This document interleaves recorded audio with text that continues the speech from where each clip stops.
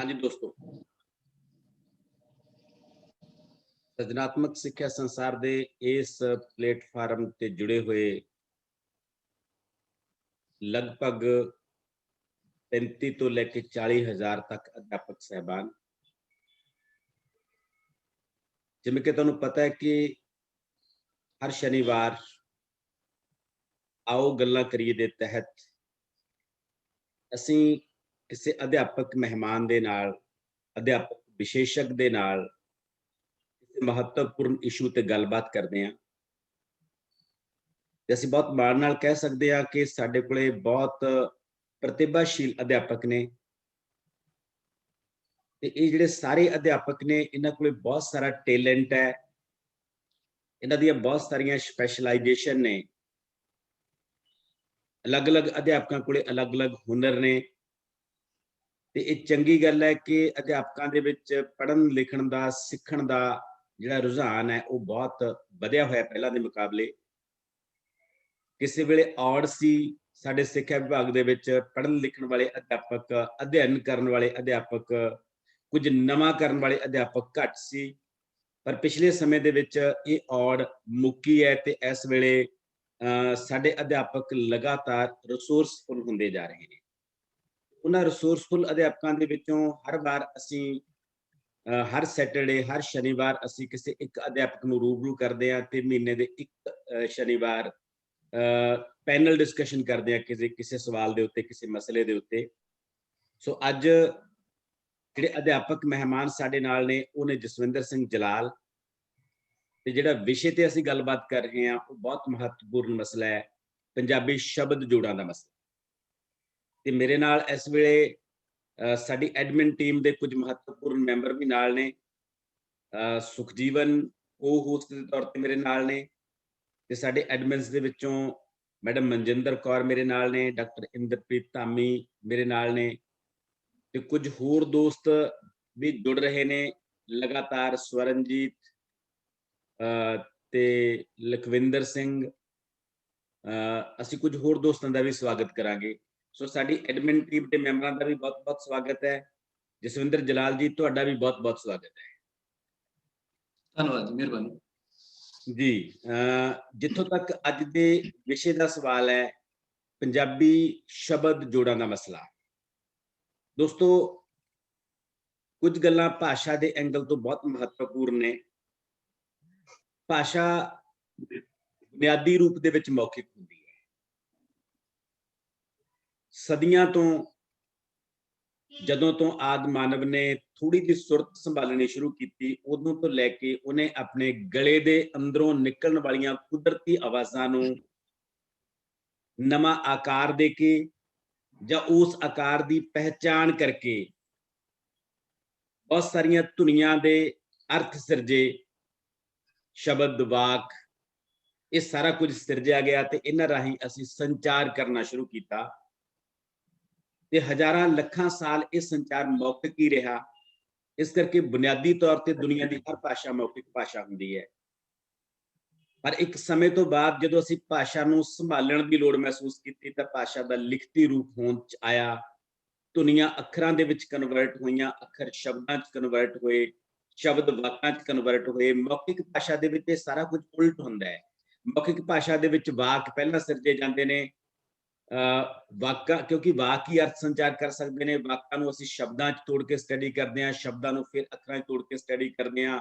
ਪਰ ਲਿਖਤੀ ਭਾਸ਼ਾ ਦੀ ਜਿਹੜਾ ਆਗਾਜ਼ ਹੈ ਉਹ ਅਸੀਂ ਅੱਖਰਾਂ ਤੋਂ ਕਰਦੇ ਹਾਂ, ਅੱਖਰਾਂ ਨੂੰ ਜੋੜ ਕੇ ਸ਼ਬਦ ਬਣਾਉਂਦੇ ਹਾਂ, ਸ਼ਬਦਾਂ ਨੂੰ ਜੋੜ ਕੇ ਵਾਕ ਬਣਾਉਂਦੇ ਹਾਂ। ਇਹ ਜਿਹੜਾ ਸਾਰਾ ਟੈਕਨੀਕਲ ਪ੍ਰੋਸੈਸ ਹੈ, ਇਹਦੇ ਵਿੱਚ ਹਰ ਭਾਸ਼ਾ ਦੀਆਂ ਆਪਣੀਆਂ ਖੂਬਸੂਰਤੀਆਂ ਨੇ, ਹਰ ਭਾਸ਼ਾ ਦੀਆਂ ਆਪਣੀਆਂ ਤਕਨੀਕੀ ਸਮੱਸਿਆਵਾਂ ਨੇ, ਆਪਣੇ ਮਸਲੇ ਨੇ। ਤੇ ਜਦੋਂ ਅਸੀਂ ਧੁਨੀਆਂ ਨੂੰ ਜਾਂ ਅੱਖਰਾਂ ਨੂੰ ਜੋੜ ਕੇ ਸ਼ਬਦ ਬਣਾਉਂਦੇ ਆ, ਉਹਨਾਂ ਸ਼ਬਦਾਂ ਰਾਹੀਂ ਅਸੀਂ ਬਹੁਤ ਕੁਝ ਲਿਖ ਕੇ ਸੰਚਾਰਿਤ ਕਰਨਾ ਚਾਹੁੰਦੇ ਆ ਤਾਂ ਉੱਥੇ ਬਹੁਤ ਸਾਰੇ ਮਸਲੇ ਪੈਦਾ ਹੁੰਦੇ ਨੇ, ਬਹੁਤ ਸਾਰੀਆਂ ਸਮੱਸਿਆਵਾਂ ਆਉਂਦੀਆਂ ਨੇ। ਉਹਨਾਂ ਸਮੱਸਿਆਵਾਂ ਤੇ ਡਿਸਕਸ ਕਰਨ ਲਈ ਅੱਜ ਸਾਡੇ ਨਾਲ ਜਸਵਿੰਦਰ ਜਲਾਲ ਨੇ। ਦੋਸਤੋ, ਗੱਲ ਇਹ ਹੈ ਕਿ ਇਕੱਲੇ ਬੋਰਡਾਂ ਤੇ ਪੋਚੇ ਮਾਰ ਕੇ ਪੰਜਾਬੀ ਦਾ ਵਿਕਾਸ ਨਹੀਂ ਹੁੰਦਾ ਹੈਗਾ, ਕਿਸੇ ਭਾਸ਼ਾ ਦਾ ਵਿਕਾਸ ਨਹੀਂ ਹੁੰਦਾ ਹੈਗਾ। ਭਾਸ਼ਾ ਦਾ ਵਿਕਾਸ ਕਰਨਾ ਇੱਕ ਸਾਧਨ ਹੈ, ਇੱਕ ਜਨੂਨ ਹੈ, ਲੰਮੇ ਸਮੇਂ ਦੀ ਪ੍ਰੈਕਟਿਸ ਹੈ, ਵਰਿਆਂ ਬੱਧੀ ਕੀਤਾ ਹੋਇਆ ਸਿਰੜ ਹੈ, ਤਾਂ ਕਿਤੇ ਜਾ ਕੇ ਅਸੀਂ ਭਾਸ਼ਾ ਦੇ ਮਾਮਲੇ ਦੇ ਵਿੱਚ ਕੁਝ ਨਵਾਂ ਕੱਢ ਸਕਦੇ ਹਾਂ, ਕੁਝ ਨਵਾਂ ਸੋਚ ਸਕਦੇ ਹਾਂ, ਕੁਝ ਨਵੀਆਂ ਗੱਲਾਂ ਨੂੰ ਸਮਝ ਸਕਦੇ ਹਾਂ। ਤੇ ਜਸਵਿੰਦਰ ਜਲਾਲ ਹੋਰੀ ਜਿੱਥੇ ਬਹੁਤ ਪ੍ਰਤਿਭਾਸ਼ੀਲ ਅਧਿਆਪਕ ਨੇ, ਉੱਥੇ ਪਿਛਲੇ ਸਮੇਂ ਦੇ ਵਿੱਚ ਇਹਨਾਂ ਨੇ ਭਾਸ਼ਾ ਤੇ ਵਿਆਕਰਨ ਦੇ ਖੇਤਰ ਦੇ ਵਿੱਚ ਇਸ ਸਾਧਨਾ ਕਰਨ ਦਾ ਸਿਲਸਿਲਾ ਸ਼ੁਰੂ ਕੀਤਾ ਹੈ। ਤੇ ਜਦੋਂ ਕੋਈ ਵੀ ਬੰਦਾ ਭਾਸ਼ਾ ਦੀ ਤੇ ਵਿਆਕਰਨ ਦੀ ਸਾਧਨਾ ਕਰਦਾ ਹੈ ਤਾਂ ਇਹਦਾ ਸਵਾਦ ਵੀ ਗੂੰਗੇ ਦੇ ਗੁੜ ਵਰਗਾ ਹੁੰਦਾ ਹੈ। ਇਹ ਕਈ ਵਾਰੀ ਦੱਸਣਾ ਔਖਾ ਹੁੰਦਾ ਹੈ, ਪਰ ਮਹਿਸੂਸ ਬਹੁਤ ਖੂਬਸੂਰਤ ਹੁੰਦਾ ਹੈ ਜਦੋਂ ਤੁਸੀਂ ਕਿਸੇ ਸ਼ਬਦ ਦੀ ਨਿਰੁਕਤੀ ਸਮਝ ਲੈਂਦੇ ਹੋ, ਕਿਸੇ ਸ਼ਬਦ ਦੇ ਸ਼ਬਦ ਜੋੜਾਂ ਦਾ ਆਧਾਰ ਸਮਝ ਲੈਂਦੇ ਹੋ, ਤਾਂ ਤੁਸੀਂ ਆਪਣੇ ਅੰਦਰ ਅੰਦਰ ਬਹੁਤ ਆਨੰਦਿਤ ਮਹਿਸੂਸ ਹੁੰਦੇ ਹੋ, ਜਿਹੜਾ ਦੂਜਿਆਂ ਨੂੰ ਨਹੀਂ ਦੱਸਿਆ ਜਾ ਸਕਦਾ। ਪਰ ਉਹ ਸਾਰੀਆਂ ਗੱਲਾਂ ਸਾਂਝੀਆਂ ਕਰਨ ਲਈ ਅੱਜ ਆਪਾਂ ਗੱਲਬਾਤ ਕਰਾਂਗੇ ਇਸ ਮਸਲੇ ਤੇ ਜਸਵਿੰਦਰ ਜਲਾਲ ਹੋਰਾਂ ਨਾਲ। ਬਹੁਤੀਆਂ ਗੱਲਾਂ ਜਸਵਿੰਦਰ ਜਲਾਲ ਹੋਰੀ ਆਪ ਆਪਣੇ ਬਾਰੇ ਦੱਸਣਗੇ, ਇਸ ਕਰਕੇ ਮੈਂ ਬਹੁਤ ਸਾਰੀਆਂ ਗੱਲਾਂ ਇਹਨਾਂ ਬਾਰੇ ਡੀਕੋਡ ਨਹੀਂ ਕਰਦਾ ਹੈਗਾ। ਤੇ ਆਪਾਂ ਗੱਲਬਾਤ ਹੁਣ ਸਿੱਧੀ ਆਪਣੇ ਟੌਪਿਕ ਤੇ ਆਉਂਦੇ ਆ। ਟੌਪਿਕ ਤੇ ਆਉਣ ਤੋਂ ਪਹਿਲਾਂ ਮੈਂ ਜਸਵਿੰਦਰ ਜਲਾਲ ਹੋਰਾਂ ਨੂੰ ਇਹ ਜ਼ਰੂਰ ਬੇਨਤੀ ਕਰੂੰਗਾ ਕਿ ਸੰਖੇਪ ਦੇ ਵਿੱਚ ਆਪਣਾ ਪਰਿਵਾਰਕ ਪਿਛੋਕੜ ਤੇ ਆਪਣੀ ਇੰਟਰੋਡਕਸ਼ਨ ਦੇਣਗੇ। ਉਸ ਤੋਂ ਬਾਅਦ ਫਿਰ ਆਪਾਂ ਗੱਲਬਾਤ ਦਾ ਸਿਲਸਿਲਾ ਅੱਗੇ ਸ਼ੁਰੂ ਕਰਾਂਗੇ। ਜਸਵਿੰਦਰ ਜਲਾਲ ਜੀ। ਹਾਂਜੀ, ਮਿਹਰਬਾਨੀ ਡਾਕਟਰ ਕੁਲਦੀਪ ਦੀਪ ਜੀ। ਜੀ ਸਭ ਤੋਂ ਪਹਿਲਾਂ ਸਾਰੇ ਦਰਸ਼ਕਾਂ ਦਾ ਧੰਨਵਾਦ ਜਿਹੜੇ ਜੁੜੇ ਹੋਏ ਨੇ, ਤੇ ਵਿਸ਼ੇਸ਼ ਧੰਨਵਾਦ ਸਮੁੱਚੀ ਜਿਹੜੀ ਸਿਰਜਣਾਤਮਕ ਸਿੱਖਿਆ ਸੰਸਾਰ ਦੀ ਐਡਮਿਨ ਟੀਮ ਹੈ, ਜਿਹਦੇ ਵਿੱਚ ਸੁਖਜੀਵਨ ਜੀ ਨੇ, ਡਾਕਟਰ ਇੰਦਰਪ੍ਰੀਤ ਧਾਮੀ ਜੀ ਨੇ, ਮਨਿੰਦਰ ਜੀ ਨੇ, ਗੁਰਨੈਬ ਜੀ ਨੇ। ਸਾਰਿਆਂ ਦਾ ਧੰਨਵਾਦ ਜੀ, ਜਿਨ੍ਹਾਂ ਨੇ ਬੜੇ ਮਹੱਤਵਪੂਰਨ ਵਿਸ਼ੇ ਦੇ ਉੱਤੇ ਅੱਜ ਚਰਚਾ ਛੇੜੀ ਹੈ। ਪਰਿਵਾਰਕ ਪਿਛੋਕੜ ਦੇ ਸੰਦਰਭ ਦੇ ਵਿੱਚ ਮੈਂ ਦੱਸਣਾ ਚਾਹੁੰਦਾ ਕਿ ਮੈਂ ਜਸਵਿੰਦਰ ਜਲਾਲ, ਪਿੰਡ ਮੇਰਾ ਜਲਾਲ ਹੈ, ਕੁਲਦੀਪ ਮਾਣਕ ਵਾਲਾ। ਤੁਸੀਂ ਸਾਰੇ ਜਾਣਦੇ ਹੋਵੋਗੇ, ਕੁਲਦੀਪ ਮਾਣਕ ਦੇ ਨਾਂ ਨਾਲ ਮਸ਼ਹੂਰ ਹੈ ਸਾਡਾ ਪਿੰਡ। ਤੇ ਪੋਸਟਿੰਗ ਮੇਰੀ ਇਸ ਵਕਤ ਸਰਕਾਰੀ ਪ੍ਰਾਇਮਰੀ ਸਕੂਲ ਦਿਆਲਪੁਰਾ ਭਾਈਕਾ ਵਿਖੇ ਹੈ। 2017 ਦੇ ਵਿੱਚ ਮੈਂ as a head teacher promote ਹੋਇਆ ਸੀ। ਤੇ ਪਰਿਵਾਰ ਦੇ ਵਿੱਚ ਮੇਰੇ ਮਾਤਾ ਪਿਤਾ ਨੇ, 2 ਬੱਚੇ ਨੇ, ਪਤਨੀ ਆ, ਉਹ ਵੀ ਅਧਿਆਪਕ ਨੇ। ਇਸ ਤੋਂ ਅੱਗੇ ਆਪਾਂ ਜੇਕਰ ਇਸ ਵਿਸ਼ੇ ਬਾਰੇ ਚਰਚਾ ਕਰੀਏ ਤਾਂ ਲਗਭਗ 2007-08 ਦੇ ਵਿੱਚ ਮੈਂ ਆਪਣੀ MA ਕੀਤੀ ਸੀ ਪੰਜਾਬੀ ਦੀ। ਉਹਦੇ ਵਿੱਚ ਕੋਈ ਮੇਰੇ ਜ਼ਿਆਦਾ ਵਧੀਆ ਨੰਬਰ ਨਹੀਂ ਆਏ ਸੀ। ਤਾਂ ਉਹਦੇ ਵਿੱਚ ਇੱਕ ਸਬਜੈਕਟ ਸੀ ਭਾਸ਼ਾ ਵਿਗਿਆਨ ਵਾਲਾ, ਉਹਦੇ ਵਿੱਚ ਮੇਰੀ ਖਾਸੀ ਰੁਚੀ ਸੀ। ਜਦੋਂ ਮੈਂ MA ਕਰ ਲਈ ਤਾਂ ਉਸ ਤੋਂ ਬਾਅਦ ਮੇਰਾ ਜਿਹੜਾ ਖਾਸ ਝੁਕਾਅ ਬਣਿਆ ਪੰਜਾਬੀ ਵੱਲ, ਖਾਸ ਕਰਕੇ ਵਿਆਕਰਨ ਵੱਲ। ਉਦੋਂ ਤੋਂ ਲੈ ਕੇ ਬਹੁਤ ਸਾਰੇ, ਜਦੋਂ ਆਪਾਂ ਕਿਸੇ ਰਾਹ ਤੇ ਕਹਿੰਦੇ ਤੁਰਦੇ ਹਾਂ ਤਾਂ ਆਪਣੇ ਆਪ ਹੀ ਉਹੋ ਜਿਹੇ ਬੰਦਿਆਂ ਦੇ ਨਾਲ ਮੇਲ ਮਿਲਾਪ ਹੁੰਦਾ ਰਹਿੰਦਾ ਆਪਣਾ। ਉਹੋ ਜਿਹੇ ਬੰਦੇ ਆਪਾਂ ਲੱਭ ਲੈਂਦੇ ਹਾਂ, ਉਹੋ ਜਿਹੀਆਂ ਕਿਤਾਬਾਂ ਲੱਭ ਲੈਂਦੇ ਹਾਂ, ਉਹੋ ਜਿਹੇ ਰਸਾਲੇ ਲੱਭ ਲੈਂਦੇ ਹਾਂ। ਤੇ ਹੁਣ ਤਾਂ ਜਿਹੜਾ ਸੋਸ਼ਲ ਮੀਡੀਆ ਦਾ ਜ਼ਮਾਨਾ ਹੈਗਾ, ਫੇਸਬੁੱਕ ਰਾਹੀਂ ਜਾਂ WhatsApp ਗਰੁੱਪਾਂ ਰਾਹੀਂ ਬਹੁਤ ਸਾਰੇ ਜਿਹੜੇ ਇਸ ਤਰ੍ਹਾਂ ਦੇ ਇਸ ਪਾਸੇ ਝੁਕਾਅ ਰੱਖਣ ਵਾਲੇ ਸੱਜਣ ਨੇ, ਉਹ ਸਾਡੇ ਨਾਲ ਜੁੜ ਗਏ। ਪਿੱਛੇ ਜੇ ਅਸੀਂ ਇੱਕ WhatsApp ਗਰੁੱਪ ਵੀ ਪੰਜਾਬੀ ਵਿਆਕਰਨ ਇੱਕ ਸੰਵਾਦ ਬਣਾਇਆ, ਕੁਛ ਦੋਸਤ ਉਹਦੇ ਵਿੱਚ ਵੀ ਇਹ ਜਿਹੜੇ ਦੇਖ ਰਹੇ ਪ੍ਰੋਗਰਾਮ ਉਹ ਜੁੜੇ ਹੋਣਗੇ।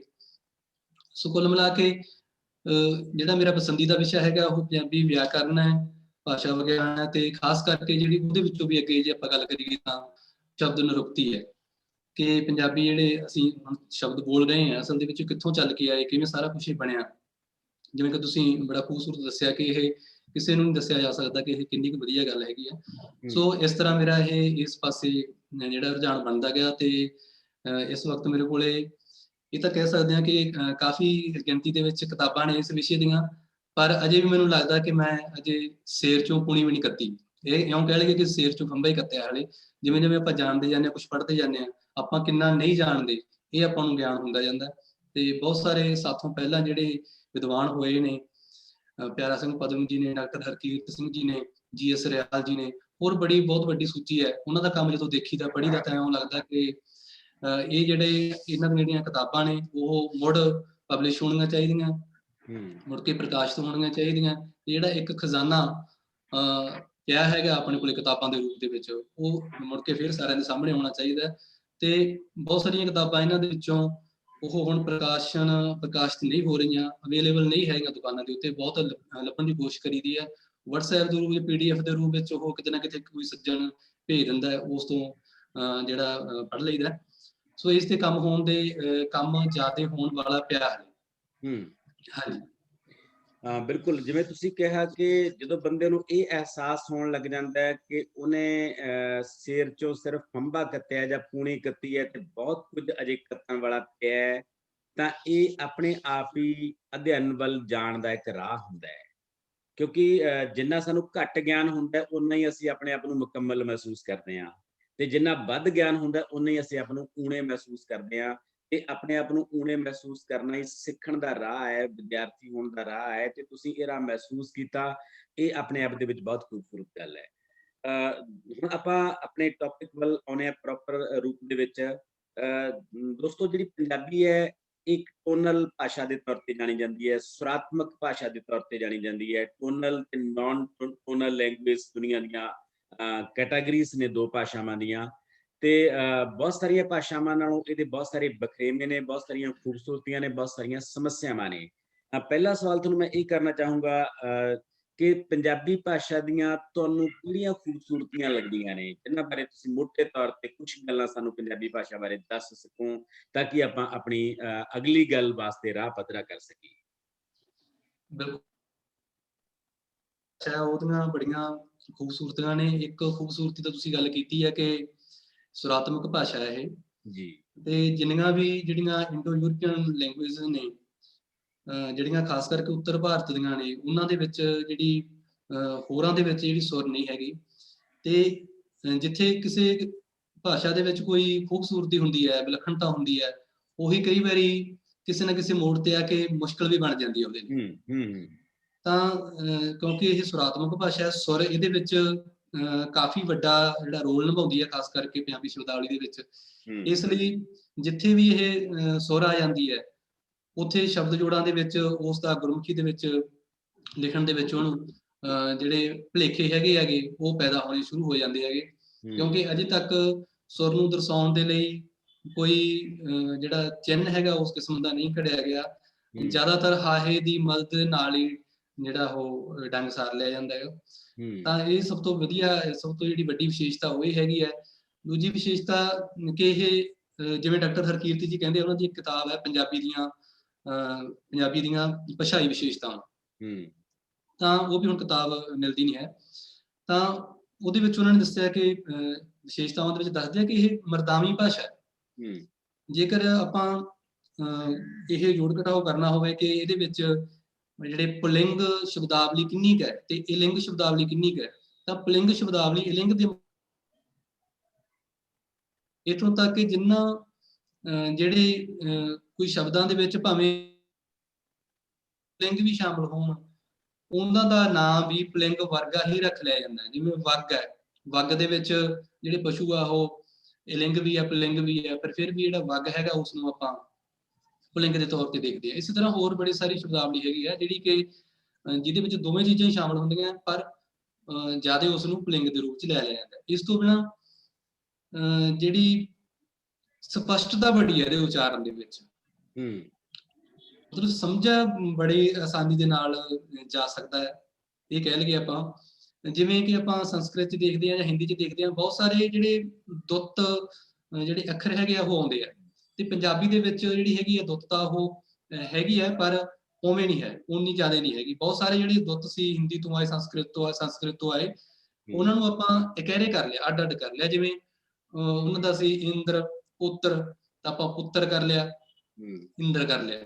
ਇਸ ਤਰ੍ਹਾਂ ਹੋਰ ਬੜੇ ਸਾਰੇ ਸ਼ਬਦ ਆਪਾਂ ਨੂੰ ਲੱਭ ਜਾਂਦੇ ਆ ਜਿਹਦੇ ਵਿੱਚ ਜਿਹੜੇ ਅਲੱਗ-ਅਲੱਗ ਜਿਹੜੇ ਹੈਗੇ ਆ ਧੁਨੀਆਂ ਹੈਗੀਆਂ ਉਹ ਆਪਾਂ ਨੂੰ ਸਪਸ਼ਟ ਨਜ਼ਰ ਆ ਜਾਂਦੀਆਂ। ਤਾਂ ਕੁੱਲ ਮਿਲਾ ਕੇ ਜਿਹੜਾ ਦਾ ਉਚਾਰਨ ਹੈ ਉਹ ਬੜਾ ਸਪਸ਼ਟ ਹੈਗਾ। ਇਸ ਤੋਂ ਬਿਨਾਂ ਪੰਜਾਬੀ ਦੇ ਵਿੱਚ ਜ਼ਿਆਦਾ ਜਿਹੜੇ ਉਹ ਆਪਾਂ ਕਹਿ ਲਈਏ ਕਿ ਕੋਮਲ ਜੇ ਜਾਂ ਲੜਕੜੀਆਂ ਵਾਲੇ ਸ਼ਬਦ ਨਹੀਂ ਹੈਗੇ। ਤਾਂ ਜਿਹੜੀ ਹੈਗੀ ਆ ਮੋਟੀ ਠੁੱਲੀ ਭਾਸ਼ਾ ਲੋਕਾਂ ਵਾਂਗੂ ਹੀ ਹੈ ਤੇ ਬੜੀ ਸਿੱਧੀ ਤੇ ਸਪਸ਼ਟ ਜੀ ਭਾਸ਼ਾ ਹੈਗੀ ਆ। ਸੋ ਇਸ ਤਰ੍ਹਾਂ ਹੋਰ ਵੀ ਜਿਹੜੀਆਂ ਕਈ ਵਿਸ਼ੇਸ਼ਤਾਵਾਂ, ਜੇ ਆਪਾਂ ਇਸ ਵਿਸ਼ੇਸ਼ਤਾਵਾਂ ਦੀ ਗੱਲ ਕਰਨ ਲੱਗ ਜਾਈਏ ਤਾਂ ਮੇਰੇ ਖਿਆਲ ਦੇ ਵਿੱਚ ਇੱਕ ਆਪਾਂ ਨੂੰ ਪੂਰੇ ਦਾ ਪੂਰਾ ਪੀਰੀਅਡ ਚਾਹੀਦਾ ਇਸ ਲਈ ਵੀ, ਘੱਟੋ ਘੱਟ 40-45 ਮਿੰਟ ਦਾ। ਤਾਂ ਸਾਰੇ ਦਰਸ਼ਕਾਂ ਨੂੰ ਮੇਰੀ ਬੇਨਤੀ ਹੈ ਕਿ ਇਸ ਬਾਰੇ ਤੁਸੀਂ ਡਾਕਟਰ ਹਰਕੀਰਤ ਸਿੰਘ ਜੀ ਦੀਆਂ ਜਾਂ ਹੋਰ ਵੀ ਡਾਕਟਰ ਪ੍ਰੇਮ ਪ੍ਰਕਾਸ਼ ਜੀ ਹੋਰਾਂ ਨੇ 50 ਸਾਲ ਲਗਭਗ ਕੰਮ ਕੀਤਾ, ਉਹਨਾਂ ਦੀਆਂ ਪੁਸਤਕਾਂ ਵੀ ਦੇਖ ਸਕਦੇ ਹੋ। ਜੀ ਬਹੁਤ ਅੱਛੀ ਗੱਲ ਕੀਤੀ ਹੈ। ਕੁਝ ਮੋਟੇ ਤੌਰ ਤੇ ਆਪਾਂ ਕੁਝ ਗੱਲਾਂ ਕੀਤੀਆਂ ਨੇ ਪੰਜਾਬੀ ਬਾਰੇ ਕਿ ਟੋਨਲ ਭਾਸ਼ਾ ਹੈ, ਇਹ ਮਰਦਾਮੀ ਭਾਸ਼ਾ ਹੈ, ਇਹ ਵਿਯੋਗਾਤਮਕ ਭਾਸ਼ਾ ਹੈ। ਮਤਲਬ ਦੁੱਤ ਜਿਹੜੇ ਹੁੰਦੇ ਨੇ ਜਿਹੜੀ ਭਾਸ਼ਾ 'ਚ ਹੁੰਦੇ ਨੇ ਉਹ ਸੰਯੋਗਾਤਮਕ ਭਾਸ਼ਾ ਹੁੰਦੀ ਹੈ, ਪਰ ਪੰਜਾਬੀ ਭਾਸ਼ਾ ਜਿਹੜੀ ਹੈਗੀ ਉਹ ਇਕਹਿਰੇ ਹੋਣ ਦੀ ਭਾਸ਼ਾ ਹੈ, ਸੌਖੇ ਹੋਣ ਦੀ ਭਾਸ਼ਾ ਕਹਿਣ ਦਾ ਭਾਵ, ਤੇ ਲਗਾਤਾਰ ਸੌਖੇ ਹੋਣ ਦੀ ਭਾਸ਼ਾ। ਹੋਰ ਆਪਾਂ ਅੱਗੇ ਤੁਰੀਏ ਤਾਂ ਸ਼ਬਦ ਜੋੜਾਂ ਵੱਲ ਆਪਾਂ ਸਿੱਧੇ ਤੌਰ ਤੇ ਆਈਏ। ਸ਼ਬਦ ਜੋੜ ਉਚਾਰਨ ਦਾ ਮਸਲਾ ਹੈ ਜਾਂ ਲਿਖਤ ਦਾ ਮਸਲਾ ਹੈ? ਪਹਿਲਾ ਸਵਾਲ ਤਾਂ ਇਸ ਮਾਮਲੇ 'ਚ ਇਹ ਬਣਦਾ ਹੈ ਕਿ ਅਸੀਂ ਬੋਲਣ ਵੇਲੇ ਗਲਤੀਆਂ ਕਰਦੇ ਹਾਂ ਜਾਂ ਲਿਖਣ ਵੇਲੇ ਗਲਤੀਆਂ ਕਰਦੇ ਹਾਂ। ਇਹ ਬੇਸਿਕ ਆਪਾਂ ਗੱਲ ਕਲੀਅਰ ਕਰੀਏ ਤਾਂ ਕਿ ਸਾਡੇ ਦਰਸ਼ਕਾਂ ਨੂੰ ਕੁਝ ਗੱਲਾਂ ਸਮਝ ਆ ਸਕਣ ਕਿ ਜਦੋਂ ਅਸੀਂ ਸ਼ਬਦ ਜੋੜਾਂ ਦੇ ਮਸਲਿਆਂ ਦੀ ਗੱਲ ਕਰਦੇ ਹਾਂ, ਇਹ ਲਿਪੀ ਨਾਲ, ਲਿਖਣ ਨਾਲ ਜੁੜਿਆ ਹੋਇਆ ਮਸਲਾ ਹੈ ਜਾਂ ਉਚਾਰਨ ਦੇ ਨਾਲ ਜੁੜਿਆ ਹੋਇਆ ਮਸਲਾ ਹੈ? ਇਸ ਬਾਰੇ ਤੁਹਾਡੀ ਕੀ ਰਾਏ ਹੈ? ਆਪਾਂ ਰਲ ਮਿਲ ਕੇ ਇਸ ਨੂੰ ਡਿਫਾਈਨ ਕਰਾਂ। ਬਿਲਕੁਲ ਜੀ, ਬੜਾ ਸੋਹਣਾ ਸਵਾਲ ਹੈ ਤੁਹਾਡਾ। ਜਿਵੇਂ ਸ਼ੁਰੂ ਦੇ ਵਿੱਚ ਤੁਸੀਂ ਆਪ ਹੀ ਕਿਹਾ ਸੀਗਾ ਕਿ ਭਾਸ਼ਾ ਦਾ ਜਿਹੜਾ ਅਸਲ ਦੇ ਵਿੱਚ ਰੂਪ ਹੈ ਉਹ ਮੁੱਖ ਰੂਪ ਦੇ ਵਿੱਚ ਹੀ ਭਾਸ਼ਾ ਦਾ ਜਿਹੜਾ ਸੰਚਾਰ ਚੱਲਦਾ ਰਿਹਾ, ਤੇ ਇਹ ਲਿਖਤ ਜਿਹੜਾ ਰੂਪ ਹੈਗਾ ਉਹ ਕਾਫੀ ਬਾਅਦ ਦੇ ਵਿੱਚ ਆਉਂਦਾ ਹੈਗਾ। ਸੋ ਕੁਦਰਤੀ ਗੱਲ ਹੈ ਕਿ ਜਿਹੜਾ ਉਚਾਰਨ ਹੈ ਉਹ ਪ੍ਰਥਮ ਹੈ, ਉਹ ਪਹਿਲਾ ਹੈਗਾ। ਸੋ ਜਿਹੜੀ ਆਪਾਂ ਲਿਖਦੇ ਹਾਂ ਜਦੋਂ ਜਾਂ ਉਹਦਾ ਕੋਈ ਲਿਪਾਂਕਣ ਕਰਦੇ ਹਾਂ, ਉਚਾਰਨ ਨੂੰ ਫੜਨਾ ਹੀ ਹੈ। ਹੁਣ ਉਸ ਉਚਾਰਨ ਨੂੰ ਆਪਾਂ ਕਿੰਨਾ ਕੁ ਸਹੀ ਫੜ ਰਹੇ ਹਾਂ, ਕਿੰਨਾ ਕੁ ਸਹੀ ਨਹੀਂ ਫੜਿਆ ਜਾ ਰਿਹਾ, ਇਹੀ ਅਸਲ ਦੇ ਵਿੱਚ ਸ਼ਬਦ ਜੋੜਾਂ ਦੇ ਮਸਲੇ ਦਾ ਆਧਾਰ ਬਣਦਾ ਹੈਗਾ। ਤੇ ਮੈਨੂੰ ਇਹ ਲੱਗਦਾ ਹੈਗਾ ਨਿੱਜੀ ਤੌਰ ਤੇ ਕਿ ਸੰਸਾਰ ਦੀ ਕੋਈ ਵੀ ਇਹੋ ਜਿਹੀ ਲਿਪੀ ਨਹੀਂ ਹੋਣੀ ਜਿਹੜੀ ਆਪਣੀ ਭਾਸ਼ਾ ਨੂੰ ਜਾਂ ਜਿਹੜੀ ਭਾਸ਼ਾ ਲਈ ਉਹ ਰਾਖਵੀਂ ਰੱਖ ਲਈ ਗਈ ਹੈ ਉਹ ਪੂਰੀ ਤਰ੍ਹਾਂ ਫੜ ਸਕੇ। ਕਿਉਂਕਿ ਜਿਹੜੀਆਂ ਉਚਾਰਨ ਹੈਗਾ ਉਹ ਉਸ ਦੇ ਵਿੱਚ ਜਿਹੜੀ ਸਪੇਸ ਹੈ ਬਹੁਤ ਪਈ ਹੁੰਦੀ ਹੈ, ਉਸ ਦੇ ਵਿੱਚ ਅੱਗੇ ਵਧਣ ਦੀਆਂ, ਨਿਰੰਤਰ ਆਪਣੇ ਆਪ ਨੂੰ ਬਦਲਣ ਦੀਆਂ ਬੜੀਆਂ ਸੰਭਾਵਨਾਵਾਂ ਪਈਆਂ ਹੁੰਦੀਆਂ। ਸੋ ਉਹਨਾਂ ਸੰਭਾਵਨਾਵਾਂ ਨੂੰ ਜਦੋਂ ਬਦਲਦਾ ਉਚਾਰਨ ਸਾਡਾ ਕਿਸੇ ਸਮੇਂ ਵਿਸ਼ੇਸ਼ ਦੇ ਵਕਫੇ ਦੌਰਾਨ, ਤਾਂ ਉਹਨਾਂ ਨੂੰ ਲਿਖਤ ਦੇ ਵਿੱਚ ਵੀ ਸਹੀ ਦਰਸਾਉਣ ਦੇ ਲਈ ਸਾਨੂੰ ਜਿਹੜਾ ਹੈਗਾ ਉਹ ਸ਼ਬਦ ਜੋੜਾਂ ਵੱਲ ਫੇਰ ਧਿਆਨ ਦੇਣਾ ਪੈਂਦਾ। ਤੇ ਇਸ ਤੋਂ ਅੱਗੇ ਆਪਾਂ ਤੁਸੀਂ ਸਵਾਲ ਕਰਕੇ ਫੇਰ ਹੀ ਆਪਾਂ ਚੱਲਾਂਗੇ, ਨਹੀਂ ਤਾਂ ਮੈਂ ਇਸ ਬਾਰੇ ਥੋੜੀ ਜਿਹੀ ਗੱਲ ਹੋਰ ਜੋੜਨ ਦੀ ਗੁਸਤਾਖੀ ਕਰ ਰਿਹਾ ਸੀਗਾ। ਬਿਲਕੁਲ। ਹਾਂਜੀ, ਮੈਂ ਇਹ ਗੱਲ ਜੋੜ ਰਿਹਾ ਸੀਗਾ ਨਾਲ ਕਿ ਸਾਨੂੰ ਇਉਂ ਕਿਉਂ ਲੱਗਦਾ ਹੈਗਾ ਕਿ ਇਸ ਦੀ ਲੋੜ ਹੈ, ਖਾਸ ਕਰਕੇ ਅੱਜ ਦੇ ਸਮੇਂ ਦੇ ਵਿੱਚ। ਤਾਂ ਜਦੋਂ ਮੈਂ ਇਹ ਸਾਰੀਆਂ ਚੀਜ਼ਾਂ ਦੇਖ ਰਿਹਾ ਸੀਗਾ, ਜਦੋਂ ਤੋਂ ਮੈਨੂੰ ਇਹ ਲੱਗਿਆ ਕਿ ਇਸ ਵਿਸ਼ੇ ਤੇ ਗੱਲਬਾਤ ਕਰਨੀ ਹੈ, ਮੈਂ ਫੇਰ ਤੋਂ ਕੱਲ ਵੀ ਕਾਫੀ ਜਿਹੜਾ ਹੈਗਾ ਪੁਰਾਣੀਆਂ ਕਿਤਾਬਾਂ ਦੇਖੀਆਂ, ਤਾਂ ਇਹ ਮਸਲਾ ਜਿਹੜਾ ਅੱਜ ਆਪਾਂ ਜਿਹੜਾ ਵਿਚਾਰ ਚਰਚਾ ਕਰ ਰਹੇ ਹਾਂ, ਇਸ ਤੋਂ ਪਹਿਲਾਂ ਵੀ ਵਿਚਾਰ ਅਧੀਨ ਆਉਂਦਾ ਰਿਹਾ। ਸਾਡੇ ਬਹੁਤ ਸਾਰੇ ਵਿਦਵਾਨ ਸੱਜਣ ਜਿਹੜੇ ਹੈਗੇ ਉਹ ਇਸ ਤੇ ਕੰਮ ਕਰਦੇ ਰਹੇ ਹੈ। ਜਿਵੇਂ ਲਗਭਗ 1929 ਦੇ ਵਿੱਚ ਭਾਈ ਵੀਰ ਸਿੰਘ ਹੋਰਾਂ ਨੇ, ਤੇਜਾ ਸਿੰਘ ਹੋਰਾਂ ਨੇ, ਪ੍ਰੋਫੈਸਰ ਸਾਹਿਬ ਸਿੰਘ ਹੋਰਾਂ ਨੇ ਮਿਲ ਕੇ ਇਸ ਤੇ ਕੰਮ ਕੀਤਾ ਸੀ। ਤੇ 1929 ਦੇ ਵਿੱਚ ਮਾਸਟਰ ਕਰਮ ਸਿੰਘ ਗੰਗਾਵਾਲਾ ਦੀ ਜਿਹੜੀ ਉਹਨਾਂ ਨੂੰ ਜ਼ਿੰਮੇਵਾਰੀ ਸੌਂਪੀ ਸੀ ਕਿ ਉਹ ਸ਼ਬਦ ਜੋੜਾਂ ਦੇ ਕੁਝ ਨਿਯਮ ਨਿਰਧਾਰਿਤ ਕਰ ਲੈਣ। ਤਾਂ ਉਹਨਾਂ ਨੇ ਇੱਕ ਕਿਤਾਬ ਛਾਪੀ ਸੀਗੀ। ਉਸ ਤੋਂ ਬਾਅਦ 1949 ਦੇ ਵਿੱਚ ਫੇਰ ਜਾ ਕੇ ਪ੍ਰਿੰਸੀਪਲ ਤੇਜਾ ਸਿੰਘ ਹੋਰਾਂ ਨੇ ਆਪਣੇ ਜਿਹੜੇ ਸਾਥੀਆਂ ਦੇ ਨਾਲ ਮਿਲ ਕੇ, ਬਹੁਤ ਸਾਰੇ ਵਿਦਵਾਨ ਸੱਜਣਾਂ ਦੇ ਨਾਲ ਮਿਲ ਕੇ ਕੰਮ ਕੀਤਾ ਸੀਗਾ। ਫਿਰ 1962 ਦੇ ਵਿੱਚ ਜਦੋਂ ਪੰਜਾਬੀ ਯੂਨੀਵਰਸਿਟੀ ਪਟਿਆਲਾ ਪਹੁੰਚ ਆਈ ਹੈ, ਫਿਰ ਯਤਨ ਹੋਏ। ਇਉਂ ਕਰਦੇ ਕਰਦੇ 1972 ਦੇ ਵਿੱਚ ਇੱਕ ਜਿਹੜਾ ਸ਼ਬਦ ਜੋੜ ਕੋਸ਼ ਸੈੱਲ ਯੂਨੀਵਰਸਿਟੀ ਨੇ ਸਥਾਪਿਤ ਕੀਤਾ, ਤੇ ਉਸ ਤੋਂ ਬਾਅਦ ਡਾਕਟਰ ਹਰਕੀਰਤ ਜੀ ਉਸ ਕਮੇਟੀ ਦੇ ਜਿਹੜੇ ਕਨਵੀਨਰ ਲਾਏ ਗਏ, ਤੇ ਉਹਨਾਂ ਨੇ ਪੰਜਾਬੀ ਸ਼ਬਦ ਰੂਪ ਤੇ ਸ਼ਬਦ ਜੋੜ ਕੋਸ਼ ਸੈੱਲ ਜਿਹੜਾ ਸਾਡੇ ਸਾਹਮਣੇ ਲੈ ਆਂਦਾ ਹੈ। ਤਾਂ ਮੈਂ ਗੱਲ ਕਰ ਰਿਹਾ ਸੀ ਕਿ ਜਿਹੜਾ ਸ਼ੁੱਧ ਲਿਖਣ ਵਾਲਾ ਮਸਲਾ ਹੈ, ਜਦੋਂ ਡਾਕਟਰ ਹਰਕੀਰਤ ਸਿੰਘ ਜੀ ਹੋਰੀ ਇਸ ਤੇ ਕੰਮ ਕਰ ਰਹੇ ਸੀ, ਲਗਭਗ 15-16 ਸਾਲ ਦੀ ਉਹਨਾਂ ਦੀ ਮਿਹਨਤ ਸੀਗੀ, ਉਦੋਂ ਦੇ ਤੇ ਹੁਣ ਦੇ ਸਮੇਂ ਦੇ ਵਿੱਚ ਬਹੁਤ ਫਰਕ ਆ ਗਿਆ। ਉਦੋਂ ਜਿਹੜਾ ਮੇਨ ਲਿਖਤ ਦਾ ਕੰਮ ਸੀਗਾ, ਉਹ ਲੇਖਕ ਸੀ ਜਿਹੜੇ ਉਹ ਆਪਣੇ ਪੈਨ ਦੇ ਨਾਲ ਲਿਖਦੇ ਸੀ ਖਰੜਾ, ਤੇ ਜਿਹੜਾ ਪ੍ਰਕਾਸ਼ਨ ਦਾ ਕੰਮ ਹੁੰਦਾ ਸੀਗਾ ਉਹ ਸਾਰੇ ਦਾ ਸਾਰਾ ਪ੍ਰੈਸ ਦੇ ਵਿੱਚ ਹੁੰਦਾ ਸੀਗਾ। ਪ੍ਰੈਸ ਦੇ ਵਿੱਚ ਹੀ ਫਿਰ ਉਸ ਤੋਂ ਬਾਅਦ ਪ੍ਰੂਫ ਰੀਡਿੰਗ ਦੀ ਡਿਊਟੀ ਲੱਗਦੀ ਸੀਗੀ। ਪ੍ਰੂਫ ਰੀਡਿੰਗ ਵਾਲੇ ਬੰਦੇ ਦੀ ਜ਼ਿੰਮੇਵਾਰੀ ਹੁੰਦੀ ਸੀ ਕਿ ਉਹ ਸ਼ਬਦ ਜੋੜਾਂ ਦਾ ਧਿਆਨ ਰੱਖੇ। ਪਰ ਅੱਜ ਜਦੋਂ ਆਪਾਂ ਦੇਖਦੇ ਹਾਂ, ਅੱਜ ਜਦੋਂ ਲੇਖਕ ਲਿਖਦਾ ਹੈ, ਤੁਸੀਂ ਵੀ ਬੜਾ ਖੂਬਸੂਰਤ ਲਿਖਦੇ ਹੋ, ਤਾਂ ਆਪ ਹੀ ਤੁਸੀਂ ਉਸ ਨੂੰ ਜਿਹੜਾ ਹਰੇਕ ਅੱਜ ਲੇਖਕ ਹੈ ਆਪਣੀ ਕਿਤਾਬ ਆਪ ਲਿਖ ਰਿਹਾ, ਆਪਣੀ ਲੇਖ ਆਪ ਲਿਖ ਰਿਹਾ, ਫੇਸਬੁੱਕ ਤੇ ਆਪ ਲਿਖ ਰਿਹਾ, WhatsApp ਤੇ ਆਪ ਲਿਖ ਰਿਹਾ। ਸੋ ਇਸ ਤਰ੍ਹਾਂ ਜਿਹੜਾ ਉਹ ਇੱਕ ਸ਼ੋਧਕਰਤਾ ਵਾਲਾ ਜਿਹੜਾ ਪ੍ਰੂਫ ਰੀਡਿੰਗ ਦਾ ਕੰਮ ਸੀ, ਉਹ ਵੀ ਲੇਖਕ ਆਪ ਹੀ ਕਰ ਰਿਹਾ। ਸੋ ਅੱਜ ਜਿਹੜੇ ਸ਼ਬਦ ਜੋੜਾਂ ਦੇ ਵਿੱਚ ਜਿਹੜੀ ਇਕਸਾਰਤਾ ਹੋਣੀ, ਸ਼ਬਦ ਜੋੜਾਂ ਦੇ ਮਸਲੇ ਨੂੰ ਨਜਿੱਠਿਆ ਜਾਣਾ ਹੋਰ ਵੀ ਜ਼ਰੂਰੀ ਬਣ ਜਾਂਦਾ ਹੈ, ਕਿਉਂਕਿ ਉਦੋਂ ਜਿਹੜੇ ਲਿਖਤ ਵਾਲੇ ਬੰਦੇ ਸੀ ਉਹ ਥੋੜੇ ਸੀ। ਅੱਜ ਜਿਹੜਾ ਵਿਦਿਆ ਹੈਗੀ ਆ ਉਹ ਵੱਡੇ ਪੱਧਰ ਤੱਕ ਲੋਕਾਂ ਤੱਕ ਪਹੁੰਚੀ ਹੈ। ਵੱਡੇ ਪੱਧਰ ਤੇ ਲੋਕ ਜਿਹੜੇ ਸੋਸ਼ਲ ਮੀਡੀਆ ਨਾਲ ਜੁੜੇ ਹੈ, ਜਿਹੜੇ ਸਮਾਰਟਫੋਨਾਂ ਦੀ ਵਰਤੋਂ ਕਰ ਰਹੇ ਹੈ, ਉਹ ਲਿਖ ਰਹੇ ਹੈ, ਭਾਵੇਂ ਉਹ ਇਸ ਨੂੰ ਗੁਰਮੁਖੀ ਲਿਪੀ ਦੇ ਵਿੱਚ ਲਿਖ ਰਹੇ ਹੋਣ, ਭਾਵੇਂ ਉਹ ਜਿਹੜੀ ਰੋਮਨ ਸਕ੍ਰਿਪਟ ਦੇ ਵਿੱਚ ਲਿਖ ਰਹੇ ਹੋਣ। ਰੋਮਨ ਸਕ੍ਰਿਪਟ ਦਾ ਵੱਖਰਾ ਇਸ ਤੋਂ ਵੱਖਰਾ ਇਸ਼ੂ ਬਣਦਾ ਹੈਗਾ ਕਿ ਪੰਜਾਬੀ ਨੂੰ ਰੋਮਨ ਦੇ ਵਿੱਚ ਕਿਵੇਂ ਜਿਹੜਾ ਲਿਖਿਆ ਜਾਂਦਾ ਹੈ। ਸੋ ਸਾਡੇ ਸਾਰਿਆਂ ਦੇ ਲਈ ਇਹ ਬੜਾ ਜ਼ਰੂਰੀ ਬਣ ਜਾਂਦਾ ਕਿ ਇਸ ਦੌਰ ਦੇ ਵਿੱਚ ਇਸ ਮਸਲੇ ਨੂੰ, ਸ਼ਬਦ ਜੋੜਾਂ ਦੇ ਨੂੰ ਮੁੜ ਕੇ ਫੇਰ ਬੈਠਿਆ ਜਾਵੇ, ਡਿਸਕਸ ਹੋਵੇ, ਚਰਚਾ ਹੋਵੇ ਇਸ ਤੇ ਜਿਹੜੀਆਂ ਕੋਈ ਸਾਨੂੰ ਲੱਗਦੀਆਂ ਕਿ ਇਸ ਦੇ ਵਿੱਚ ਇਹ ਤਬਦੀਲੀਆਂ ਕਰ ਲੈਣੀਆਂ ਚਾਹੀਦੀਆਂ, ਉਹ ਕਰ ਲੈਣੀਆਂ ਚਾਹੀਦੀਆਂ ਮੇਰੇ ਖਿਆਲ ਦੇ ਵਿੱਚ। ਹਾਂਜੀ ਜੀ, ਬਹੁਤ ਸੋਹਣੇ ਜਿਹੜੇ ਇਸ਼ੂ ਤੁਸੀਂ ਸਾਹਮਣੇ ਲਿਆਂਦੇ, ਕੁਝ ਗੱਲਾਂ ਨੂੰ ਟੱਚ ਕੀਤਾ, ਕੁਝ ਇਹਦੀ ਬੈਕਗਰਾਉਂਡ ਦੱਸੀ ਕਿ ਕਿੱਥੋਂ ਕਿਵੇਂ ਸਾਰਾ ਕੁਝ ਵਾਪਰਿਆ। ਬਿਨਾਂ ਸ਼ੱਕ ਜਿਹੜੇ ਤੁਸੀਂ ਗੱਲਾਂ ਕਹੀਆਂ ਨੇ ਕਿ ਜ਼ਰੂਰ ਸਾਨੂੰ ਉਹ ਜਿਹੜੇ ਵਖਰੇਵੇਂ ਨੇ ਉਹਨਾਂ ਨੂੰ ਘਟਾਉਣਾ ਚਾਹੀਦਾ ਹੈ ਤੇ ਕੁਝ ਸਾਂਝੇ ਤੌਰ ਤੇ ਇਹੋ ਜਿਹੇ ਮਾਨਕ, ਇਹੋ ਜਿਹੇ ਸਟੈਂਡਰਡ ਤੈਅ ਕਰਨੇ ਚਾਹੀਦੇ ਨੇ ਤਾਂ ਕਿ ਸ਼ਬਦ ਜੋੜਾਂ ਦੇ ਵਿੱਚ ਇਕਸਾਰਤਾ ਆ ਸਕੇ। ਸ਼ਬਦ ਜੋੜਾਂ ਦੇ ਵਿੱਚ ਇਕਸਾਰਤਾ ਲਿਆਉਣਾ ਹੀ ਇਸ ਵੇਲੇ ਪੰਜਾਬੀ ਸ਼ਬਦ ਜੋੜਾਂ ਦਾ ਸ਼ਾਇਦ ਸਭ ਤੋਂ ਵੱਡਾ ਮਸਲਾ ਹੈ। ਤੇ ਇੱਕ ਗੱਲ ਤੁਸੀਂ ਹੋਰ ਬਹੁਤ ਖੂਬਸੂਰਤ ਜਿਹੜੀ ਦੱਸੀ ਹੈ ਕਿ ਪੁਰਾਣੇ ਸਮੇਂ ਦੇ ਵਿੱਚ ਜਿਹੜੇ ਪ੍ਰੂਫ ਰੀਡਰ ਹੁੰਦੇ ਸੀ ਉਹ ਵੱਖਰੇ ਹੁੰਦੇ ਸੀ, ਲੇਖ ਵੱਖਰਾ ਹੁੰਦਾ ਸੀ, ਪਰ ਅੱਜ ਹਰ ਇੱਕ ਬੰਦਾ ਜਿਹੜਾ ਹੈਗਾ ਲੇਖ ਵੀ ਹੈ ਤੇ ਪ੍ਰੂਫ ਰੀਡਰ ਵੀ ਹੈ। ਇਹਦੇ ਨਾਲ ਵੀ ਮਸਲੇ ਵੱਧ ਉਲਝਦੇ ਨੇ ਕਿਉਂਕਿ ਹਰ ਬੰਦੇ ਦਾ ਆਪਣਾ ਐਕਸੈਂਟ ਹੁੰਦਾ, ਆਪਣਾ ਉਚਾਰਨ ਹੁੰਦਾ ਤੇ ਉਚਾਰਨ ਦੇ ਹਿਸਾਬ ਨਾਲ ਉਹ ਗਲਤੀਆਂ ਆਪਣੇ ਤਰੀਕੇ ਦੀਆਂ ਗਲਤੀਆਂ ਕਰ ਜਾਂਦਾ ਹੈ। ਜਦੋਂ ਇੱਕ ਪ੍ਰੋਫੈਸ਼ਨਲ ਪ੍ਰੂਫ ਰੀਡਰ ਹੁੰਦਾ ਤਾਂ ਉਹ ਦੂਜੇ ਦੀਆਂ ਗਲਤੀਆਂ ਨੂੰ ਠੀਕ ਕਰ ਦਿੰਦਾ। ਸੋ ਇਹ ਇੱਕ ਮਸਲਾ ਸੀ। ਜਸਵਿੰਦਰ, ਮੈਂ ਜਿਹੜੀ ਗੱਲ ਤੇ ਫੋਕਸ ਕਰੀਏ ਹੁਣ ਕਿ ਕੁਝ ਗਲਤੀਆਂ ਤਾਂ ਉਹ ਹੁੰਦੀਆਂ ਨੇ ਜਦੋਂ ਬੰਦਾ ਉਚਾਰਨ ਕਰਦਾ ਹੈ, ਉਹ ਉਚਾਰਨ ਵੇਲੇ ਹੀ ਗਲਤ ਹੋ ਜਾਏ, ਉਚਾਰਨ ਹੀ ਠੀਕ ਨਾ ਕਰੇ।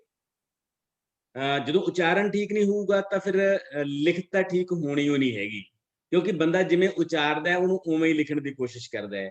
ਕੀ ਤੁਸੀਂ ਇਸ ਤੇ ਕੁਝ ਵਰਕ ਕੀਤਾ ਹੈ ਕਿ ਉਚਾਰਨ ਦੇ ਵਿੱਚ ਜਿਹੜੀਆਂ ਗਲਤੀਆਂ ਹੋ ਜਾਂਦੀਆਂ ਨੇ, ਆਪਾਂ ਲਿਖਤ ਵਾਲੀਆਂ ਗਲਤੀਆਂ ਵੱਲ ਬਾਅਦ ਵਿੱਚ ਆਉਂਦੇ ਆ। ਜਿਵੇਂ ਕੋਈ ਬੰਦਾ ਮਤਲਬ ਸ਼ੇਰ ਨਹੀਂ ਕਹਿ ਸਕਦਾ ਹੈਗਾ, ਸ਼ੇਰ ਨੂੰ ਸ਼ੇਰ ਕਹਿੰਦਾ ਹੈ ਉਹ, ਤੇ ਫਿਰ ਉਹ ਲਿਖਣ ਦੇ ਵਿੱਚ ਵੀ ਉਹਨੂੰ ਸ਼ੇਰ ਹੀ ਲਿਖੂਗਾ। ਇਸ ਕਿਸਮ ਦੀਆਂ ਕਿਹੋ ਜਿਹੀਆਂ ਗਲਤੀਆਂ ਜਿਹੜੀਆਂ ਹੁੰਦੀਆਂ ਨੇ ਤਾਂ ਬੰਦਾ ਉਚਾਰਦਾ ਹੀ ਗਲਤ ਹੈ। ਬਿਲਕੁਲ ਜੀ, ਜਿੱਥੋਂ ਤੱਕ ਜਿਹੜਾ ਉਚਾਰਨ ਦਾ ਸੰਬੰਧ ਆ, ਦੇਖੋ ਜਿਹੋ ਜਿਹੇ ਖਿੱਤੇ ਦੇ ਵਿੱਚ ਜਿਹੋ ਜਿਹੀ ਉਪਭਾਸ਼ਾਈ ਇਲਾਕੇ ਦੇ ਵਿੱਚ ਬੰਦਾ ਪੈਦਾ ਹੋਇਆ, ਕੁਦਰਤੀ ਗੱਲ ਆ, ਉਸ ਨੂੰ ਹੀ ਬੋਲਣਾ ਤੇ ਉਪਭਾਸ਼ਾਵਾਂ ਦਾ ਆਪਣਾ ਮਹੱਤਵ ਹੁੰਦਾ, ਤੁਸੀਂ ਸਾਰੇ ਜਾਣਦੇ ਹੋ। ਬਿਲਕੁਲ। ਇਸ ਲਈ ਜਦੋਂ ਆਪਾਂ ਸ਼ਬਦ ਜੋੜਾਂ ਦੀ ਗੱਲ ਕਰਦੇ ਹਾਂ ਜਾਂ ਇਸ ਨਾਲ ਮਸਲਿਆਂ ਨੂੰ ਵਿਚਾਰਦੇ ਹਾਂ ਤਾਂ ਸਾਡਾ ਭਾਵ ਟਕਸਾਲੀ ਰੂਪ ਤੋਂ ਹੀ ਹੁੰਦਾ ਭਾਸ਼ਾ ਦੇ। ਭਾਵੇਂ ਬਹੁਤ ਸਾਰੇ ਜਿਹੜੇ ਖਾਸ ਕਰਕੇ ਮਾਝੇ ਤੋਂ ਦੋਸਤਾਂ ਨਾਲ ਗੱਲਬਾਤ ਹੁੰਦੀ ਹੈ ਤਾਂ ਉਹਨਾਂ ਦਾ ਜਿਹੜਾ ਉਚਾਰਨ ਹੈਗਾ ਉਹ ਕਾਫੀ ਜਿਹੜਾ ਵੱਖਰਾ ਹੁੰਦਾ ਹੈਗਾ, ਖਾਸ ਕਰਕੇ ਇੱਧਰਲੇ ਮਲਵਈਆਂ ਨਾਲੋਂ। ਪਰ ਜਦੋਂ ਉਹ ਲਿਖਦੇ ਆ ਤਾਂ ਉਹ ਠੀਕ ਲਿਖਦੇ ਆ। ਸੋ ਜਿਹੜਾ ਇਹ ਇਲਾਕਾਈ ਵਖਰੇਵੇਂ ਹੈਗੇ ਆ ਇਹ ਰਹਿਣਗੇ, ਇਹ ਤੇ ਕੋਈ ਬਾਹਲੀ ਮੈਨੂੰ ਲੱਗਦਾ ਨਹੀਂ ਹੈਗਾ ਕਿ ਇਸ ਦੇ ਵਿੱਚ ਕੋਈ ਸਮੱਸਿਆ ਹੈ। ਜਦੋਂ ਅਸੀਂ ਰਸਮੀ ਸਿੱਖਿਆ ਦੇਣੀ ਸ਼ੁਰੂ ਕਰ ਦਿੰਦੇ ਹਾਂ ਤਾਂ ਉੱਥੋਂ ਜੇਕਰ ਜਿਹੋ ਜਿਹੇ ਸ਼ਬਦ ਜੋੜ ਆਪਾਂ ਦੱਸ ਦਿੰਦੇ ਆ, ਉਹ ਬੱਚੇ ਦੇ ਸਾਰੀ ਉਮਰ ਜਿਹੜੀ ਹੈਗੀ ਉਹ ਰਹਿ ਜਾਂਦੇ ਹੈਗੇ। ਸੋ ਇਸ ਲਈ ਪ੍ਰਾਇਮਰੀ ਪੱਧਰ ਦੇ ਉੱਤੇ ਇਸ ਮਸਲਿਆਂ ਨੂੰ ਜਿਹੜਾ ਹੈਗਾ ਉਹ ਨੇਟ ਲੈਣਾ ਚਾਹੀਦਾ ਹੈ।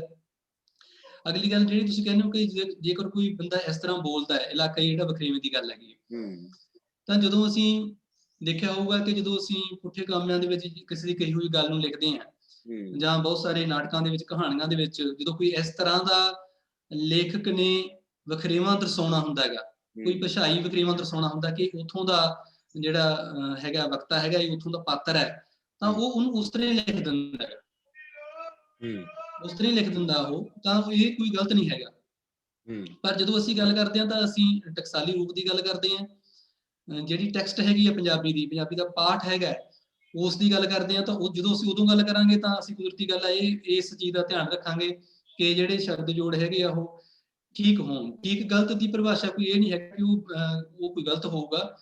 ਤਾਂ ਇਸ ਦੇ ਲਈ ਕੁਝ ਜਿਹੜੇ ਵਿਦਵਾਨ ਸੱਜਣਾ ਨੇ ਹੁਣ ਤੱਕ ਜਿਹੜਾ ਕੰਮ ਕੀਤਾ, ਮੈਂ ਉਸ ਨਾਲ ਤੁਹਾਡੀ ਥੋੜਾ ਜਿਹਾ ਤਾਰਫ ਕਰਾ ਦਿਆਂ ਕਿ ਜਿਹੜਾ ਪੰਜਾਬ ਸਕੂਲ ਸਿੱਖਿਆ ਬੋਰਡ ਹੈ, ਜਿਹੜੀਆਂ ਕਿਤਾਬਾਂ ਅਸੀਂ ਪੜ੍ਹਦੇ ਹਾਂ, ਪੜ੍ਹਾਉਣੇ ਆ ਬੱਚਿਆਂ ਨੂੰ, ਉਹ ਡਾਕਟਰ ਹਰਕੀਰਤ ਜੀ ਦੇ ਪੰਜਾਬੀ ਸ਼ਬਦ ਰੂਪ ਤੇ ਸ਼ਬਦ ਜੋੜ ਕੋਸ਼ ਜਿਹੜਾ ਕਿ ਹੁਣ ਮਿਲਦਾ ਨਹੀਂ ਹੈਗਾ, ਇਹ ਸਾਰਿਆਂ ਨੂੰ ਨਜ਼ਰ ਆ ਰਿਹਾ ਹੋਣਾ ਜੀ। ਬਿਲਕੁਲ ਹੁਣ ਇਹ ਜਿਹੜਾ ਹੈਗਾ ਪ੍ਰਕਾਸ਼ਨਾਂ ਦੇ ਵਿੱਚ ਨਹੀਂ ਹੈ, ਤਾਂ ਇਸ ਨੂੰ ਹੀ ਆਧਾਰ ਜਿਹੜਾ ਬਣਾ ਲਿਆ ਜਾਂਦਾ ਹੈ, ਕਿਉਂਕਿ ਇਸ ਤੋਂ ਬਾਅਦ ਜਿਹੜਾ ਪੰਜਾਬੀ ਸ਼ਬਦ ਜੋੜਾਂ ਦੇ ਉੱਤੇ ਕਹਿ ਲਈਏ ਕਿ ਕੋਈ ਵੱਜਵਾਂ ਜਿਹੜਾ ਕੰਮ ਹੈ ਉਹ ਨਹੀਂ ਹੋਇਆ।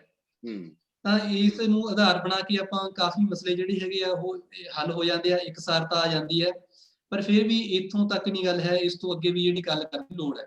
ਤਾਂ ਮੈਂ ਗੱਲ ਕਰ ਰਿਹਾ ਸੀਗਾ ਕਿ ਜਿਹੜੇ ਮਿਥੇ ਗਏ ਹੈ ਪੰਜਾਬੀ ਸ਼ਬਦ ਜੋੜ, ਕਿ ਇਹਨਾਂ ਨੂੰ ਜਿਹੜਾ ਇਸ ਸ਼ਬਦ ਦਾ ਰੂਪ ਇਹੀ ਰਹੇ, ਉਹਨਾਂ ਦੇ ਕਿਹੜੇ ਆਧਾਰ ਹੈਗੇ ਆ, ਕਿਹੜੀਆਂ ਗੱਲਾਂ ਨੂੰ ਧਿਆਨ 'ਚ ਰੱਖਿਆ ਗਿਆ।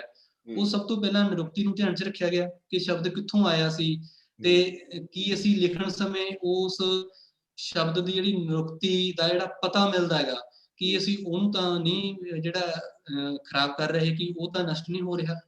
ਪਰ ਇਹ ਵੀ ਨਹੀਂ ਗੱਲ ਹੈਗੀ ਕਿ ਆਪਾਂ ਨਿਰੁਕਤੀ ਦੇ ਪਿੱਛੇ ਜਿਹੜਾ ਉਚਾਰਨ ਨੂੰ ਅਣਡਿੱਠ ਕਰ ਦਈਏ। ਤਾਂ ਬਹੁਤ ਸਾਰੀ ਸ਼ਬਦਾਵਲੀ ਇਹੋ ਜਿਹੀ ਹੈ ਜਿਹੜੀ ਨਿਰੁਕਤੀ ਨੂੰ ਧਿਆਨ 'ਚ ਰੱਖਦੇ ਹੋਏ ਉਹਨਾਂ ਦੇ ਜਿਹੜੇ ਸ਼ਬਦ ਜੋੜ ਹੈਗੇ ਉਚਾਰਨ ਨਾਲੋਂ ਕਿਤੇ ਨਾ ਕਿਤੇ ਭਿੰਨ ਹੋ ਸਕਦੇ ਹੈ। ਕਿਉਂਕਿ ਉਹ ਜਿਹੜੀ ਚੀਜ਼ ਹੈਗੀ ਆ, ਉਹ ਜਿਵੇਂ ਸ਼ਬਦ ਹੈ ਆਪਣਾ ਦਵਾਈ ਸ਼ਬਦ ਹੈ, ਉਸਨੇ ਆਪਣੀ ਮਾਤਾ ਨੂੰ ਦਵਾਈ ਦਵਾਈ, ਤਾਂ ਦੋਵੇਂ ਸ਼ਬਦਾਂ ਦੇ ਵਿੱਚ ਦਵਾਈ ਦਵਾਈ ਹੋਈ ਆਪਾਂ ਬੋਲਦੇ ਹਾਂ, ਪਰ ਇੱਕ ਜਿਹੜੀ ਦਵਾਈ ਹੈ ਉਹ ਮੈਡੀਸਨ ਹੈ, ਦਵਾ ਦਾਰੂ, ਉਹਦੇ ਵਿੱਚ ਦਵਾ ਤੋਂ ਬਣਿਆ ਉਸ ਦੱਦੇ ਨੂੰ ਸਿਹਾਰੀ ਪਾਉਣ ਦੀ ਲੋੜ ਨਹੀਂ ਹੈਗੀ। ਪਰ ਦੂਜੇ ਪਾਸੇ ਕੋਈ ਚੀਜ਼ ਦਵਾਈ ਹੈ, ਉਹ ਦੀਵਾ ਤੋਂ ਬਣਿਆ ਦੱਦੇ ਸਿਹਾਰੀ ਆਪਾਂ ਲਾਵਾਂਗੇ। ਸੋ ਜਿਹੜਾ ਮੂਲ ਸ਼ਬਦ ਹੈ ਉਹ ਕਿੱਥੋਂ ਆਇਆ, ਉਸ ਨੂੰ ਵੀ ਧਿਆਨ 'ਚ ਰੱਖਣਾ ਪੈਂਦਾ ਹੈਗਾ। ਇਸੇ ਤਰ੍ਹਾਂ ਹੀ ਆਪਾਂ ਗਾ ਤੋਂ ਬਣਿਆ ਸ਼ਬਦ ਗਾਉਣਾ ਜਾਂ ਗਾਉਣ, ਤਾਂ ਜਿਹੜਾ ਉਹਦਾ ਉਚਾਰਨ ਹੈ ਉਹ ਗੱਗੇ ਕਨੋੜਾ ਨਾਣਾ ਹੀ ਹੈ, ਪਰ ਜੋ ਗਾਉਣ ਹੈਗਾ ਉਹਦਾ ਮਤਲਬ ਇੱਕ ਸੈਕੰਡਰੀ ਵੀ ਹੁੰਦਾ, ਦੂਜੇ ਦਰਜੇ ਦਾ ਵੀ ਹੁੰਦਾ।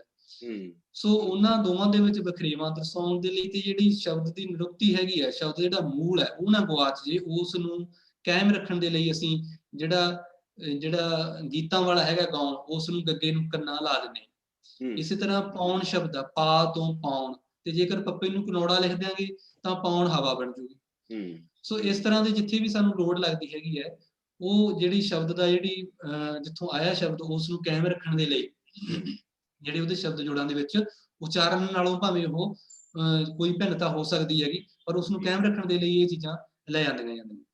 ਅਗਲੀ ਗੱਲ ਜਿਹੜਾ ਧਿਆਨ ਰੱਖਿਆ ਗਿਆ ਉਹ ਹੈਗਾ ਵੀ ਸ਼ਬਦ ਦਾ ਘੇਰਾ ਕਿੰਨਾ ਹੈਗਾ, ਉਸਨੂੰ ਬੋਲਣ ਵਾਲੇ ਲੋਕ ਕਿੰਨੇ ਹੈਗੇ ਆ, ਇਸ ਚੀਜ਼ ਨੂੰ ਧਿਆਨ 'ਚ ਰੱਖਿਆ ਗਿਆ। ਕੁਛ ਸ਼ਬਦ ਨੇ ਜਿਹੜੇ ਸਾਹਿਤਕ ਰੂਪਾਂ ਦੇ ਵਿੱਚ ਜ਼ਿਆਦਾ ਮਿਲਦੇ ਨੇ, ਆਮ ਸ਼ਬਦਾਵਲੀ ਦੇ ਵਿੱਚ ਉਹ ਸ਼ਬਦ ਜ਼ਿਆਦਾ ਵਰਤੇ ਨਹੀਂ ਜਾਂਦੇ। ਉਹ ਸ਼ਬਦ ਜਿਹੜੇ ਹੈਗੇ ਆ ਉਹ ਸਾਹਿਤਕ ਕਿਰਤਾਂ ਦੇ ਵਿੱਚ ਜ਼ਿਆਦਾ ਨਜ਼ਰ ਆਉਂਦੇ ਹੈਗੇ, ਤਾਂ ਉਹਨਾਂ ਨੂੰ ਕੋਸ਼ਿਸ਼ ਕੀਤੀ ਹੈ ਕਿ ਉਹ ਜ਼ਿਆਦਾ ਤਤਸਮ ਰੂਪ ਉਹਨਾਂ ਦਾ ਰੱਖ ਲਿਆ ਗਿਆ। ਤਾਂ ਇਹ ਸਾਰੀਆਂ ਚੀਜ਼ਾਂ ਨੂੰ ਧਿਆਨ ਵਿੱਚ ਰੱਖ ਕੇ ਜਿਹੜੀ ਸ਼ਬਦ ਜੋੜਾਂ ਦਾ ਸਥਿਰੀਕਰਨ ਹੈ, ਫਿਕਸੇਸ਼ਨ ਹੈਗੀ ਹੈ, ਇਹ ਹਰੇਕ ਭਾਸ਼ਾ ਦੇ ਵਿੱਚ ਹੀ ਮੇਰੇ ਖਿਆਲ ਦੇ ਵਿੱਚ ਇਹ ਸਮੱਸਿਆ ਹੋਣੀ ਹੈ, ਉਹ ਕੀਤੀ ਗਈ ਹੈ। ਹਾਂਜੀ, ਇੱਕ ਦੋ ਮਸਲੇ ਨੇ ਜਸਵਿੰਦਰ। ਇੱਕ ਮਸਲਾ ਤਾਂ ਇਹ ਹੈ ਕਿ ਭਾਸ਼ਾ ਕਦੇ ਵੀ ਖੜੇ ਪਾਣੀਆਂ ਵਰਗੀ ਨਹੀਂ ਹੁੰਦੀ ਹੈਗੀ। ਭਾਸ਼ਾ ਹਮੇਸ਼ਾ ਦੁਨੀਆ ਦੀ ਹਰ ਭਾਸ਼ਾ ਜਿਹੜੀ ਹੈਗੀ ਆ ਉਹ ਔਖ ਤੋਂ ਸੌਖ ਵਾਲੇ ਪਾਸੇ ਜਾਂਦੀ ਹੈ, ਸਰਲੀਕਰਨ ਵਾਲੇ ਪਾਸੇ ਜਾਂਦੀ ਹੈ। ਕੁਝ ਨਾ ਕੁਝ ਚੀਜ਼ਾਂ ਜੋ ਸਰਲ ਹੋਈ ਜਾਂਦੀਆਂ ਨੇ, ਉਚਾਰਨ ਦੀ ਪੱਧਰ ਤੇ ਵੀ, ਲਿਖਤ ਦੀ ਪੱਧਰ ਤੇ ਵੀ। ਦੂਜਾ ਮਸਲਾ ਇਹ ਹੈ ਇਹਦੇ ਵਿੱਚ ਕਿ ਜਿਵੇਂ ਇੰਗਲਿਸ਼ ਦੇ ਵਿੱਚ ਹੈ ਕਿ ਇੱਕ ਬ੍ਰਿਟਿਸ਼ ਇੰਗਲਿਸ਼ ਹੈ, ਇੱਕ ਅਮਰੀਕਨ ਇੰਗਲਿਸ਼ ਹੈ। ਬ੍ਰਿਟਿਸ਼ ਇੰਗਲਿਸ਼ ਨੂੰ ਤਾਂ ਸਮੁੱਚੇ ਬ੍ਰਿਟਿਸ਼ ਦੀਆਂ ਸਾਰੀਆਂ ਪਰੰਪਰਾਵਾਂ ਨੂੰ ਅਸੀਂ ਕਹਿੰਦੇ ਆ ਕਿ ਉਹ ਰੂੜੀਵਾਦੀ ਨੇ, ਉਹ ਕੰਜ਼ਰਵੇਟਿਵ ਨੇ, ਉਹ ਚੀਜ਼ਾਂ ਨੂੰ ਬਣਾ ਕੇ ਰੱਖਣ ਦੇ ਹੱਕ 'ਚ ਨੇ। ਜਿਵੇਂ ਉਹਨਾਂ ਨੇ ਭਾਸ਼ਾ ਦੇ ਵਿੱਚ ਬਹੁਤ ਸਾਰੀਆਂ ਸਾਊਂਡਸ ਨੇ, ਉਹ ਬੋਲਣ ਦੇ ਵਿੱਚ ਤਾਂ ਖਤਮ ਕਰਤੀਆਂ ਪਰ ਲਿਖਣ ਦੇ ਵਿੱਚ ਨਹੀਂ ਕੀਤੀਆਂ। ਜਿਵੇਂ ਲਾਈਟ ਦੇ ਵਿੱਚ LIGHT ਪੈ ਰਿਹਾ ਹੈ। ਪੰਜਾਬੀ ਦੇ ਵਿੱਚ ਵੀ ਇਹ ਬਹਿਸ ਚੱਲੀ। ਹਰਕੀਰਤ ਹੋਰਾਂ ਤੋਂ ਬਾਅਦ ਜਦੋਂ ਜੋਗਿੰਦਰ ਸਿੰਘ ਕੁਆਰ ਹੋਰੀ BC ਬਣੇ ਤਾਂ ਉਹਨਾਂ ਨੇ ਮਤਲਬ ਅਮਰੀਕਨ ਪੈਟਰਨ ਤੇ ਕਿਹਾ ਕਿ ਜਿਵੇਂ ਬੋਲੋ ਤਿਵੇਂ ਲਿਖੋ। ਤਾਂ ਉਹਨੇ ਬਹੁਤ ਸਾਰੀਆਂ ਚੇਂਜਸ ਕੀਤੀਆਂ। ਜਿਵੇਂ ਸ਼ਹਿਰ ਉਹਨਾਂ ਨੇ, ਜਿਵੇਂ ਆਪਾਂ ਪਾਉਂਦੇ ਆ ਕਿ ਹਾਹੇ ਨੂੰ ਸਿਹਾਰੀ ਲਾ ਕੇ, ਉਹ ਕਹਿੰਦਾ ਐਂ ਕਿਉਂ ਪਾਉਂਦੇ, ਜਦੋਂ ਆਪਾਂ ਸੱਸੇ ਨੂੰ ਦਲਾਵਾਂ ਲਾ ਕੇ ਬੋਲਦੇ ਆ ਤਾਂ ਉਹਨੂੰ ਦਲਾਵਾਂ ਲਾ ਕੇ ਹੀ ਪਾਓ। ਇਸ ਤਰ੍ਹਾਂ ਦੇ ਹੋਰ ਬਹੁਤ ਸਾਰੇ ਚੇਂਜ। ਉਸ ਵੇਲੇ ਜਿੰਨੀਆਂ ਕਿਤਾਬਾਂ ਪੰਜਾਬੀ ਯੂਨੀਵਰਸਿਟੀ ਦੇ ਛਪੀਆਂ ਉਸ ਪੈਟਰਨ ਤੇ ਛਪੀਆਂ ਕਿ ਜਿਵੇਂ ਬੋਲੋ ਤਿਵੇਂ ਲਿਖੋ, ਭਾਸ਼ਾ ਨੂੰ ਸੌਖਾ ਕਰ ਦਿਓ, ਉਹ ਬੰਧਨਾਂ 'ਚ ਨਾ ਰੱਖੋ। ਤੁਹਾਨੂੰ ਕੀ ਲੱਗਦਾ ਹੈ ਇਹਨਾਂ ਦੋਨਾਂ ਥਿਊਰੀਆਂ ਦੇ ਵਿੱਚੋਂ ਅਮਰੀਕਨ ਪੈਟਰਨ ਜਾਂ ਜੋਗਿੰਦਰ ਸਿੰਘ ਕੁਆਰ ਵਾਲਾ ਪੈਟਰਨ, ਪੰਜਾਬੀ 'ਚ ਆਪਾਂ ਕਹਿ ਲਈਏ, ਦੂਜੇ ਪਾਸੇ ਹਰਕੀਰਤ ਵਾਲਾ ਪੈਟਰਨ ਜਾਂ ਬ੍ਰਿਟਿਸ਼ ਪੈਟਰਨ ਜਿਹੜਾ ਹੈਗਾ, ਅਸੀਂ ਦੋਨਾਂ ਦੇ ਵਿੱਚੋਂ ਆਪਾਂ ਨੂੰ ਕਿਹੜਾ, ਤੁਹਾਡੀ ਰਾਏ ਦੇ ਮੁਤਾਬਕ ਕਿਹੜਾ ਠੀਕ ਲੱਗਦਾ? ਇਸ ਤਰ੍ਹਾਂ ਜੀ ਕਿ ਇਹ ਵਧੀਆ ਗੱਲ ਹੈ ਕਿ ਭਾਸ਼ਾ ਜਿਹੜੀ ਹੈਗੀ ਉਚਾਰਨ ਦੇ ਨੇੜੇ ਹੋਣੀ ਚਾਹੀਦੀ ਹੈ ਜੀ, ਇਹ 'ਚ ਕੋਈ ਦੋ ਰਾਵਾਂ ਨਹੀਂ। ਪਰ ਪੰਜਾਬੀ ਦੇ ਵਿੱਚ ਜਿਹੜੀ ਤਾਂ ਗੱਲ ਤੁਸੀਂ ਸ਼ਹਿਰ ਵਾਲੀ ਉਦਾਹਰਨ ਵਾਲੀ ਗੱਲ ਕੀਤੀ ਹੈ, ਉਸ ਦੇ ਬਾਰੇ ਵਿੱਚ ਤਾਂ ਮੈਂ ਡਾਕਟਰ ਹਰਕੀਰਤ ਸਿੰਘ ਜੀ ਦਾ ਹੀ ਪੜ੍ਹਿਆ ਸੀਗਾ ਕਿ ਆਪਾਂ ਕਹਿ ਦਿੰਦੇ ਹਾਂ ਕਿ ਪੰਜਾਬੀ ਦੇ ਵਿੱਚ ਸਵਰ ਧੁਨੀਆਂ ਜਿਹੜੀਆਂ 10 ਨੇ, ਪਰ ਉਹ 10 ਤੋਂ ਵੀ ਅੱਗੇ ਜਿਹੜੀ ਗੱਲ ਕਰਦੇ ਨੇ ਉਹ ਕਹਿੰਦੇ ਵੀ 10 ਨਹੀਂ 11 ਨੇ। ਖਾਸ ਕਰਕੇ ਇਹ ਜਿਹੜੀ ਸ਼ਹਿਰ, ਲਹਿਰ, ਨਹਿਰ, ਇਹ ਜਿਹੜੇ ਸ਼ਬਦ ਜੋੜ ਨੇ ਉਹਨਾਂ ਦੇ ਮਸਲੇ ਦੇ ਬਾਰੇ ਵਿੱਚ ਉਹਨਾਂ ਦਾ ਇਹ ਕਹਿਣਾ ਸੀਗਾ ਕਿ ਜਦੋਂ ਅਸੀਂ ਇਹਨਾਂ ਨੂੰ ਤੋੜ ਕੇ ਦੇਖਾਂਗੇ ਤਾਂ ਸਾਥੋਂ ਉਹ ਉਚਾਰਨ ਸਹੀ ਹੁੰਦਾ ਨਹੀਂ। ਜੇਕਰ ਆਪਾਂ ਮੁਹਾਰਨੀ ਦੇ ਰੂਪ ਦੇ ਵਿੱਚ ਇਸ ਨੂੰ ਤੋੜ ਕੇ ਦੇਖੀਏ, ਜਿਵੇਂ ਆਪਾਂ ਬੱਚਿਆਂ ਨੂੰ ਕਰਵਾਉਣੇ ਆ ਸਕੂਲ ਦੇ ਵਿੱਚ, ਤਾਂ ਕਿਤੇ ਨਾ ਕਿਤੇ ਇਹ ਮਸਲਾ ਵੀ ਵਿਚਾਰਨਯੋਗ ਹੈ ਕਿ ਕੀ ਸੱਚੀ ਪੰਜਾਬੀ ਦੇ ਵਿੱਚ 10 ਸਵਰ ਧੁਨੀਆਂ ਹੀ ਨੇ।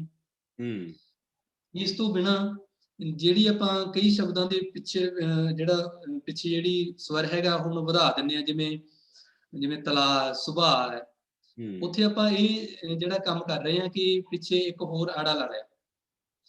ਪਰ ਜੇਕਰ ਆਪਾਂ ਇਸ ਨੂੰ ਦੇਖੀਏ ਕਿ ਸੱਸੇ ਨੂੰ ਔਂਕੜ, ਭੱਬੇ ਨੂੰ ਕੰਨਾ, ਉਹ ਤਾਂ ਪਹਿਲਾਂ ਹੀ ਇੱਕ ਤਾਂ ਆ ਲੱਗਿਆ ਹੋਇਆ ਪਿਛਲੇ ਪਾਸੇ, ਤੇ ਇੱਕ ਹੋਰ ਆਪਾਂ ਜਿਹੜਾ ਐੜਾ ਲਾ ਰਹੇ ਹਾਂ ਉਹ ਤਾਂ ਕੱਲਾ ਐੜਾ ਤਾਂ ਕਦੇ ਵੀ ਜਿਹੜਾ ਹੈਗਾ ਉਸ ਨੂੰ ਵਧਾਉਂਦਾ ਨਹੀਂ ਹੁੰਦਾ ਹੈਗਾ। ਜਿੰਨਾ ਆ ਵਧਾ ਸਕਦਾ ਉਹਨਾਂ ਕੱਲਾ ਅ ਜਿਹੜਾ ਵਧਾ ਨਹੀਂ ਸਕਦਾ। ਸੋ ਇਹ ਵੀ ਇੱਕ ਤਰ੍ਹਾਂ ਦਾ ਜਿਹੜਾ ਹੈਗਾ ਉਹ ਬਿਲਕੁਲ ਨੈਟ ਕੇਸ ਤੇ ਕੰਮ ਕਰਨ ਵਾਲਾ ਹੈਗਾ ਕਿ ਇਸ ਮਸਲੇ ਨੂੰ ਕਿਵੇਂ ਨਜਿੱਠਿਆ ਜਾਵੇ। ਇਸ ਤੋਂ ਬਿਨਾਂ ਜਿਵੇਂ ਤੁਸੀਂ ਕਿਹਾ ਸੀ ਕਿ ਇਹ ਕਿਸ ਤਰ੍ਹਾਂ ਕਰਨਾ ਚਾਹੀਦਾ ਇਸ ਨੂੰ, ਤਾਂ ਮੈਨੂੰ ਲੱਗਦਾ ਕਿ ਸਾਨੂੰ ਪੰਜਾਬੀ ਨੂੰ ਸਿਰਫ ਗੁਰਮੁਖੀ ਲਿਖਣ ਵਾਲਿਆਂ ਦੇ ਸੰਦਰਭ 'ਚ ਨਹੀਂ ਸੋਚਣਾ ਚਾਹੀਦਾ। ਪੰਜਾਬੀ ਦਾ ਦਾਇਰਾ ਪੰਜਾਬ ਤੋਂ ਇੱਕ ਵੱਡਾ ਪੰਜਾਬ, ਸਾਡੇ ਪੂਰਬੀ ਪੰਜਾਬ ਤੋਂ ਵੱਡਾ ਪੰਜਾਬ ਜਿਹੜਾ ਹੈਗਾ ਉਹ ਪਾਕਿਸਤਾਨ ਦੇ ਵਿੱਚ ਨੇ। ਇਸ ਤੋਂ ਬਿਨਾਂ ਜਿਹੜਾ ਹੁਣ ਤਾਂ ਇੱਕ ਬਾਹਰ ਵੀ ਪੰਜਾਬ ਵਸ ਗਿਆ ਹੈਗਾ। ਸੋ ਜਦੋਂ ਉਹ ਜਿਹੜੇ ਲੋਕ ਹੈਗੇ ਨੇ ਸਾਡੇ ਭਰਾ ਨੇ ਜਿਹੜੇ, ਉਹ ਜਦੋਂ ਜੇਕਰ ਚਾਹਣ ਕਿ ਅਸੀਂ ਗੁਰਮੁਖੀ ਲਿਖਤ ਦੇ ਵਿੱਚ ਆਪਣੇ ਉਚਾਰਨ ਨੂੰ ਲਿਖਣਾ ਹੈ, ਤਾਂ ਉਹਨਾਂ ਦੀ ਸਹੂਲਤ ਦੇ ਲਈ ਹੀ ਮੇਰੇ ਖਿਆਲ ਦੇ ਵਿੱਚ ਜਿਹੜੇ ਗੱਗੇ ਪੈਰ ਬਿੰਦੀ, ਖੱਖੇ ਪੈਰ ਬਿੰਦੀ ਸ਼ਾਮਲ ਕੀਤੇ ਗਏ। ਖੱਖੇ ਪੈਰ ਬਿੰਦੀ ਤਾਂ ਤੁਸੀਂ ਆਪਾਂ ਦੇਖੋ ਕਿ ਗੱਗੇ ਪੈਰ ਬਿੰਦੀ ਨਾਲ ਪੰਜਾਬੀ ਦੇ ਵਿੱਚ ਜਾਂ ਖੱਖੇ ਪੈਰ ਬਿੰਦੀ ਨਾਲ ਕੋਈ ਅਰਥ ਵਿਰੋਧ ਪੈਦਾ ਨਹੀਂ ਹੁੰਦਾ ਹੈਗਾ। ਕੋਈ ਇਹੋ ਜਿਹਾ ਸ਼ਬਦ ਮੈਨੂੰ ਤਾਂ ਲੱਭਿਆ ਨਹੀਂ ਹੈਗਾ, ਸ਼ਾਇਦ ਤੁਹਾਡੇ ਧਿਆਨ 'ਚ ਹੋਵੇ ਤਾਂ ਦੱਸਣਾ, ਕਿ ਜਿਹਦੇ ਨਾਲ ਆਪਾਂ ਖੱਖੇ ਪੈਰ ਬਿੰਦੀ ਹਟਾ ਦਈਏ ਤੇ ਕੋਈ ਹੋਰ ਅਰਥ ਵਿਰੋਧ ਪੈਦਾ ਹੋ ਜਾਏ, ਕੋਈ ਹੋਰ ਸ਼ਬਦ ਬਣ ਜਾਏ। ਤਾਂ ਮੈਨੂੰ ਲੱਗਦਾ ਕਿ ਜੇਕਰ ਜਿਹੜੀ ਇਸ ਕੋਸ਼ ਸੈੱਲ ਦੇ ਜਿਹੜੇ ਸਾਡੇ ਵਿਦਵਾਨ ਸੀਗੇ, ਡਾਕਟਰ ਹਰਕੀਰਤ ਸਿੰਘ ਹੋਰਾਂ ਦੇ ਨਾਲ ਵੀ ਸੀਗੇ, ਤਾਂ ਉਹਨਾਂ ਨੇ ਕਾਫੀ ਸੋਚ ਸਮਝ ਕੇ ਇਹ ਚੀਜ਼ਾਂ ਨੂੰ ਧਿਆਨ 'ਚ ਰੱਖਿਆ, ਇਹ ਲਿਆ ਗਿਆ। ਤਾਂ ਮੈਨੂੰ ਲੱਗਦਾ ਕਿ ਇਹ ਜਿਹੜੀ ਸ਼ਬਦਾਵਲੀ ਹੈਗੀ ਹੈ ਇਸ ਨੂੰ ਇਵੇਂ ਰੱਖ ਲੈਣ 'ਚ ਕੋਈ ਵੀ ਹਰਜ ਨਹੀਂ ਹੈਗਾ। ਇਸ ਤੋਂ ਬਿਨਾਂ ਸਾਡੀ ਜਿਹੜੀ ਸਾਹਿਤਕ ਜਾਂ ਬੌਧਿਕ ਪਰੰਪਰਾ ਹੈਗੀ ਹੈ, ਬੌਧਿਕ ਜਿਹੜੀਆਂ ਕਿਰਤਾਂ ਨੇ, ਸਾਹਿਤਕ ਕਿਰਤਾਂ ਨੇ, ਸਾਨੂੰ ਉਹਨਾਂ ਨੂੰ ਵੀ ਧਿਆਨ 'ਚ ਰੱਖਣਾ ਚਾਹੀਦਾ ਹੈ। ਜਦੋਂ ਵੀ ਕਿਸੇ ਤੁਸੀਂ ਜਿਹੜੀ ਕਵੀ ਦਰਬਾਰ ਸੁਣੋ, ਕਵਿਤਾਵਾਂ ਸੁਣੋ, ਉਹਨਾਂ ਦੇ ਵਿੱਚ ਤੁਸੀਂ ਦੇਖੋਗੇ ਕਿ ਜਿਹੜੇ ਸ਼ਬਦਾਵਲੀ ਜਿਹੜੀ ਉਰਦੂ ਤੋਂ ਆਈ ਹੈ ਜਾਂ ਸੰਸਕ੍ਰਿਤ ਤੋਂ ਲਈ ਹੈ ਜਾਂ ਹੋਰ ਤੋਂ ਲਈ ਹੈ, ਉਸ ਨੂੰ ਕਵੀ ਕੋਸ਼ਿਸ਼ ਕਰਦਾ ਕਿ ਤਤਸਮ ਰੂਪ ਦੇ ਵਿੱਚ ਹੀ ਲਿਖਿਆ ਜਾਵੇ ਤੇ ਬੋਲਿਆ ਵੀ ਜਾਵੇ। ਸੋ ਜੇਕਰ ਆਪਾਂ ਉਹ ਰੱਖ ਰਹੇ ਹਾਂ ਤਾਂ ਮੈਨੂੰ ਲੱਗਦਾ ਨਹੀਂ ਕਿ ਇਹਦੇ ਵਿੱਚ ਕੋਈ ਬੜੀ ਵੱਡੀ ਗੱਲ ਹੋਣੀ ਹੈ। ਤੇ ਇਹ ਜਿਹੜੀ ਇੱਕ ਸ਼ਬਦਾਵਲੀ ਕੋਈ ਜ਼ਿਆਦਾ ਵੀ ਨਹੀਂ ਹੈ, ਇਸ ਦਾ ਜਿਹੜਾ ਹੈਗਾ ਇਹਨੂੰ ਵੱਖਰੇ ਤੌਰ ਤੇ ਦਰਜ ਕੀਤਾ ਜਾ ਸਕਦਾ ਹੈ। ਤੇ ਜਿਹੜੀ ਆਮ ਜਿਹੜੀ ਬੋਲਚਾਲ ਦੀ ਜਿਹੜੀ ਸ਼ਬਦਾਵਲੀ ਹੈਗੀ ਆ, ਉਸ ਨੂੰ ਜਿਵੇਂ ਬੋਲੋ ਤਿਵੇਂ ਲਿਖੋ ਦੇ ਜਿਹੜਾ ਨੇੜੇ ਲਿਆ ਜਾ ਸਕਦਾ। ਇਸ ਤੋਂ ਬਿਨਾਂ ਇੱਕ ਹੋਰ ਮਸਲਾ ਵੀ ਹੈ ਕਿ ਸਾਡੇ ਕੋਲੇ ਜਿਹੜੇ ਅਗੇਤਰ ਨੇ ਉਹ ਲਗਭਗ ਸਾਰੇ ਇੱਧਰੋਂ ਲੈ ਕੇ ਸੰਸਕ੍ਰਿਤ ਤੋਂ ਲੈ ਗਏ ਨੇ ਜਾਂ ਕੁਛ ਹੱਦ ਤੱਕ ਜਿਹੜੇ ਫਾਰਸੀ ਤੋਂ ਲੈ ਗਏ। ਉਹ ਵੀ ਸਾਨੂੰ ਵਿਚਾਰਨੇ ਚਾਹੀਦੇ ਆ ਕਿ ਜੇ ਅਸੀਂ ਇਸ ਮਸਲੇ ਨੂੰ ਇਵੇਂ ਹੀ ਨਜਿੱਠਣ ਲੱਗ ਗਏ ਕਿ ਜਿਵੇਂ ਬੋਲੋ ਉਵੇਂ ਲਿਖੋ, ਤਾਂ ਸਾਡੇ ਜਿਹੜੇ ਅਸੀਂ ਅਗੇਤਰਾਂ ਦੇ ਨਾਲ ਜਿਹੜੀ ਸ਼ਬਦਾਵਲੀ ਬਣਾਈ ਹੈ ਕਿ ਉਹਨਾਂ ਦੇ ਵਿੱਚ ਕੋਈ ਅੰਤਰ ਤਾਂ ਨਹੀਂ ਹੋਣਾ ਸ਼ੁਰੂ ਹੋ ਜਾਊਗਾ। ਤਾਂ ਉਹ ਵੀ ਸਾਨੂੰ ਧਿਆਨ 'ਚ ਰੱਖਣਾ ਪੈਣਾ ਹੈ ਜੀ। ਜਿਵੇਂ ਆਪਾਂ ਜਿਹੜਾ ਸ਼ਬਦ ਵਰਤਦੇ ਆ, ਸਪੁੱਤਰ ਸ਼ਬਦ ਹੈਗਾ, ਉਸ ਨੂੰ ਆਪਾਂ ਲਿਖਦੇ ਹਾਂ ਸਪੁੱਤਰ, ਸਜਿਲਦ। ਹੁਣ ਜਿਹੜਾ ਸ ਅਗੇਤਰ ਹੈਗਾ ਉਹਦਾ ਭਾਵ ਇਹ ਹੁੰਦਾ ਕਿ ਸਹਿਤ ਜਾਂ ਨਾਲ। ਸਜਿਲਦ ਮਤਲਬ ਇਹਦੇ ਉੱਤੇ ਜਲਦ ਹੈ, ਇਸ ਕਿਤਾਬ ਦੇ ਉੱਤੇ। ਸਚਿੱਤਰ ਮਤਲਬ ਇਹਦੇ ਵਿੱਚ ਚਿੱਤਰ ਹੈ। ਤੇ ਜਿਹੜਾ ਸੱਸੇ ਨੂੰ ਔਂਕੜ ਆਪਾਂ ਲਾਉਣੇ ਆ, ਉਹਦਾ ਮਤਲਬ ਹੁੰਦਾ ਚੰਗਾ, ਵਧੀਆ। ਤਾਂ ਜਦੋਂ ਆਪਾਂ ਸਪੁੱਤਰ ਲਿਖਦੇ ਹਾਂ, ਭਾਵੇਂ ਉਚਾਰਨ ਦੇ ਵਿੱਚ ਉਹੀ ਹੈ, ਤਾਂ ਇਹਦੇ ਅੱਗੇ ਜਿਹੜਾ ਹੈਗਾ ਉਹ ਸੱਸੇ ਨੂੰ ਔਂਕੜ ਹੋਣਾ ਚਾਹੀਦਾ। ਇਸ ਤਰ੍ਹਾਂ ਸੁਰੱਖਿਆ ਆ ਗਿਆ, ਹੋਰ ਸੱਸੇ ਨੂੰ ਔਂਕੜ ਲਾ ਕੇ ਬੜੀ ਸਾਰੀ ਸ਼ਬਦਾਵਲੀ ਪਈ ਹੈ। ਤਾਂ ਸਾਨੂੰ ਜਿਹੜੇ ਸਾਡੇ ਕੋਲੇ ਅਗੇਤਰ ਨੇ, ਅਗੇਤਰ ਦੇ ਨਾਲ ਜਿਹੜੀ ਲਾ ਕੇ ਸ਼ਬਦ ਰੂਪ ਬਣਦੇ ਨੇ, ਉਹਨਾਂ ਦਾ ਵੀ ਸਾਨੂੰ ਧਿਆਨ ਰੱਖਣਾ ਚਾਹੀਦਾ ਜੀ। ਹਾਂਜੀ। ਹਾਂ ਬਿਲਕੁਲ, ਬਿਨਾਂ ਸ਼ੱਕ ਭਾਸ਼ਾ ਦੇ ਵਿੱਚ ਜਿਹੜਾ ਪਣਤਾਊਪਣਾ ਹੁੰਦਾ ਹੈ, ਉਹ ਭਾਸ਼ਾ ਦਾ ਨੁਕਸਾਨ ਵੱਧ ਕਰਦਾ ਹੈ। ਸੰਸਕ੍ਰਿਤ ਨੂੰ ਮਾਰਨ ਦੇ ਵਿੱਚ ਇਸ ਪਣਤਾਊਪਣੇ ਦਾ ਬਹੁਤ ਵੱਡੀ ਭੂਮਿਕਾ ਰਹੀ ਹੈ। ਸੰਸਕ੍ਰਿਤ ਵੀ ਕਿਸੇ ਵੇਲੇ ਲੋਕਾਂ ਦੀ ਭਾਸ਼ਾ ਸੀ, ਪਰ ਲੋਕਾਂ ਦੀ ਭਾਸ਼ਾ ਉਹ ਨਹੀਂ ਰਹੀ, ਤੇ ਇਹਦੇ ਵਿੱਚੋਂ ਬਹੁਤ ਸਾਰੀਆਂ ਭਾਸ਼ਾਵਾਂ ਨਿਕਲੀਆਂ ਹੌਲੀ ਹੌਲੀ। ਅਗਲੇ ਪੜਾਵਾਂ ਦੇ ਵਿੱਚ ਜਿਹੜੀਆਂ ਸਾਡੀਆਂ ਭਾਸ਼ਾਵਾਂ ਨੇ, ਇਹਦਾ ਵੀ ਪਿਛੋਕੜ ਕਿਤੇ ਨਾ ਕਿਤੇ ਉਹਨਾਂ ਨਾਲ ਜੁੜਦਾ ਹੈ। ਸੋ ਇਸ ਕਰਕੇ ਭਾਸ਼ਾ ਦੇ ਵਿੱਚ ਇਹਨਾਂ ਚੀਜ਼ਾਂ ਵੱਲ ਫੋਕਸ ਕਰਨਾ ਚਾਹੀਦਾ ਹੈ ਕਿ ਜਿਵੇਂ ਜਿਵੇਂ ਸਮਾਂ ਬਦਲ ਰਿਹਾ, ਹਾਲਾਤ ਬਦਲ ਰਹੇ ਨੇ, ਦਾਇਰੇ ਬਦਲ ਰਹੇ ਨੇ, ਤਿਵੇਂ ਤਿਵੇਂ ਸਾਡੀ ਜਿਹੜੀ ਲਿਖਤੀ ਭਾਸ਼ਾ ਹੈ, ਸ਼ਬਦ ਜੋੜਨੇ, ਉਹਨਾਂ ਦੇ ਵਿੱਚ ਤਬਦੀਲੀਆਂ ਆਉਣੀਆਂ ਚਾਹੀਦੀਆਂ ਨੇ। ਹੁਣ ਆਪਾਂ ਥੋੜਾ ਜਿਹਾ ਪ੍ਰਾਇਮਰੀ ਵਾਲੇ ਪਾਸੇ, ਅਧਿਆਪਕਾਂ ਵਾਲੇ ਪਾਸੇ ਆਈਏ, ਸਕੂਲ ਵਾਲੇ ਪਾਸੇ ਆਈਏ। ਇੱਕ ਗੱਲ ਤਾਂ ਜਸਵਿੰਦਰ, ਆਪਾਂ ਇਹ ਸਮਝੀਏ ਜਾਂ ਸਮਝਾਈਏ ਸਾਡੇ ਅਧਿਆਪਕਾਂ ਨੂੰ, ਜਿਹੜੀ ਮੈਨੂੰ ਲੱਗਦਾ ਹੁੰਦਾ ਹੈ ਕਿ ਸ਼ਾਇਦ ਬਹੁਤ ਸਾਰੇ ਅਧਿਆਪਕਾਂ ਨੂੰ ਇਸ ਗੱਲ ਦਾ ਨਾ ਪਤਾ ਹੋਵੇ ਕਿ ਜਿਹੜੀ ਸਾਡੀ ਮੁਹਾਰਨੀ ਹੈ ਜਾਂ ਸਾਡੇ ਅੱਖਰਾਂ ਦਾ ਜਿਹੜਾ ਕ੍ਰਮ ਹੈ, ਕਿ ਪਹਿਲਾਂ ਕ ਖ ਵਾਲੀ ਲੈਣੀ ਕਿਉਂ ਆਈ, ਜਾਂ ਕ ਤੋਂ ਬਾਅਦ ਖ ਹੀ ਕਿਉਂ ਆਇਆ, ਕ ਤੋਂ ਪਹਿਲਾਂ ਕਾਹਤੋਂ ਨਹੀਂ ਆਇਆ ਹੈਗਾ, ਜਾਂ ਕ ਤੋਂ ਬਾਅਦ ਚ, ਕ, ਚ, ਟ, ਤ, ਪ, ਜਿਹਨੂੰ ਆਪਾਂ ਕਵਰਗ, ਚਵਰਗ, ਟਵਰਗ, ਤਵਰਗ, ਪਵਰਗ ਕਹਿੰਦੇ ਆ, ਇਹ ਸੀਕੁਐਂਸ ਐਂ ਕਾਹਤੋਂ ਆਇਆ? ਇਹ ਬੜਾ ਰੌਚਕ ਜਾਂ ਗੱਲ ਹੈ, ਮਸਲਾ ਇਹ ਤੇ ਜ਼ਰੂਰ ਥੋੜੇ ਜਿਹਾ ਤੁਸੀਂ ਗੱਲ ਕਰੋ ਤਾਂ ਕਿ ਆਪਾਂ ਇਸ ਨੂੰ ਵੀ ਕਲੀਅਰ ਕਰ ਸਕੀਏ ਕਿ ਮੁਹਾਰਨੀ ਐਂ ਕਾਹਤੋਂ ਬਣਾਈ ਹੈ। ਬਿਲਕੁਲ ਜੀ। ਜਿਹੜਾ ਆਪਾਂ ਗੱਲ ਕਰਦੇ ਹਾਂ ਕਿ ਜਿਹੜੀ ਵਿਗਿਆਨਕ ਭਾਸ਼ਾ ਆਪਾਂ ਕਹਿੰਦੇ ਹਾਂ ਪੰਜਾਬੀ ਨੂੰ, ਖਾਸ ਕਰਕੇ ਜਿਹੜੀ ਪੰਜਾਬੀ ਜਿਹੜੀ ਲਿਪਾਂਕ ਨੇ, ਉਹਨਾਂ ਦੀ ਜਿਹੜੀ ਤਰਤੀਬ ਵੱਧ ਉਹਨਾਂ ਨੂੰ ਕੀਤਾ ਗਿਆ, ਉਹ ਬੜੇ ਵਿਗਿਆਨਕ ਤਰੀਕੇ ਨਾਲ ਕੀਤਾ ਗਿਆ।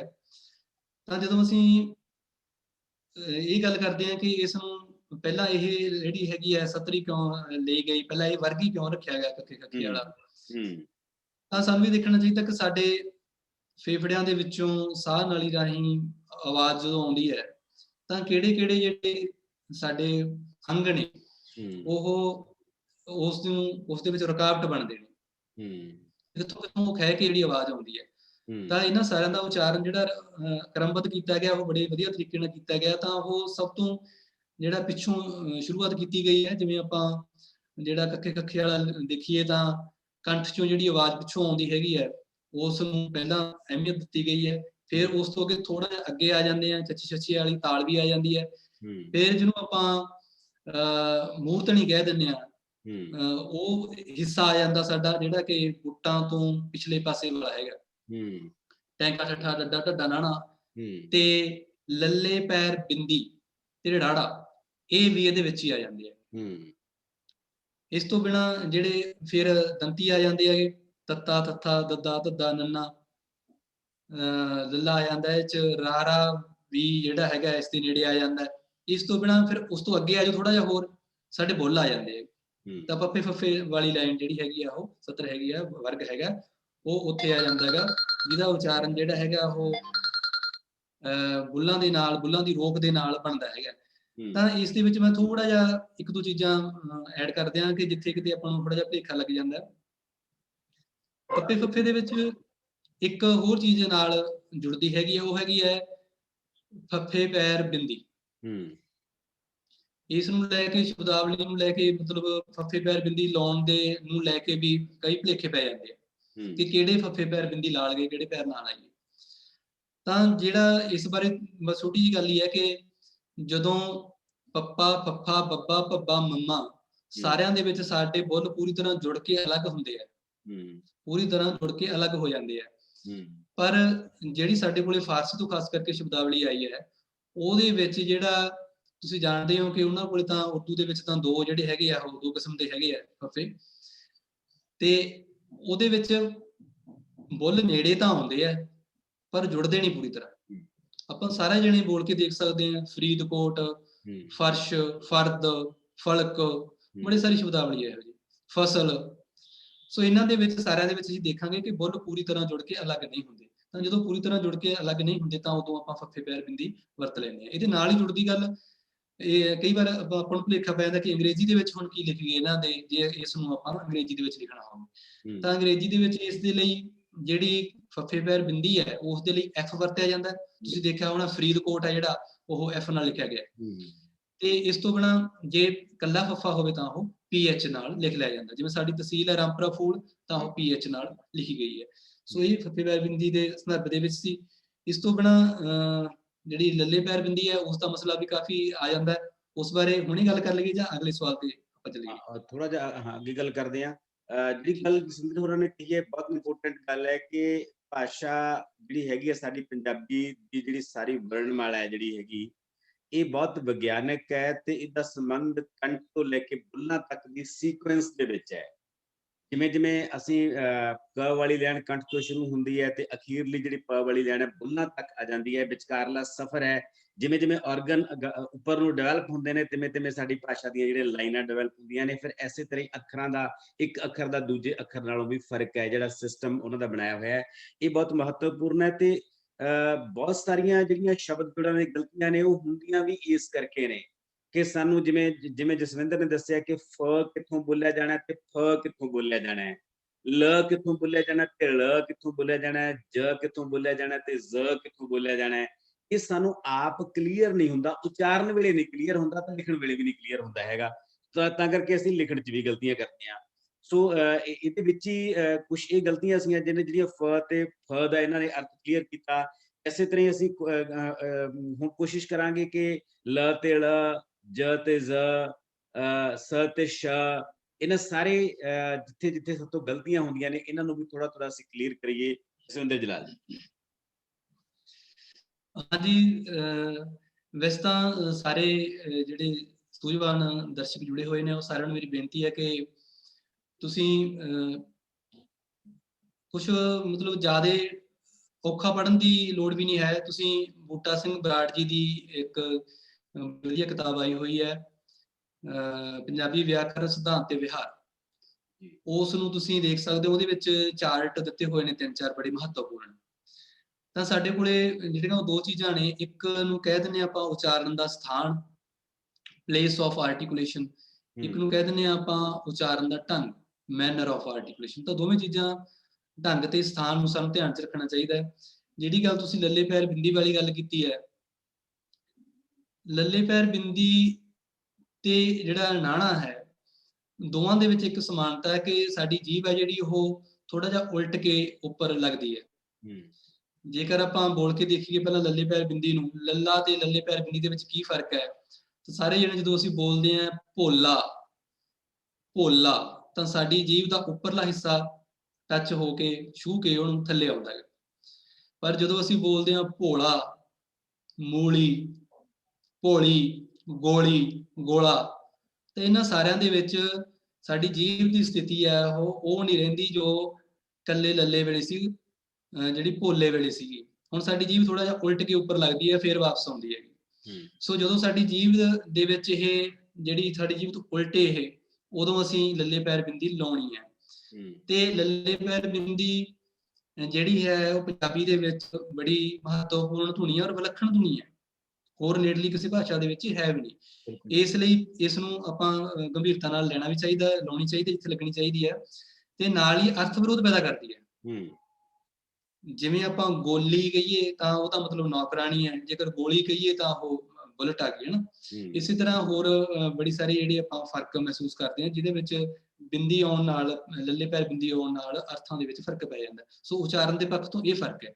ਇਸੇ ਤਰ੍ਹਾਂ ਜਿਹੜਾ ਨੰਨੇ ਤੇ ਨਾਣੇ ਵਾਲਾ ਫਰਕ ਵੀ ਇਹੀ ਹੈ ਕਿ ਸਾਡੀ ਜਿਹੜੀ ਜੀਭ ਦਾ ਉਚਾਰਨ ਹੈਗਾ, ਜਦੋਂ ਆਪਾਂ ਨ ਬੋਲਦੇ ਹਾਂ ਤਾਂ ਸਾਡਾ ਜੀਭ ਦਾ ਉੱਪਰਲਾ ਹਿੱਸਾ ਉੱਪਰ ਲੱਗਦਾ, ਜਦੋਂ ਨ ਬੋਲਦੇ ਹਾਂ ਤਾਂ ਉਹ ਉਲਟ ਕੇ ਲੱਗਦਾ ਹੈ। ਤਾਂ ਇਹਦੇ ਵਿੱਚ ਵੀ ਸਾਨੂੰ ਕੋਈ ਜਿਹੜਾ ਭੁਲੇਖਾ ਹੈਗਾ ਉਹ ਨਹੀਂ ਰਹਿਣਾ ਚਾਹੀਦਾ। ਅਗਲੀ ਗੱਲ ਤੁਸੀਂ ਕੀਤੀ ਸੀ ਕਿ ਜੱਜੇ ਪੈਰ ਬਿੰਦੀ ਤੇ ਜੱਜੇ ਵਾਲੀ, ਤਾਂ ਦੋਵਾਂ ਦੇ ਵਿੱਚ ਪਹਿਲਾਂ ਤਾਂ ਉਚਾਰਨ ਦਾ ਸਥਾਨ ਹੀ ਫਰਕ ਹੈ। ਜਿਹੜਾ ਇਕੱਲਾ ਜੱਜਾ ਬਿੰਦੀ ਤੋਂ ਬਿਨਾਂ ਉਹ ਤਾਲਵੀ ਹੈ, ਤੇ ਜਿਹੜਾ ਜੱਜੇ ਪੈਰ ਬਿੰਦੀ ਵਾਲਾ ਹੈ ਉਹ ਦੰਤੀ ਆ ਜਾਂਦਾ। ਜੇਕਰ ਅਸੀਂ ਅੰਗਰੇਜ਼ੀ ਦੇ ਵਿੱਚ ਆਪਾਂ ਜੇ ਤੇ ਜਿਹੜਾ ਜ਼ੈਡ ਹੈ ਉਹ ਵਰਤ ਲੈਂਦੇ ਇਹਦੇ ਲਈ, ਇਸ ਦੇ ਵਿੱਚ ਸ਼ਬਦਾਵਲੀ ਵਿੱਚ ਵੀ ਫਰਕ ਪੈ ਜਾਂਦਾ ਹੈ। ਜਿਵੇਂ ਆਪਾਂ ਬੋਲਦੇ ਹਾਂ ਤੇਜ ਤੇ ਤੇਜ਼, ਦੋਵਾਂ ਦੇ ਵਿੱਚ ਫਰਕ ਹੈਗਾ। ਇਸ ਤੋਂ ਬਿਨਾਂ ਹੋਰ ਆਪਾਂ ਸ਼ਬਦ ਵੀ ਲੱਭ ਸਕਦੇ ਹਾਂ ਜਿਹੜੇ ਕਿ ਜੱਜੇ ਪੈਰ ਬਿੰਦੀ ਲੱਗਣ ਨਾਲ ਉਹਨਾਂ ਦੇ ਅਰਥ ਹੈ ਜਿਹੜੇ ਉਹ ਬਦਲ ਜਾਂਦੇ ਆ। ਤਾਂ ਇਸ ਦਾ ਜਿਹੜਾ ਅਭਿਆਸ ਹੈਗਾ ਉਹ ਸਾਨੂੰ ਥੋੜਾ ਜਿਹਾ ਕਰਨਾ ਪਊਗਾ। ਉਹਦਾ ਕਾਰਨ ਇਹ ਹੈ ਕਿ ਜੱਜੇ ਪੈਰ ਬਿੰਦੀ ਆਮ ਕਰਕੇ ਪੰਜਾਬੀ ਉਚਾਰਨ ਦੇ ਵਿੱਚ ਨਹੀਂ ਹੈ, ਬਿਲਕੁਲ ਉਵੇਂ ਜਿਵੇਂ ਗੱਗੇ ਪੈਰ ਬਿੰਦੀ ਵੀ ਨਹੀਂ ਹੈ, ਖੱਖੇ ਪੈਰ ਬਿੰਦੀ ਵੀ ਇੱਧਰਲੇ ਪੂਰਬੀ ਪੰਜਾਬ ਦੇ ਵਿੱਚ ਨਹੀਂ ਹੈ। ਹਾਲਾਂਕਿ ਜਿਹੜੀ ਪੱਛਮੀ ਪੰਜਾਬ ਆ ਉਸ ਦੇ ਵਿੱਚ ਇਹਦੀ ਬਹੁਤ ਵਰਤੋਂ ਹੁੰਦੀ ਹੈ ਜੀ। ਤਾਂ ਅੱਗੇ ਆ ਗਿਆ ਸੀ ਆਪਣੇ ਕੋਲ ਖ ਤੇ ਖ। ਹਾਂਜੀ, ਖੱਖੇ ਪੈਰ ਬਿੰਦੀ ਵਾਲਾ। ਤਾਂ ਖੱਖੇ ਪੈਰ ਬਿੰਦੀ ਬਾਰੇ ਤੇ ਗੱਗੇ ਪੈਰ ਬਿੰਦੀ ਬਾਰੇ ਮੈਂ ਇਹੀ ਮਤਲਬ ਮੇਰਾ ਹੈਗਾ ਮੰਨਣਾ ਕਿ ਇਸ ਦੇ ਜਿਹੜੇ ਉਚਾਰਨ ਦੇ ਵਿੱਚ ਭਾਵੇਂ ਕੋਈ ਅੰਤਰ ਹੋਵੇ, ਪਰ ਇਸ ਦੇ ਵਿੱਚ ਕੋਈ ਸ਼ਬਦ ਅਰਥ ਵਿਰੋਧ ਹੈ ਜਿਹੜਾ ਉਹ ਪੈਦਾ ਨਹੀਂ ਹੁੰਦਾ। ਇਸ ਕਰਕੇ ਜਿਹੜੀ ਸ਼ਬਦਾਵਲੀ ਅਸਲ ਦੇ ਵਿੱਚ ਫਾਰਸੀ ਵਾਲੀ ਸਾਡੇ ਕੋਲੇ ਆਈ ਹੈ, ਉਸ ਦਾ ਮੂਲ ਰੂਪ ਰੱਖਣ ਦੀਆਂ ਸਹਿਤ ਕਾਰਨਾਂ ਕਰਕੇ ਕਹਿ ਲਈਏ ਆਪਾਂ ਗੱਗੇ ਪੈਰ ਬਿੰਦੀ ਲਾ ਲੈਂਦੇ ਹਾਂ, ਪਰ ਪੰਜਾਬੀ ਉਚਾਰਨ ਖਾਸ ਕਰਕੇ ਆਪਣਾ ਪੂਰਬੀ ਪੰਜਾਬ ਵਾਲੇ ਚੋਂ ਗੱਗੇ ਪੈਰ ਬਿੰਦੀ ਕੋਈ ਵੀ ਉਚਾਰਦਾ ਨਹੀਂ, ਨਾ ਹੀ ਜਿਹੜਾ ਹੈਗਾ ਉਹ ਖੱਖੇ ਪੈਰ ਬਿੰਦੀ ਦਾ ਉਚਾਰਨ ਹੁੰਦਾ ਹੈ। ਤਾਂ ਇਹ ਸਾਨੂੰ ਇਸੇ ਜਿਹੜੇ ਹੈਗੇ ਆ ਮਸਲੇ ਆ ਕੁਛ ਜਿਹੜਾ ਸ਼ਬਦ ਜੋੜਾਂ ਦੇ ਲਈ ਮੁੜ ਕੇ ਜਿਹੜਾ ਬਹਿਸ ਦਾ ਵਿਸ਼ਾ ਬਣਨੇ ਚਾਹੀਦੇ ਆ, ਸੰਵਾਦ ਦਾ ਵਿਸ਼ਾ ਬਣਨੇ ਚਾਹੀਦੇ ਕਿ ਕੀ ਇਹਨਾਂ ਨੂੰ ਰੱਖਣਾ ਚਾਹੀਦਾ ਹੈ ਜਾਂ ਨਹੀਂ ਰੱਖਣਾ ਚਾਹੀਦਾ, ਜੇ ਰੱਖਣਾ ਚਾਹੀਦਾ ਤਾਂ ਕਿਉਂ ਰੱਖਣਾ ਚਾਹੀਦਾ। ਹਾਂਜੀ ਹਾਂ, ਇੱਕ ਵੱਡਾ ਸਵਾਲ ਹੈ ਕਿਉਂਕਿ ਜਿਹੜੀ ਭਾਸ਼ਾ ਹੁੰਦੀ ਹੈ ਉਹ ਕਮਿਊਨਿਟੀ ਦੇ ਵਿੱਚੋਂ ਪੈਦਾ ਹੁੰਦੀ ਹੈ, ਤੇ ਪੰਜਾਬੀ ਸਮਾਜ ਹੈ ਜਿਹੜਾ ਉਹ ਬਹੁਤ ਮਿਲਿਆ ਜੁਲਿਆ ਸਮਾਜ ਰਿਹਾ। ਇੱਥੇ ਲੰਮਾ ਸਮਾਂ ਮੁਗਲ ਸਲਤਨਤ ਰਹੀ, ਮੁਸਲਮਾਨਾਂ ਦੀ ਅਰਬੀ ਫਾਰਸੀ ਦਾ ਪ੍ਰਭਾਵ ਰਿਹਾ, ਤੇ ਉਸ ਅਰਬੀ ਫਾਰਸੀ ਦਾ ਪ੍ਰਭਾਵ ਪੰਜਾਬੀ ਤੇ ਪਿਆ, ਜਿਹਦੇ ਵਿੱਚੋਂ ਇਹ ਸਾਰੀਆਂ ਧੁਨੀਆਂ ਜਿਹੜੀਆਂ ਪੈਰ ਬਿੰਦੀਆਂ ਵਾਲੀਆਂ ਨੇ, ਜੇ ਆਪਾਂ ਇੱਕ ਦੋ ਨੂੰ ਛੱਡ ਦਈਏ, ਲੱਲੇ ਪੈਰ ਬਿੰਦੂ ਨੂੰ ਛੱਡ ਦਈਏ ਜਾਂ ਸੱਸੇ ਪੈਰ ਬਿੰਦੂ ਨੂੰ ਛੱਡ ਦਈਏ, ਬਾਕੀ ਸਾਰੀਆਂ ਧੁਨੀਆਂ ਅਰਬੀ ਫਾਰਸੀ ਦੇ ਪ੍ਰਭਾਵ ਵਿੱਚ ਆਈਆਂ ਨੇ। ਤੇ ਬਿਨਾਂ ਸ਼ੱਕ ਇਹਨਾਂ ਤੇ ਗੱਲਬਾਤ ਹੋ ਸਕਦੀ ਹੈ ਕਿ ਇਹਨਾਂ ਨੂੰ ਰੱਖਿਆ ਜਾਣਾ ਚਾਹੀਦਾ ਜਾਂ ਨਹੀਂ ਰੱਖਿਆ ਜਾਣਾ ਚਾਹੀਦਾ। ਬੜੀਆਂ ਗੱਲਾਂ ਕਲੀਅਰ ਹੋਈਆਂ ਨੇ ਇਸ ਗੱਲਬਾਤ ਦੇ ਵਿੱਚੋਂ। ਹੁਣ ਅੱਗੇ ਆਪਾਂ ਹੋਰ ਕੁਝ ਗੱਲਾਂ ਵੀ ਕਰਾਂਗੇ। ਲੱਲੇ ਪੈਰ ਬਿੰਦੀ ਵਾਲਾ ਖਾਸ ਤੌਰ ਤੇ ਜਿਹੜੀ ਬੜੀ ਪੰਜਾਬੀ ਦੀ ਮੌਲਿਕ ਧੁਨੀ ਹੈ, ਜਿਵੇਂ ਜਸਵਿੰਦਰ ਨੇ ਦੱਸਿਆ ਕਿ ਉਲਟ ਜੀਬੀ ਧੁਨੀ ਹੈ। ਜੀਭ ਨੂੰ ਉੱਪਰਲੇ ਪਾਸੇ ਅਸੀਂ ਟੱਚ ਕਰਦੇ ਹਾਂ ਤੇ ਉਸ ਤੋਂ ਬਾਅਦ ਦੋਨੇ ਪਾਸੇ ਵਿਹਲੇ ਹੋ ਜਾਂਦੇ ਨੇ ਸਾਡੇ, ਤੇ ਹਵਾ ਦੋਨੇ ਪਾਸਿਆਂ ਤੋਂ ਹੋ ਕੇ ਲੰਘਦੀ ਹੈ। ਇਸ ਕਰਕੇ ਇਹਨੂੰ ਪਾਸੇਦਾਰ ਜਾਂ ਪਾਰਸ਼ਵਿਕ ਧੁਨੀ ਵੀ ਕਿਹਾ ਜਾਂਦਾ ਹੈ, ਕਿਉਂਕਿ ਹਵਾ ਦੋਨੇ ਪਾਸਿਆਂ ਤੋਂ ਕ੍ਰਾਸ ਕਰਦੀ ਹੈ, ਜੀਭ ਉੱਪਰ ਲੱਗ ਜਾਂਦੀ ਹੈ ਜਾ ਕੇ ਤਾਲੂ ਦੇ ਨਾਲ। ਇਸ ਤਰ੍ਹਾਂ ਬੜੀਆਂ ਸਾਰੀਆਂ ਚੀਜ਼ਾਂ ਨੇ, ਜਦੋਂ ਸਿੱਖ ਜਾਂਦੇ ਹਾਂ ਤਾਂ ਆਪਣੀਆਂ ਗਲਤੀਆਂ ਅਸੀਂ ਆਪ ਦੂਰ ਕਰ ਲੈਂਦੇ ਹਾਂ। ਬਿਨਾਂ ਸ਼ੱਕ ਖ ਗ ਵਾਲੀਆਂ ਧੁਨੀਆਂ ਨਾਲ ਉਚਾਰਨ ਦਾ ਫਰਕ ਤਾਂ ਪੈ ਜਾਂਦਾ, ਅਰਥਾਂ ਦਾ ਫਰਕ ਨਹੀਂ ਪੈਂਦਾ ਹੈਗਾ। ਇਹ ਗੱਲਾਂ ਸਮਝਣ ਵਾਲੀਆਂ ਨੇ ਜਿਹੜੀਆਂ ਅੱਜ ਦੀ ਇਸ ਗੱਲਬਾਤ ਦੇ ਵਿੱਚੋਂ ਹੋਈਆਂ ਨੇ। ਜਸਵਿੰਦਰ, ਹੁਣ ਆਪਾਂ ਇੱਕ ਹੋਰ ਬਹੁਤ ਵੱਖਰੇ ਪੱਖ ਵੱਲ ਆਉਂਦੇ ਆ, ਜਿਹੜੀ ਆਪਾਂ ਪਹਿਲਾਂ ਸ਼ੁਰੂ 'ਚ ਗੱਲ ਕੀਤੀ ਸੀ ਕਿ ਪੰਜਾਬੀ ਸੁਰਾਤਮਕ ਭਾਸ਼ਾ ਹੈ, ਟੋਨਲ ਲੈਂਗੁਏਜ ਹੈ, ਤੇ ਖਾਸ ਤੌਰ ਤੇ ਪੰਜਾਬੀ ਦੀ ਜਿਹੜੀ ਹਾਹਾ ਸਾਊਂਡ ਹੈ, ਹ, ਇਹ ਬਹੁਤ ਖੂਬਸੂਰਤ ਹੈ। ਇਹਦੀ ਬਹੁਤ ਵੱਖਰੀ ਤਰ੍ਹਾਂ ਦੀ ਵਰਤੋਂ ਹੈ ਹੋਰ ਭਾਸ਼ਾਵਾਂ ਦੇ ਮੁਕਾਬਲੇ ਪੰਜਾਬੀ ਦੇ ਵਿੱਚ। ਜਦੋਂ ਇਹ ਸ਼ਬਦ ਦੇ ਅੱਗੇ ਲੱਗਦੀ ਹੈ ਤਾਂ ਕੁਝ ਹੋਰ ਬਣ ਜਾਂਦੀ ਹੈ, ਜਦੋਂ ਵਿਚਕਾਰ ਲੱਗਦੀ ਹੈ ਕੁਝ ਹੋਰ ਬਣ ਜਾਂਦੀ ਹੈ, ਜਦੋਂ ਪਿੱਛੇ ਲੱਗਦੀ ਹੈ ਕੁਝ ਹੋਰ ਬਣ ਜਾਂਦੀ ਹੈ। ਥੋੜਾ ਜਿਹਾ ਆਪਾਂ ਇਸ ਤੇ ਵੀ ਗੱਲ ਕਰੀ। ਬਿਲਕੁਲ ਜੀ। ਇਸ ਤੋਂ ਪਹਿਲਾਂ ਜਿਵੇਂ ਤੁਸੀਂ ਥੋੜੀ ਜਿਹੀ ਗੱਲ ਨੂੰ ਉਹੀ ਸੀ, ਮੈਂ ਉਹਦੇ ਵਿੱਚ ਥੋੜਾ ਜਿਹਾ ਵਾਧਾ ਕਰ ਦਿਆਂ ਕਿ 1003 ਦੇ ਵਿੱਚ ਲਗਭਗ ਮਹਿਮੂਦ ਗਜ਼ਨਵੀ ਨੇ ਕਬਜ਼ਾ ਕਰ ਲਿਆ ਸੀ ਤੇ ਲਾਹੌਰ ਦੇ ਉੱਤੇ ਜਿਹੜਾ ਕਬਜ਼ਾ ਕਰ ਲਿਆ ਸੀ, ਤੇ ਉਸਨੇ ਉਸ ਤੋਂ ਬਾਅਦ ਦੇਖੋ ਲਗਭਗ 800-850 ਸਾਲ ਸਾਡੇ ਤੇ ਜਿਹੜਾ ਉਹ ਫਾਰਸੀ ਦਾ ਦਬਦਬਾ ਰਿਹਾ। ਬਿਲਕੁਲ ਬਿਲਕੁਲ। ਤੇ ਜਿਹੜੀ ਰਾਜ ਦੀ ਭਾਸ਼ਾ ਉਹ ਵੀ ਰਹੀ ਲਗਭਗ।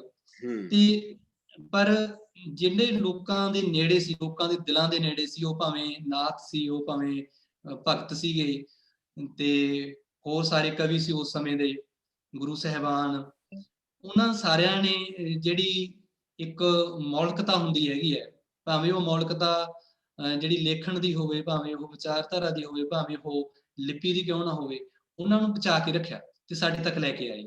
ਤਾਂ ਆਪਾਂ ਜਦੋਂ ਦੇਖਦੇ ਹਾਂ ਕਿ ਜਿਹੜੇ ਪੰਜਾਬੀ ਦਾ ਇਕੱਲਾ ਜਿਹੜਾ ਅੱਖਰ ਹੈ ਉਹ ਕਿੱਥੋਂ ਚੱਲ ਕੇ ਆਇਆ ਸੀ, ਕਿਸ ਰੂਪ ਵਿੱਚ ਸੀ ਤੇ ਕਿਵੇਂ ਰੂਪ ਵਟਾਉਂਦਾ ਹੋਇਆ ਸਾਡੇ ਕੋਲੇ ਵਰਤਮਾਨ ਰੂਪ ਦੇ ਵਿੱਚ ਹੈ, ਤਾਂ ਬੜਾ ਇਹ ਆਪਣੇ ਆਪ 'ਚ ਬੜਾ ਦਿਲਚਸਪ ਵਿਸ਼ਾ ਹੈਗਾ। ਤੇ ਉਸ ਤੋਂ ਬਾਅਦ ਜਿਹੜਾ ਜਦੋਂ ਲਗਭਗ 1849 ਦੇ ਵਿੱਚ ਅੰਗਰੇਜ਼ਾਂ ਦਾ ਕਬਜ਼ਾ ਹੋ ਗਿਆ, ਤਾਂ ਉਸ ਤੋਂ ਬਾਅਦ ਜਿਹੜਾ ਜ਼ੋਰ ਹੈ ਉਹ ਅੰਗਰੇਜ਼ੀ ਦੇ ਉੱਤੇ ਲੱਗ ਗਿਆ, ਤੇ ਕਾਫੀ ਸਮਾਂ ਮਤਲਬ ਇਹ ਵੀ ਬਹਿਸ ਚੱਲਦੀ ਰਹੀ ਕਿ ਕੀ ਪੰਜਾਬੀ ਦੀ ਜਿਹੜੀ ਲਿਪੀ ਹੈਗੀ ਹੈ ਉਹ ਦੇਵਨਾਗਰੀ ਹੋਣੀ ਚਾਹੀਦੀ ਹੈ ਜਾਂ ਉਹ ਗੁਰਮੁਖੀ ਹੋਣੀ ਚਾਹੀਦੀ ਹੈ। ਸੋ ਕੁੱਲ ਮਿਲਾ ਕੇ ਜਿਹੜਾ ਉਹਨਾਂ ਭਗਤਾਂ ਦਾ, ਗੁਰੂ ਸਾਹਿਬਾਨ ਦਾ, ਸੂਫੀਆਂ ਦਾ ਜਿਹੜਾ ਸਾਨੂੰ ਇਹ ਦੇਣ ਹੈਗੀ ਹੈ, ਇਹ ਬੜੀ ਵੱਡੀ ਹੈ ਜੀ। ਅਗਲੀ ਗੱਲ ਜਿਹੜੀ ਤੁਸੀਂ ਕੀਤੀ ਸੀ ਕਿ ਸੁਰਾਤਮਕ ਭਾਸ਼ਾ ਹੈਗੀ ਹਾਹਾ ਦੀ ਸਥਿਤੀ ਹੈ, ਤਾਂ ਜਦੋਂ ਆਪਾਂ ਉਚਾਰਨ ਸਥਾਨ ਵਾਲਾ ਜਿਹੜਾ ਇੱਕ ਟੇਬਲ ਦੇਖਦੇ ਹਾਂ, ਸਾਰਨੀ ਦੇਖਦੇ ਹਾਂ ਕਿ ਸਾਡੇ ਜਿਹੜੇ ਵੱਖ-ਵੱਖ ਧੁਨੀਆਂ ਨੇ, ਵੱਖ-ਵੱਖ ਜਿਹੜੇ ਉਹਨਾਂ ਦੇ ਲਈ ਅੱਖਰ ਲਿਪਾਂਕ ਨਿਸ਼ਚਿਤ ਕੀਤੇ ਗਏ ਨੇ, ਉਹਨਾਂ ਦਾ ਜਿਹੜਾ ਸਥਾਨ ਨਿਸ਼ਚਿਤ ਕੀਤਾ ਗਿਆ ਹੈ, ਤਾਂ ਹਾਹਾ ਜਿਹੜਾ ਉਸਨੂੰ ਵੱਖਰੇ ਖੜਾ ਦਿਸਦਾ। ਇਹ ਸੁਰ ਯੰਤਰੀ ਜਿਹੜੀ ਇਹਦੀ ਸਥਾਨ ਹੈ ਉਹ ਕਿਹਾ ਗਿਆ ਇਸ ਨੂੰ, ਮਤਲਬ ਇਹ ਸੁਰ ਦੇ ਜ਼ਿਆਦਾ ਨੇੜੇ ਹੈ। ਹਾਹਾ ਹੀ ਨਹੀਂ ਇਕੱਲਾ ਨੇੜੇ, ਇਸ ਤੋਂ ਬਿਨਾ ਵਾਵਾ ਤੇ ਜਿਹੜਾ ਯਈਆ ਹੈਗਾ ਉਸ ਨੂੰ ਅਰਧ ਸਵਰ ਗਿਣ ਲਿਆ ਜਾਂਦਾ ਹੈ। ਤੁਸੀਂ ਦੇਖਿਆ ਹੋਣਾ ਪੰਜਾਬੀ ਦੇ ਵਿੱਚ ਜਿਨ੍ਹਾਂ ਅੱਖਰਾਂ ਦੇ ਵਿੱਚ, ਜਿਨ੍ਹਾਂ ਸ਼ਬਦਾਂ 'ਚ ਸੌਰੀ ਯਈਆ ਆਉਂਦਾ ਹੈ ਜਾਂ ਵਾਵਾ ਆਉਂਦਾ ਹੈ, ਉਹਨਾਂ ਦਾ ਕਈ ਥਾਵਾਂ ਤੇ ਜਿਹੜਾ ਉਚਾਰਨ ਹੈ ਉਹ ਐੜਾ ਦੇ ਵਿੱਚ ਬਦਲ ਗਿਆ। ਜਿਵੇਂ ਜਵਾਬ ਹੈ, ਉਸ ਨੂੰ ਜਵਾਬ ਵੀ ਆਪਾਂ ਲਿਖ ਲੈਂਦੇ ਹਾਂ, ਬੋਲਦੇ ਹਾਂ। ਸਵਾਲ ਹੈ, ਉਸ ਨੂੰ ਸਵਾਲ ਵੀ। ਸਵਾਦ ਹੈ, ਉਸ ਨੂੰ ਜਿਹੜਾ ਸਵਾਦ ਵੀ। ਸੋ ਇਸੇ ਤਰ੍ਹਾਂ ਜਿਹੜਾ ਹਾਹਾ ਹੈ ਉਸ ਦੀ ਸਥਿਤੀ ਬੜੀ ਵੱਖਰੀ ਹੈਗੀ ਹੈ। ਤੇ ਜਿਹੜਾ ਸੁਰ ਨੂੰ ਸੁਰ ਦੇ ਮਸਲੇ ਨੂੰ ਨਜਿੱਠਣ ਦੇ ਲਈ ਪੰਜਾਬੀ ਦੇ ਵਿੱਚ ਆਪਾਂ ਸਾਰਾ ਜਿਹੜਾ ਆਪਣਾ ਕੰਮ ਹੈਗਾ ਉਹ ਆਪਾਂ ਹਾਹੇ ਤੋਂ ਹੀ ਲੈਂਦੇ ਹਾਂ। ਸੋ ਹਾਹੇ ਨਾਲ ਸੰਬੰਧਿਤ ਕੁਝ ਕੁ ਜਿਹੜੇ ਸ਼ਬਦ ਜੋੜ ਨੇ ਉਹਨਾਂ ਬਾਰੇ ਆਪਾਂ ਥੋੜੀ ਜਿਹੀ ਗੱਲ ਕਰ ਲਈਏ। ਸਭ ਤੋਂ ਪਹਿਲਾਂ ਤਾਂ ਮੇਰੀ ਬੇਨਤੀ ਹੈ ਸਾਰੇ ਅਧਿਆਪਕ ਸਾਹਿਬਾਨ ਨੂੰ, ਖਾਸ ਕਰਕੇ ਜਿਹੜੀ ਪ੍ਰਾਇਮਰੀ ਸਿੱਖਿਆ ਨਾਲ ਜੁੜੇ ਹੋਏ ਨੇ, ਕਿ ਜਦੋਂ ਹੁਣ ਕੰਮ ਕਰਵਾਵਾਂਗੇ ਬੱਚਿਆਂ ਨੂੰ, ਖਾਸ ਕਰਕੇ ਲਿਖਣ ਦਾ ਕੰਮ ਕਰਵਾਵਾਂਗੇ, ਤਾਂ ਅਸੀਂ ਇਹ ਦੇਖੀਏ ਕਿ ਬੱਚੇ ਜੇ ਗਲਤ ਲਿਖਦੇ ਨੇ ਤਾਂ ਉਹਨਾਂ ਦੀਆਂ ਗਲਤੀਆਂ ਦਾ ਪੈਟਰਨ ਕੀ ਹੈ, ਨਮੂਨਾ ਕੀ ਹੈ, ਅਸੀਂ ਉਹਨਾਂ ਨੂੰ ਕੋਟ ਕਰੀਏ, ਅਸੀਂ ਉਹਨਾਂ ਨੂੰ ਲਿਖੀਏ ਕਿ ਕੀ ਬੱਚੇ ਹਾਹੇ ਵਾਲੇ ਅੱਖਰਾਂ ਦੀਆਂ ਗਲਤੀਆਂ, ਹਾਹੇ ਵਾਲੇ ਸ਼ਬਦਾਂ ਦੀਆਂ ਗਲਤੀਆਂ ਕਰ ਰਹੇ ਨੇ ਜਿਹਨਾਂ ਵਿੱਚ ਹਾਹਾ ਆਉਂਦਾ। ਕੀ ਬੱਚੇ ਜਿਹੜੀਆਂ ਸਾਡੀਆਂ ਜਿਹਨੂੰ ਆਪਾਂ ਕਹਿ ਦਿੰਦੇ ਹਾਂ ਕਿ ਹਸੂਸ ਜਿਹੜੀਆਂ ਧੁਨੀਆਂ ਹੈਣਗੀਆਂ, ਸਵਰ ਧੁਨੀਆਂ, ਉਹਨਾਂ ਦੀਆਂ ਗਲਤੀਆਂ ਕਰਦੇ ਨੇ। ਕੀ ਬੱਚੇ ਲਗਾਖਰਾਂ ਦੀਆਂ ਗਲਤੀਆਂ ਕਰਦੇ ਨੇ, ਅੱਧਕ ਨਹੀਂ ਪਾਈ, ਟਿੱਪੀ ਨਹੀਂ ਪਾਈ, ਬਿੰਦੀ ਨਹੀਂ ਪਾਈ, ਕੀ ਇਹਨਾਂ ਦੀਆਂ ਗਲਤੀਆਂ ਕਰ ਰਹੇ। ਸੋ ਜਿੰਨਾ ਚਿਰ ਅਸੀਂ ਜਿਹੜੇ ਬੱਚਿਆਂ ਦੀਆਂ ਇਹਨਾਂ ਗਲਤੀਆਂ ਦਾ ਕੋਈ ਪੈਟਰਨ ਨਹੀਂ ਲੱਭਦੇ, ਕੋਈ ਨਮੂਨਾ ਨਹੀਂ ਲੱਭਦੇ, ਉਹਨਾਂ ਦਾ ਕੋਈ ਇੱਕ ਐਨਾਲਿਸਿਸ, ਇੱਕ ਵਿਸ਼ਲੇਸ਼ਣ ਨਹੀਂ ਕਰਦੇ, ਉਹਨਾਂ ਚਿਰ ਸਾਨੂੰ ਜਿਹੜਾ ਉਹਦਾ ਹੱਲ ਹੈ ਉਹ ਲੱਭਣ ਦੇ ਵਿੱਚ ਔਖ ਹੋਊਗੀ। ਸੋ ਮੈਂ ਸਭ ਤੋਂ ਪਹਿਲੀ ਬੇਨਤੀ ਇਹ ਕਰੂੰਗਾ ਕਿ ਸਾਡੇ ਕੋਲ ਜਿਹੜਾ ਹਰੇਕ ਜਿਹੜੀ ਧੁਨੀ ਹੈਗੀ ਆ ਉਹਦੇ ਲਈ ਲਿੰਪਾਂਕ ਹੈਗਾ, ਆਪਣੇ ਕੋਲ ਮੁਹਾਰਨੀ ਹੈਗੀ ਹੈ, ਤਾਂ ਸਭ ਤੋਂ ਪਹਿਲਾਂ ਤਾਂ ਇਹੀ ਕੋਸ਼ਿਸ਼ ਕਰੀਏ ਕਿ ਇਹੋ ਜਿਹੀ ਗਲਤੀ ਤਾਂ ਘੱਟੋ ਘੱਟ ਨਾ ਰਹੇ। ਜੇਕਰ ਉਚਾਰਿਆ ਜਾ ਰਿਹਾ ਪੌੜੀ, ਤਾਂ ਪੌ ਉਚਾਰਿਆ ਜਾ ਰਿਹਾ ਤੇ ਆਪਾਂ ਪੌੜੀ ਨਾ ਲਿਖੀਏ, ਉਹ ਘੱਟੋ ਘੱਟ ਪੋ ਨਾ ਬਣਾ ਦਈਏ ਪੌ ਦਾ। ਇਸੇ ਤਰ੍ਹਾਂ ਹੀ ਜੇਕਰ ਉਹ ਸਤ ਲਿਖਿਆ ਗਿਆ ਤਾਂ ਸੰਤ ਨਾ ਉਸਦਾ ਆਪਾਂ ਕਰ ਦਈਏ। ਇਸੇ ਤਰ੍ਹਾਂ ਹੀ ਜੇਕਰ ਲਾਂ ਤੇ ਦਲਾਂ ਦਾ ਮਸਲਾ ਹੈਗਾ, ਉਸ ਨੂੰ ਵੀ ਆਪਾਂ ਰਲ ਕੱਢ ਨਾ ਕਰੀਏ। ਸੋ ਪਹਿਲੀ ਬੇਨਤੀ ਤਾਂ ਇਹੀ ਹੈ ਕਿ ਜਿਹੜਾ ਇੱਕ ਇਹ ਨਖੇੜਾ ਹੈਗਾ, ਧੁਨੀਆਤਮਕ ਨਖੇੜਾ ਹੈ, ਸਾਡੇ ਕੋਲ ਸਪਸ਼ਟ ਹੀ ਨਜ਼ਰ ਆਈ ਜਾਂਦਾ ਸਾਨੂੰ, ਉੱਥੇ ਗਲਤੀ ਨਹੀਂ ਆਪਣੀ ਰਹਿਣੀ ਚਾਹੀਦੀ। ਅਗਲੀ ਗੱਲ ਜਿਹੜੀ ਆਪਾਂ ਹਾਹੇ ਦੀ ਬਾਰੇ ਗੱਲ ਕਰਦੇ ਹਾਂ, ਤਾਂ ਹਾਹਾ ਜਿਹੜਾ ਉਹ ਕਈ ਥਾਵਾਂ ਤੇ ਵਿਚਰਦਾ। ਹੁਣ ਕਿਤੇ ਤਾਂ ਹਾਹਾ ਸ਼ੁਰੂਆਤ ਦੇ ਵਿੱਚ ਆ ਜਾਂਦਾ, ਕਿਤੇ ਉਹ ਵਿਚਾਲੇ ਆ ਜਾਂਦਾ, ਕਿਤੇ ਉਹ ਸ਼ਬਦ ਦੇ ਅਖੀਰ ਦੇ ਵਿੱਚ ਆ ਜਾਂਦਾ। ਤਾਂ ਸ਼ੁਰੂਆਤ ਦੇ ਵੱਡੀ ਪੰਜਾਬੀ ਜਿਹੜੀ ਬਹੁ ਗਿਣਤੀ ਹੈ ਉਹ ਹਾਹੇ ਦਾ ਉਚਾਰਨ ਕਰਦੀ ਹੈ, ਵਿਅੰਜਨ ਵਾਂਗ ਹੀ ਕਰ ਲੈਂਦੇ ਆ। ਜਿਵੇਂ ਆਪਾਂ ਹਾਲਤ ਬੋਲਦੇ ਹਾਂ, ਹਾਲ ਬੋਲਦੇ ਹਾਂ, ਪਰ ਜਿਹੜੇ ਸਾਡੇ ਮਾਝੇ ਦਾ ਇਲਾਕਾ ਹੈਗਾ ਉਹ ਇਸ ਨੂੰ 20 ਸਵਾਰੀ ਬਣਾ ਦਿੰਦਾ ਹੈਗਾ। ਉਹ ਕਹਿੰਦੇ ਆ ਕਿ ਕੀ ਹਾਲ ਹੈ, ਕੀ ਹਾਲਤ ਹੋਈ ਪਈ ਹੈ, ਤਾਂ ਉਹ ਹਾਹੇ ਨੂੰ ਹਾਹੇ ਵਾਂਗ ਉੱਥੇ ਨਹੀਂ ਬੋਲਦੇ। ਤਾਂ ਪਰ ਬਾਕੀ ਦਾ ਜਿਹੜਾ ਵੱਡਾ ਇਲਾਕਾ ਹੈਗਾ ਉਹ ਹਾਹੇ ਨੂੰ ਲਗਭਗ ਜਿਹੜਾ ਹਾਹਾ ਆਉਂਦਾ ਉਸ ਤੇ ਕੋਈ ਜ਼ਿਆਦਾ ਮੇਰੇ ਖਿਆਲ ਦੇ ਵਿੱਚ ਭਰਮ ਭੁਲੇਖੇ ਨਹੀਂ ਪੈਦਾ ਹੁੰਦੇ। ਅਸਲ ਸਥਿਤੀ ਬਣਦੀ ਹੈ ਜਦੋਂ ਵਿਚਾਲੇ ਆ ਜਾਂਦਾ ਜਾਂ ਅਖੀਰ ਤੇ ਆ ਜਾਂਦਾ। ਤਾਂ ਜਦੋਂ ਵਿਚਾਲੇ ਆ ਜਾਂਦਾ ਤਾਂ ਉਸ ਦੇ ਵਿੱਚ 3-4 ਚੀਜ਼ਾਂ ਬਣ ਜਾਂਦੀਆਂ। ਜਿਵੇਂ ਜੇਕਰ ਵਿਚਾਲੇ ਜਿਹੜਾ ਹਾਹਾ ਹੈਗਾ ਤਾਂ ਦਲਾਵਾਂ ਦੀ ਆਵਾਜ਼ ਆਉਂਦੀ ਹੈ, ਤਾਂ ਉਸ ਤੋਂ ਪਹਿਲਾਂ ਆਪਾਂ ਜਿਹੜਾ ਜਿਵੇਂ ਜਿਸ ਤਰ੍ਹਾਂ ਲਹਿ ਹੈ, ਸਹਿ ਹੈ, ਕਹਿ ਹੈ, ਲਹਿਣਾ, ਸਹਿਣਾ, ਤਾਂ ਉੱਥੇ ਆਪਾਂ ਦਲਾਵਾਂ ਨਹੀਂ ਲਾਉਣੀਆਂ, ਤਾਂ ਹਾਹੇ ਨੂੰ ਸਿਹਾਰੀ ਲਾ ਦੇਣੀ ਹੈ। ਜਿਵੇਂ ਸ਼ਹਿਰ ਵਾਲਾ ਮਸਲਾ ਵੀ ਇਹਦੇ ਵਿੱਚ ਹੀ ਆ ਜਾਂਦਾ, ਨਹਿਰ ਵਾਲਾ ਮਸਲਾ ਵੀ ਇਹਦੇ ਵਿੱਚ ਹੀ ਆ ਜਾਂਦਾ ਹੈ। ਇਸੇ ਤਰ੍ਹਾਂ ਹੀ ਜੇਕਰ ਕਨੌੜੇ ਦੀ ਆਵਾਜ਼ ਆਉਂਦੀ ਹੈ, ਜਿਵੇਂ ਆਪਾਂ ਬਹੁਤਾ, ਸਹੁਰਾ, ਵਹੁਟੀ, ਇਹਨਾਂ ਦੇ ਵਿੱਚ ਆਪਾਂ ਹਾਹੇ ਨੂੰ ਔਂਕੜ ਲਾ ਦਿੰਦੇ ਹਾਂ ਜੀ। ਭਾਵੇਂ ਕਿ ਕੁਝ ਕੁ ਸ਼ਬਦ ਇਹੋ ਜਿਹੇ ਹੋ ਸਕਦੇ ਆ ਜਿਨ੍ਹਾਂ ਦਾ ਉਹਨਾਂ ਨੇ ਉਹੀ ਰੂਪ ਰੱਖ ਲਿਆ, ਖੋੜੇ ਵਾਲਾ, ਜਾਂ ਜਿੱਥੇ ਕਨੌੜਾ ਉਹਨਾਂ ਕਨੌੜੇ ਵਾਲਾ ਰੂਪ ਵੀ ਰੱਖ ਲਿਆ, ਪਰ ਉਹ ਜ਼ਿਆਦਾ ਗਿਣਤੀ ਦੇ ਵਿੱਚ ਨਹੀਂ ਹੈਗੇ, ਇੱਕੋ ਦੁੱਕਾ ਹੀ। ਇਸੇ ਤਰ੍ਹਾਂ ਜਿੱਥੇ ਅਖੀਰ ਦੇ ਵਿੱਚ ਕਿਸੇ ਸ਼ਬਦ ਤੇ ਹਾਹਾ ਆਉਂਦਾ ਹੈ ਤਾਂ ਉੱਥੇ ਸਾਨੂੰ ਹਾਹਾ ਲਾਉਣਾ ਚਾਹੀਦਾ ਹੈ, ਕਿਉਂਕਿ ਉਹ ਸੁਰ ਨੂੰ ਹੀ ਦਰਸਾ ਰਿਹਾ ਹੈਗਾ ਅਸਲ ਦੇ ਵਿੱਚ। ਜਿਵੇਂ ਆਪਾਂ ਸ਼ਬਦ ਬੋਲਦੇ ਹਾਂ ਤੇ, ਹਾਹਾ ਲਾਉਣ ਦੀ ਲੋੜ ਨਹੀਂ, ਯੋਜਕ ਹੈ ਉਹਦਾ, ਅਤੇ ਦਾ ਜਿਹੜਾ ਸੰਖਿਪਤ ਰੂਪ ਹੈ। ਪਰ ਜੇ ਆਪਾਂ ਬੋਲਦੇ ਹਾਂ ਤੇ, ਤਾਂ ਉਹ ਸ਼ਬਦ ਵੀ ਇੱਕ ਵੱਖਰਾ ਬਣ ਗਿਆ, ਮਤਲਬ ਅਭਿਆਸ। ਤੇ ਜੇਕਰ ਅਸੀਂ ਨਹੀਂ ਲਾਉਂਦੇ, ਕੁਛ ਇਸ ਸੁਰ ਨੂੰ ਦਰਸਾਉਂਦੇ ਨਹੀਂ ਹੈਗੇ, ਤੇ ਸੁਰ ਦਰਸਾਉਣ ਲਈ ਸਾਡੇ ਕੋਲ ਹਾਹਾ ਹੀ ਹੈ, ਤਾਂ ਜਿਹੜਾ ਉਹਦਾ ਅਰਥ ਹੈਗਾ ਉਹ ਤੇ ਵਾਂਗੂ ਹੀ ਲਿਆ ਜਾ ਸਕਦਾ ਹੈ। ਇਸੇ ਤਰ੍ਹਾਂ ਫੇ ਹੈ, ਖੇ ਹੈ, ਖੋ ਹੈ, ਟੋ ਹੈ, ਕੋ ਹੈ, ਰਾ, ਚਾ, ਸਾ, ਬੜੇ ਸਾਰੇ ਸ਼ਬਦ ਨੇ। ਸੋ ਇੱਥੇ ਸਾਨੂੰ ਇਹ ਧਿਆਨ ਦੇਣਾ ਚਾਹੀਦਾ ਕਿ ਜਿੱਥੇ ਕਿਤੇ ਵੀ ਇਹ ਸੁਰ ਆਉਂਦੀ ਹੈ ਉੱਥੇ ਸਾਨੂੰ ਹਾਹਾ ਜ਼ਰੂਰ ਜਿਹੜਾ ਪਿੱਛੇ ਸ਼ਬਦ ਦੇ ਲਾਉਣਾ ਚਾਹੀਦਾ ਜੀ।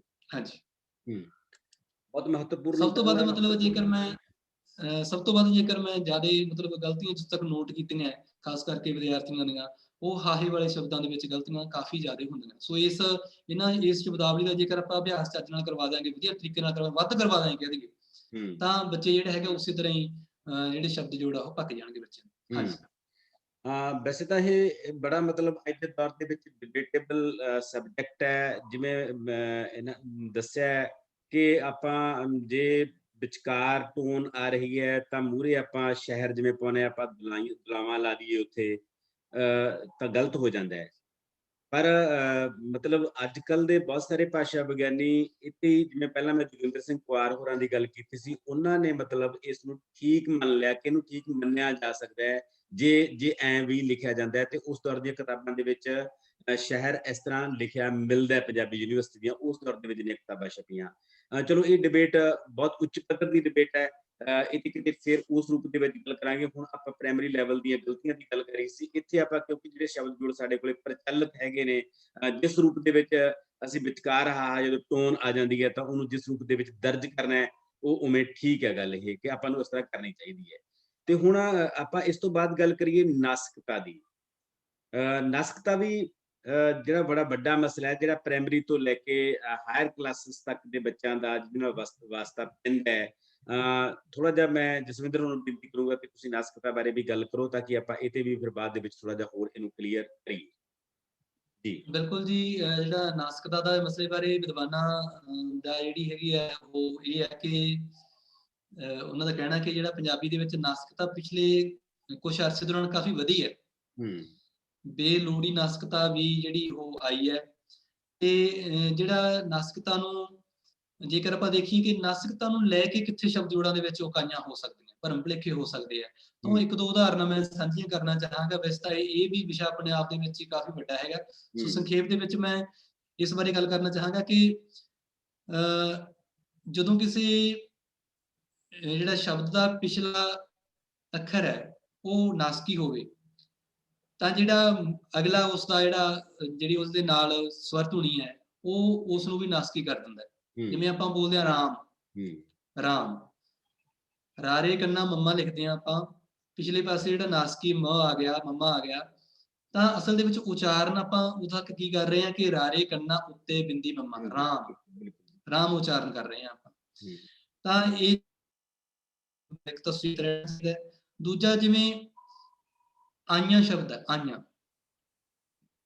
ਆਈਆਂ ਨੂੰ ਜੇਕਰ ਤੁਸੀਂ ਉਚਾਰ ਕੇ ਦੇਖੋ, ਜਿਹੜਾ ਉਹਦਾ ਲਿਖਤ ਰੂਪ ਹੈ ਉਹ ਆਈ ਤੋਂ ਆਈਆਂ ਬਣਾਇਆ ਗਿਆ। ਉਹਦੇ ਪਿਛਲੇ ਪਾਸੇ ਜਿਵੇਂ ਗਈ ਤੋਂ ਗਈਆਂ, ਆਈ ਤੋਂ ਆਈਆਂ।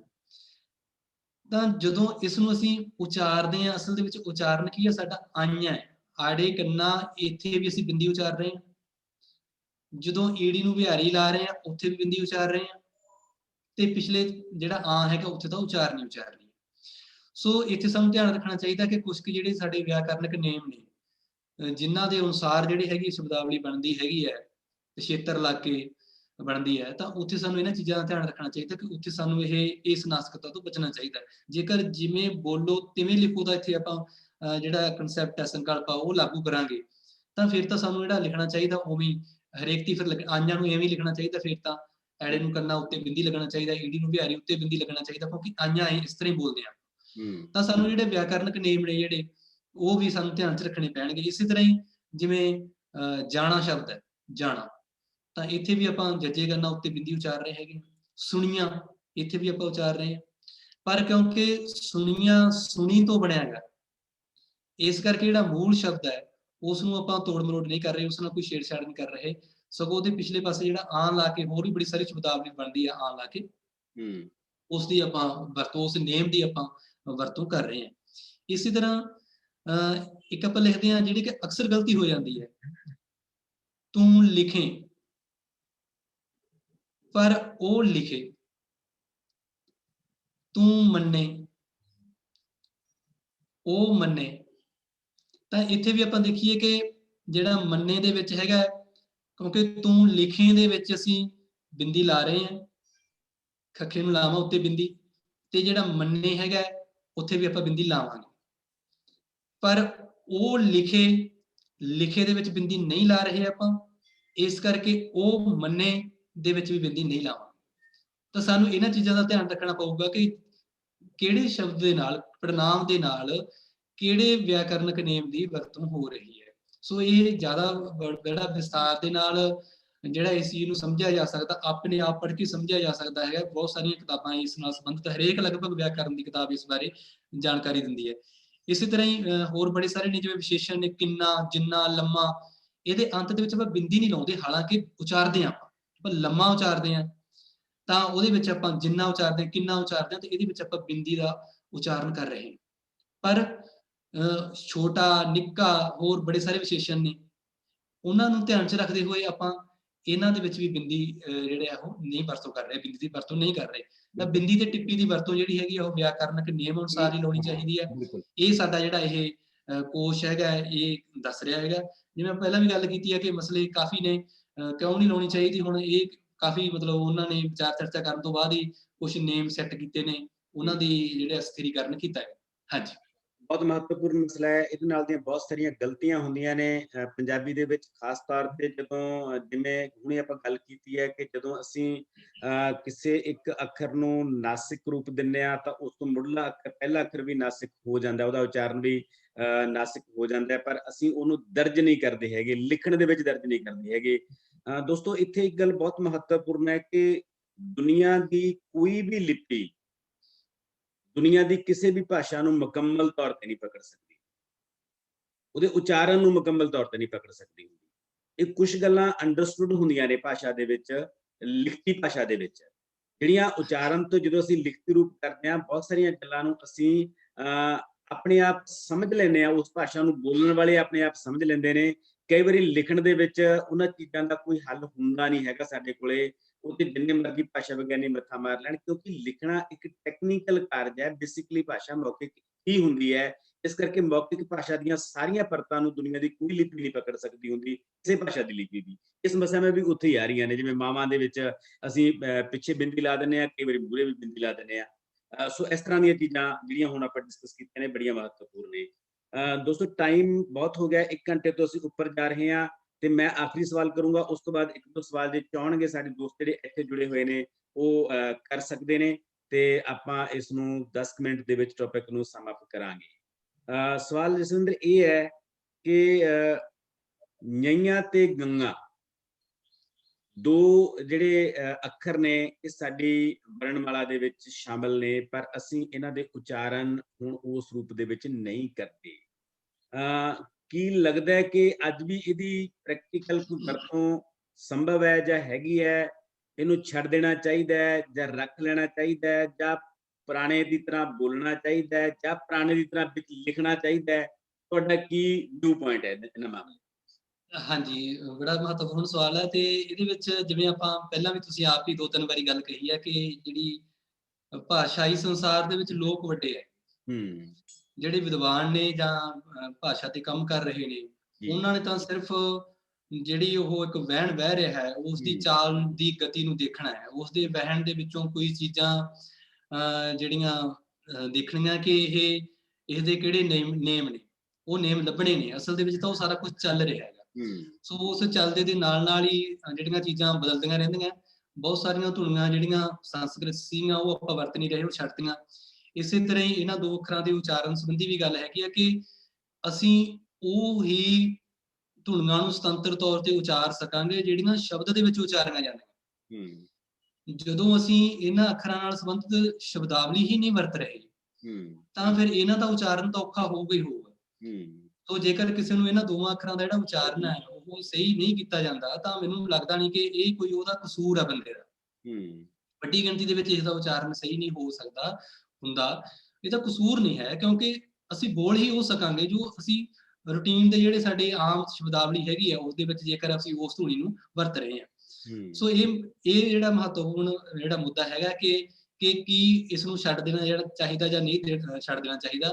ਪਰ ਇਹ ਗੱਲ ਪੱਕੀ ਹੈ ਕਿ ਲੋਕਾਂ ਨੇ ਇਸ ਦਾ ਉਚਾਰਨ ਹੁਣ ਛੱਡਤਾ, ਕਿਉਂਕਿ ਜਦੋਂ ਸ਼ਬਦਾਂ ਦੇ ਵਿੱਚ ਉਚਾਰਨ ਛੱਡਤਾ, ਦੇਰ ਸਵੇਰ, ਅੱਜ ਨਹੀਂ, ਅੱਜ ਤੋਂ 20 ਸਾਲ ਬਾਅਦ, ਅੱਜ ਤੋਂ 50 ਸਾਲ ਬਾਅਦ ਜਿਹੜੇ ਆਪਾਂ ਦੇਖਾਂਗੇ ਕਿ ਇਹਨਾਂ ਧੁਨੀਆਂ ਦਾ ਜਿਹੜਾ ਉਚਾਰਨ ਹੈ ਘਟਦਾ ਘਟਦਾ ਉਹ ਘਟ ਜਾਊਗਾ।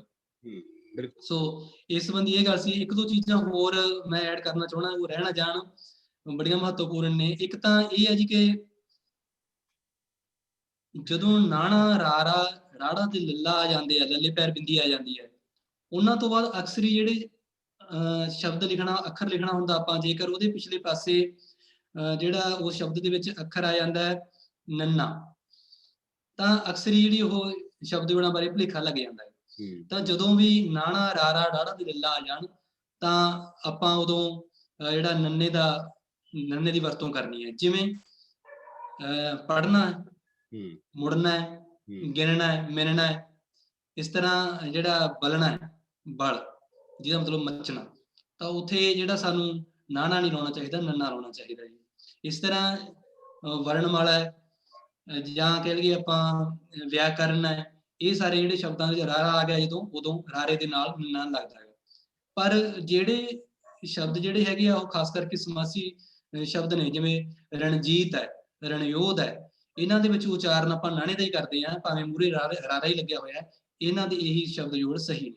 ਇਸ ਤੋਂ ਬਿਨਾਂ ਇੱਕ ਹੋਰ ਮਹੱਤਵਪੂਰਨ ਗੱਲ ਹੈਗੀ ਕਿ ਪੰਜਾਬੀ ਦੇ ਵਿੱਚ ਜਦੋਂ ਕਿਸੇ ਸ਼ਬਦ ਦੇ ਵਿੱਚ ਅੱਗੇ ਦੋ ਸਵਰ ਧੁਨੀਆਂ ਦੀਰਘ ਇਕੱਠੀਆਂ ਆ ਜਾਣ, ਤਾਂ ਉਹ ਪਹਿਲੀ ਆਪਾਂ ਉਚਾਰਦੇ ਨੇ, ਉਹਨੂੰ ਆਪਾਂ ਜਿਹੜੀ ਲਘੂ ਕਰ ਦਿੰਦੇ ਹਾਂ। ਜਿਵੇਂ ਆਕਾਸ਼ ਹੈ, ਆਕਾਸ਼, ਆਜ਼ਾਦ ਨੂੰ ਆਪਾਂ ਆਕਾਸ਼, ਆਜ਼ਾਦ ਬੋਲਦੇ ਹਾਂ। ਦੀਵਾਲੀ ਨੂੰ ਆਪਾਂ ਦੀਵਾਲੀ ਬੋਲਦੇ ਹਾਂ। ਇਸ ਤਰ੍ਹਾਂ ਆਨੰਦ ਨੂੰ ਆਪਾਂ ਆਨੰਦ ਬੋਲਦੇ ਹਾਂ, ਬਿਮਾਰੀ ਨੂੰ ਆਪਾਂ ਬਿਮਾਰੀ ਬੋਲਦੇ ਹਾਂ। ਸੋ ਇਹਨਾਂ ਦੇ ਵਿੱਚ ਵੀ ਆਪਾਂ ਨੂੰ ਧਿਆਨ ਰੱਖਣਾ ਚਾਹੀਦਾ ਕਿ ਜਿਹੜੇ ਪੰਜਾਬੀ ਦੇ ਵਿੱਚ ਆਮ ਕਰਕੇ ਜਿਹੜੀ ਹੈਗੀ ਆ ਉਹ ਰੁਚੀ ਇਹ ਹੈ ਕਿ ਉਹ ਮੁੱਢਲੀਆਂ ਜਿਹੜੀਆਂ ਦੋ ਜੇਕਰ ਸਵਰ ਧੁਨੀਆਂ ਦੀਰਘ ਆ ਜਾਂਦੀਆਂ ਤਾਂ ਪਹਿਲੀ ਨੂੰ ਲਘੂ ਕਰ ਲਿਆ ਜਾਂਦਾ। ਪਰ ਇਹਦੇ ਵਿੱਚ ਵੀ ਇੱਕ ਛੋਟ ਇਹ ਹੈਗੀ ਹੈ ਕਿ ਜਿਹੜੀ ਸਾਹਿਤਕ ਸ਼ਬਦਾਵਲੀ ਹੈ, ਜਿਵੇਂ ਤਾਲੀਮ ਹੈ, ਤਾਲੀਮ ਸ਼ਬਦ ਹੈ, ਇਸ ਤਰ੍ਹਾਂ ਦੇ ਹੋਰ ਸ਼ਬਦ ਲੱਭ ਸਕਦੇ ਹਾਂ ਆਪਾਂ, ਉਹਨਾਂ ਦੇ ਵਿੱਚ ਆਪਾਂ ਜਿਹੜਾ ਇਹ ਇਸੇ ਤਰ੍ਹਾਂ ਹੀ ਲਿਖਦੇ ਹਾਂ, ਇਸ ਨੂੰ ਆਪਾਂ ਤੋੜਿਆ ਨਹੀਂ ਜਾਂਦਾ ਹੈ।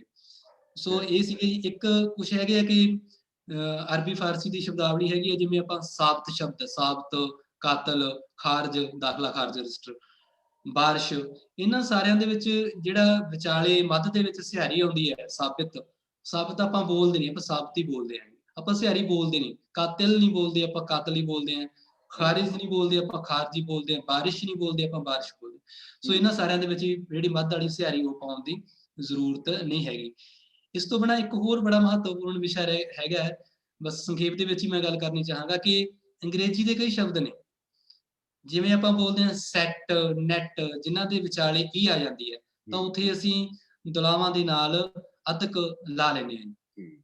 ਇਸ ਤੋਂ ਬਿਨਾਂ ਜਿਹੜਾ ਕਿਸੇ ਚੀਜ਼ ਦਾ ਸੰਖਿਪਤ ਰੂਪ ਲਿਖਦੇ ਹਾਂ, ਆਪਾਂ ਆਮ ਹੀ ਲਿਖਦੇ ਹਾਂ ਆਪਣੀ ਸਕੂਲ ਦਾ ਨਾਂ, ਸਰਕਾਰੀ ਪ੍ਰਾਇਮਰੀ ਸਕੂਲ, ਸਰਕਾਰੀ ਸੀਨੀਅਰ ਸੈਕੰਡਰੀ ਸਕੂਲ, ਤਾਂ ਉੱਥੇ ਸਾਨੂੰ ਜਿਹੜਾ ਸੰਖਿਪਤ ਕਰਨਾ ਜਦੋਂ ਆਪਾਂ ਕਿਸੇ ਸ਼ਬਦ ਨੂੰ, ਤਾਂ ਉਹਦਾ ਪਹਿਲਾ ਅੱਖਰ ਲਿਖਣਾ ਹੈ। ਪਰ ਜੇਕਰ ਉਹਦੇ ਨਾਲ ਲਗਾ ਮਾਤਰਾ ਲੱਗੀ ਤਾਂ ਉਹ ਲਗਾ ਮਾਤਰਾ ਲਿਖਣੀ ਹੈ।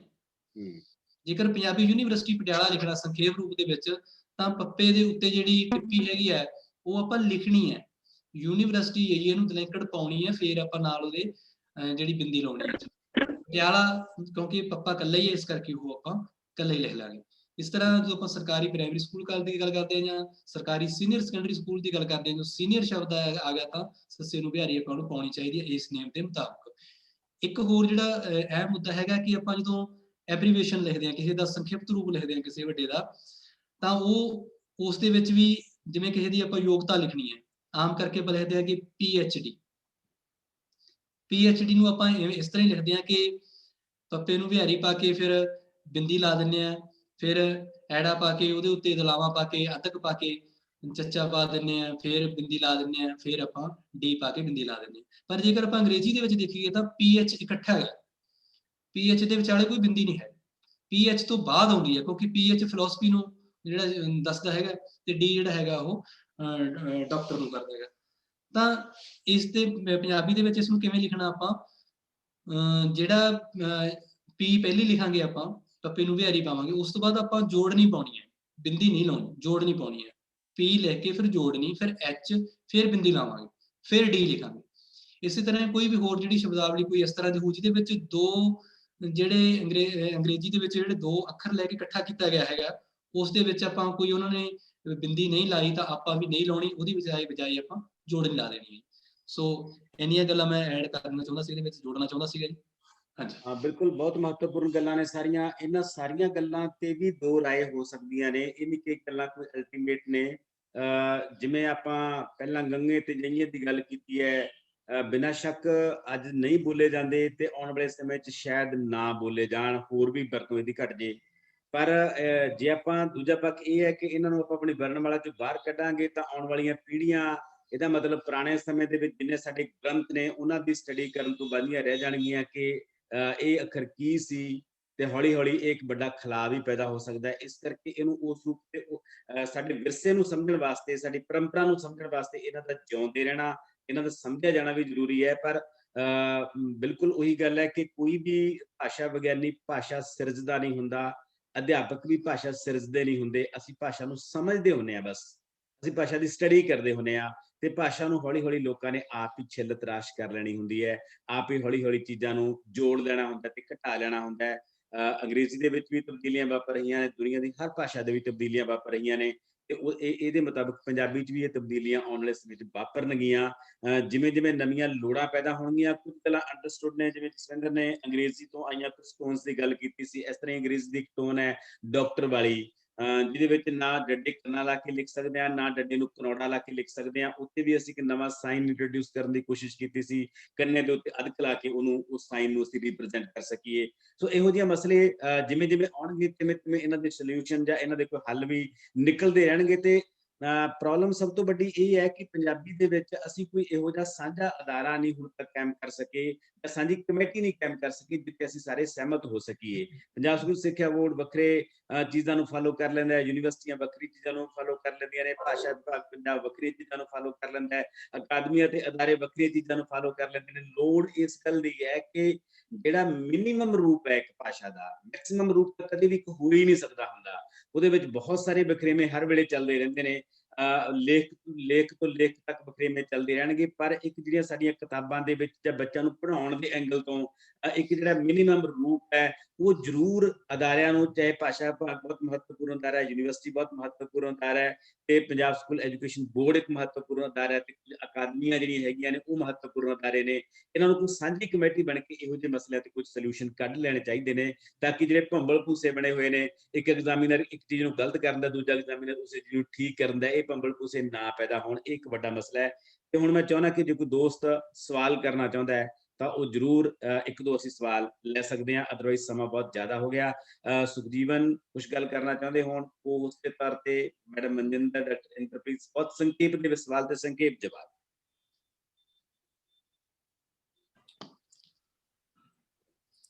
ਹਾਂਜੀ, ਸਤਿ ਸ਼੍ਰੀ ਅਕਾਲ ਸਰ, ਜਸਵਿੰਦਰ ਸਰ। ਸਤਿ ਸ਼੍ਰੀ ਅਕਾਲ ਜੀ। ਸਤਿ ਸ਼੍ਰੀ ਅਕਾਲ। ਹਾਂਜੀ ਸਰ, ਬਹੁਤ ਸਾਰੇ ਮਤਲਬ ਸ਼ਬਦ ਜੋੜਾਂ ਦੀ ਜਿਹੜੀਆਂ ਸਾਡੀਆਂ ਸਮੱਸਿਆ ਤੁਸੀਂ ਵਿਸਥਾਰ ਸਹਿਤ ਜਾਣਕਾਰੀ ਦਿੱਤੀ ਹੈ। ਛੋਟਾ ਜਿਹਾ ਕਿ ਪੈਰੀ ਜਿਹੜੇ ਅੱਖਰ ਆ, ਰਾਰਾ, ਹਾਹਾ, ਵਾਵਾ, ਉਹਨਾਂ ਸੰਬੰਧੀ ਕੀ ਨੇਮ ਹੈਗੇ ਆ, ਉਹ ਜ਼ਰੂਰ ਸੰਖੇਪ ਦੇ ਵਿੱਚ ਦੱਸੋ ਜੀ ਜਸਵਿੰਦਰ। ਬਿਲਕੁਲ ਜੀ, ਜਿਹੜੇ ਜਿੱਥੋਂ ਤੱਕ ਮਤਲਬ ਇਸ ਕੋਸ਼ ਦੀ ਗੱਲ ਹੈਗੀ ਹੈ, ਉਹ ਪਹਿਲਾਂ ਤਾਂ ਮੈਂ ਸਾਰੇ ਸਤਿਕਾਰ ਸਾਥੀਆਂ ਨੂੰ ਦੱਸਣਾ ਚਾਹੁੰਦਾ ਕਿ ਇਹ ਕੋਸ਼ ਭਾਵੇਂ ਹੁਣ ਯੂਨੀਵਰਸਿਟੀ ਵਿੱਚੋਂ ਛਪ ਨਹੀਂ ਰਿਹਾ, ਨਹੀਂ ਮਿਲਦਾ, ਪਰ ਸਾਡੇ ਸਾਥੀ ਨੇ ਸਰਬਜੀਤ ਜੀ ਨੇ ਆਪਣੇ ਨਾਲ ਹੀ ਨੇ ਇਸ ਮੀਟਿੰਗ ਦੇ ਵਿੱਚ, ਉਹਨਾਂ ਨੇ ਲਗਭਗ ਮਹੀਨੇ ਦੀ ਮਿਹਨਤ ਕਰਕੇ ਇਸ ਨੂੰ PDF ਰੂਪ ਦਿੱਤਾ ਹੈ। ਤਾਂ ਉਹ ਜ਼ਰੂਰ ਤੁਸੀਂ ਕਿਰਪਾ ਕਰਕੇ WhatsApp ਨੰਬਰ ਤੇ ਮੇਰੇ ਮੈਸੇਜ ਭੇਜ ਦਿਓ, ਮੈਂ ਤੁਹਾਨੂੰ ਉਹ ਸੈਂਡ ਕਰ ਦੂੰਗਾ। ਤਾਂ ਜਿੱਥੋਂ ਤੱਕ ਪੈਰ ਜਿਹੜਾ ਰਾਰੇ ਦੀ ਗੱਲ ਹੈਗੀ ਹੈ, ਪਹਿਲੀ ਤਾਂ ਗੱਲ ਇਹ ਹੈ ਕਿ ਪੰਜਾਬੀ ਦੇ ਵਿੱਚ ਜਿਵੇਂ ਪਹਿਲਾਂ ਵੀ ਗੱਲ ਕੀਤੀ ਸੀਗੀ ਕਿ ਜ਼ਿਆਦਾ ਜਿਹੜੀ ਹੈਗੀ ਹੈ ਦੁੱਤ ਵਾਲੀ ਸਥਿਤੀ ਨਹੀਂ ਹੈਗੀ, ਆਪਾਂ ਅਲੱਗ-ਅਲੱਗ ਹੀ ਬੋਲਦੇ ਹਾਂ। ਜਿਵੇਂ ਪਰਮਾਤਮਾ ਬੋਲਦੇ ਹਾਂ ਆਪਾਂ, ਤਾਂ ਉੱਥੇ ਪੈਰ 'ਚ ਰਾਰਾ ਲਿਖਣ ਦੀ ਕੋਈ ਗੱਲ ਨਹੀਂ ਬਣਦੀ ਗੀ, ਕਿਉਂਕਿ ਆਪਾਂ ਜਿਹੜਾ ਪੱਪਾ ਤੇ ਰਾਰਾ ਹੈਗਾ ਉਸਨੂੰ ਅਲੱਗ-ਅਲੱਗ ਹੀ ਬੋਲਦੇ ਹਾਂ। ਛੋਟੀ ਜਿਹੀ ਗੱਲ ਇਹਦੇ ਵਿੱਚ, ਜਿਹੜੇ ਕੋਸ਼ ਦੇ ਅਨੁਸਾਰ ਗੱਲ ਕਰੀਏ ਤਾਂ ਜਦੋਂ ਰਾਰੇ ਤੋਂ ਅੱਗੇ ਦੀਰਘ ਸਵਰ ਆ ਜਾਂਦੀ ਹੈ ਤਾਂ ਉਦੋਂ ਰਾਰਾ ਪੈਰ 'ਚ ਆ ਜਾਂਦਾ ਹੈ। ਜਿਵੇਂ ਕ੍ਰੋਧ ਹੈ, ਪ੍ਰੇਮ ਹੈ, ਤਾਂ ਉੱਥੇ ਇਹਨਾਂ ਦੇ ਵਿਚਾਲੇ ਜਿਹੜੀ ਹੈਗੀ ਆ ਉਹ, ਇਹ ਜਿਹਨੂੰ ਆਪਾਂ ਅੰਗਰੇਜ਼ੀ ਦੇ ਵਿੱਚ ਬਲੈਂਡ ਕਹਿ ਦਿੰਦੇ ਹਾਂ, ਜਿਹੜੀ ਆਵਾਜ਼ ਆਉਂਦੀ ਹੈ ਉਹ ਮਿਸ਼ਰਤ ਆਵਾਜ਼ ਆਉਂਦੀ ਹੈ, ਜਾਂ ਕਹਿ ਦਈਏ ਜੁੜਤ ਆਵਾਜ਼ ਆਉਂਦੀ, ਦੁੱਤ ਆਵਾਜ਼ ਆਉਂਦੀ ਹੈ, ਉਦੋਂ ਆਪਾਂ ਨੂੰ ਜਿਹੜਾ ਪੈਰ ਦੇ ਵਿੱਚ ਰਾਰਾ ਲਾਉਣਾ ਚਾਹੀਦਾ। ਜਿੱਥੋਂ ਤੱਕ ਗੱਲ ਵਾਵੇ ਦੀ ਹੈਗੀ ਹੈ, ਤਾਂ ਇਹ ਇਸ ਕੋਸ਼ ਦੇ ਵਿੱਚ ਜਿਵੇਂ ਸਵੈਮਾਨ ਹੈ, ਸਵੀਕਾਰ ਹੈ, ਸਵੈ ਇੱਛਾ ਹੈ, ਇਹਨਾਂ ਸਾਰਿਆਂ ਦੇ ਵਿੱਚ ਉਹਨਾਂ ਨੇ ਪੈਰ ਦੇ ਵਿੱਚ ਵਾਵਾ ਰੱਖਿਆ ਹੈਗਾ। ਸੋ ਸਾਨੂੰ ਪਰ ਮੇਰਾ ਨਿੱਜੀ ਜਿਹੜਾ ਹੈਗਾ ਉਹ ਇਹ ਹੈ, ਨਿੱਜੀ ਤੌਰ ਤੇ ਮੈਂ ਇਹ ਮੰਨਦਾ ਕਿ ਇੱਥੇ ਵੀ ਦੁੱਤ ਤਾਂ ਹੈ ਨਹੀਂ, ਇਸ ਕਰਕੇ ਇਸ ਨੂੰ ਇਵੇਂ ਲਿਖਣਾ ਚਾਹੀਦਾ ਹੈ, ਅਲੱਗ ਲਿਖਣਾ ਚਾਹੀਦਾ, ਬਾਅਦ ਨੂੰ ਪੂਰਾ ਲਿਖਣਾ ਚਾਹੀਦਾ ਹੈ।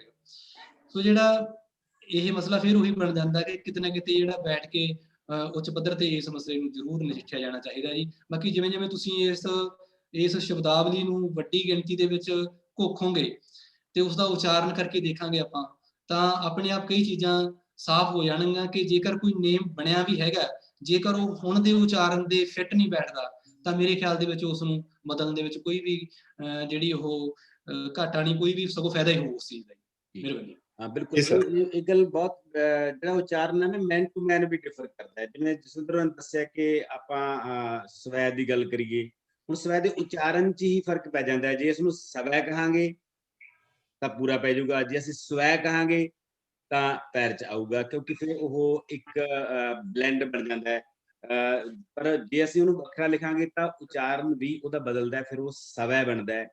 ਸਵੈ ਤੇ ਸਵੈ 'ਚ ਵੀ ਫਰਕ ਹੈ ਬੋਲਣ ਦੇ ਵਿੱਚ। ਇਹ ਪਰ ਹੁਣ ਮੈਨ ਟੂ ਮੈਨ ਡਿਫਰ ਕਰਦਾ, ਕੋਈ ਬੰਦਾ ਉਸਨੂੰ ਕਿਵੇਂ ਬੋਲਦਾ ਹੈ, ਜਿਵੇਂ ਬੋਲਦਾ ਉਹਨੂੰ ਉਸ ਤਰ੍ਹਾਂ ਮਹਿਸੂਸ ਹੁੰਦਾ ਹੈ ਕਿ ਮੈਨੂੰ ਇਸ ਤਰ੍ਹਾਂ ਮਹਿਸੂਸ ਹੁੰਦਾ ਹੈ, ਤੇ ਉਹਨੂੰ ਉਸ ਤਰ੍ਹਾਂ ਲਿਖਣ ਦੀ ਕੋਸ਼ਿਸ਼ ਕਰਦਾ, ਤੇ ਉਹਨੂੰ ਅਸੀਂ ਇੱਕ ਨੂੰ ਗਲਤ ਮੰਨ ਲੈਂਦੇ ਹਾਂ ਤੇ ਇੱਕ ਨੂੰ ਠੀਕ ਮੰਨ ਲੈਂਦੇ ਹਾਂ। ਇਹ ਜਿਹੜੇ ਵਖਰੇਵੇਂ ਨੇ ਇਹ ਕਿਸੇ ਹੱਦ ਤੱਕ ਰਹਿਣਗੇ। ਤੇ ਕੁਝ ਗੱਲਾਂ ਨੂੰ ਭਾਸ਼ਾ ਦੇ ਵਿੱਚ ਕਿਉਂਕਿ ਭਾਸ਼ਾ ਨੇਚਰਲ ਸਾਇੰਸ ਵਰਗੀ ਨਹੀਂ ਹੁੰਦੀ ਹੈਗੀ, ਜਿਹਦੇ ਵਿੱਚ ਜਿਵੇਂ ਮੈਥ ਹੁੰਦਾ 1+1=2 ਕਦੇ ਨਹੀਂ ਹੁੰਦਾ ਹੈਗਾ, ਭਾਸ਼ਾ ਦੇ ਵਿੱਚ 1+1 3 ਵੀ ਹੋ ਜਾਂਦੇ ਨੇ। ਸੋ ਇਹ ਚੀਜ਼ਾਂ ਜਿਹੜੇ ਵਖਰੇਵੇਂ ਨੇ ਇਹ ਬਣੇ ਰਹਿਣਗੇ। ਮੈਂ ਮਾਫੀ ਚਾਹਣਾ ਜੀ ਡਾਕਟਰ ਸਾਹਿਬ, ਮੈਂ ਤੁਹਾਡੀ ਗੱਲ ਦੇ ਵਿੱਚ ਥੋੜਾ ਜਿਹਾ ਹੋਰ ਵਾਧਾ ਕਰ ਦਿਆਂ ਕਿ ਜਦੋਂ ਇਹ ਕੋਸ਼ ਤਿਆਰ ਕੀਤਾ ਗਿਆ ਸੀ ਤਾਂ ਉਦੋਂ ਵੀ ਕੋਈ ਇਸ ਤਰ੍ਹਾਂ ਨਹੀਂ ਹੈਗਾ ਕਿ ਉਚਾਰਨ ਉਹਨਾਂ ਨੇ ਬਹੁਤ ਪੜ੍ਹੇ ਲਿਖਿਆਂ ਦਾ ਉਚਾਰਨ ਲਿਆ ਸੀ। ਉਹ ਕਹਿੰਦੇ ਵੀ ਆਪਾਂ ਨਾ ਤਾਂ ਬਿਲਕੁਲ ਹੀ ਅਨਪੜ੍ਹ ਲੋਕਾਂ ਦਾ ਉਚਾਰਨ ਨੂੰ ਸੈਂਪਲ ਵਜੋਂ ਲੈਣਾ, ਨਮੂਨੇ ਵਜੋਂ ਲੈਣਾ, ਤੇ ਨਾ ਹੀ ਬਹੁਤ ਜ਼ਿਆਦਾ ਪੜ੍ਹੇ ਲਿਖਿਆ। ਉਹਨਾਂ ਨੇ ਇੱਕ ਔਸਤ ਪੜ੍ਹੇ ਲਿਖੇ, ਬਸ 8ਵੀਂ 10ਵੀਂ ਪਾਸ ਦੇ ਜਿਹੜੇ ਲੋਕ ਸੀ ਉਹਨਾਂ ਦਾ ਨਮੂਨਾ ਇਕੱਠਾ ਕੀਤਾ ਸੀ। ਜਿਹੜੀ ਬਟਾਲਾ ਤਹਿਸੀਲ ਹੈਗੀ ਹੈ ਉਸਦਾ ਉੱਥੋਂ ਦੇ ਜਿਹੜੇ ਲੋਕ ਹੈਗੇ ਉੱਥੋਂ ਦਾ ਕੁਝ ਨਮੂਨੇ ਲਏ ਸੀਗੇ। ਇਸ ਤਰ੍ਹਾਂ ਜਿਹੜੇ ਵੱਖ-ਵੱਖ ਥਾਵਾਂ ਤੇ ਹੋਰ ਹੈ ਕੁਝ ਲੋਕਾਂ ਦੇ ਨਮੂਨੇ ਇਕੱਠੇ ਕੀਤੇ ਸੀਗੇ।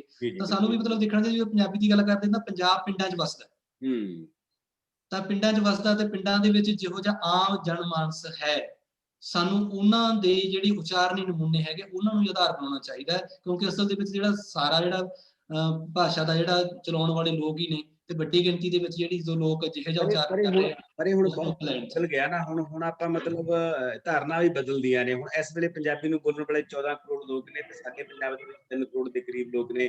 11 ਕਰੋੜ ਲੋਕ ਇਸ ਪੰਜਾਬ ਤੋਂ ਬਾਹਰ ਬਸਦੇ ਨੇ, ਜਿਨ੍ਹਾਂ ਦੇ ਆਪਣੇ ਮਸਲੇ ਤੇ ਆਪਣੇ ਉਚਾਰਨ ਵੀ ਹੋਣਗੇ।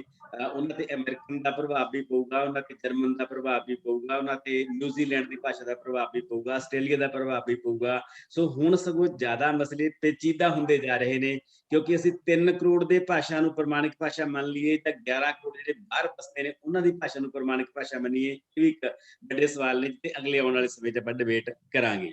ਮੈਨੂੰ ਲੱਗਦਾ ਵਕਤ ਬਹੁਤ ਹੋ ਗਿਆ। ਤੇ ਇੱਕ ਫੇਸਬੁੱਕ ਤੇ ਇੱਕ ਮੈਡਮ ਸੀ ਸਰਬਜੀਤ ਭੁੱਲਰ, ਸ਼ਾਇਦ ਉਹਨਾਂ ਨੇ ਜਦੋਂ ਆਪਾਂ ਸ਼ੁਰੂ 'ਚ ਗੱਲ ਕੀਤੀ ਸੀ ਭਾਸ਼ਾ ਦੇ ਮਰਦਾਵੇਪਣ ਬਾਰੇ, ਉਹ ਇੱਕ ਬੜਾ ਖੂਬਸੂਰਤ ਜਿਹਾ ਉਹਨਾਂ ਦਾ ਇੱਕ ਸਵਾਲ ਸੀ ਕਿ ਲਿੰਗ ਪੁਲਿੰਗ ਦੇ ਵਿੱਚ ਜਿਹੜੇ ਵੱਡੇ ਛੋਟੇ ਦੇ ਅੰਤਰ ਵੀ ਹੁੰਦੇ ਨੇ। ਮੈਂ ਇੱਥੇ ਮੈਡਮ ਨੂੰ ਦੱਸਣਾ ਚਾਹੁੰਦਾ, ਬਿਲਕੁਲ ਹੁੰਦੇ ਨੇ। ਜਿਵੇਂ ਕਿਉਂਕਿ ਭਾਸ਼ਾ ਬੇਸਿਕਲੀ ਮਰਦਾਂ ਨੇ ਬਦਸਿਰਜੀ ਹੁੰਦੀ ਹੈ, ਔਰਤਾਂ ਉਵੇਂ ਫਰੰਟ ਲਾਈਨ ਤੇ ਨਹੀਂ ਹੁੰਦੀਆਂ ਹੈਗੀਆਂ।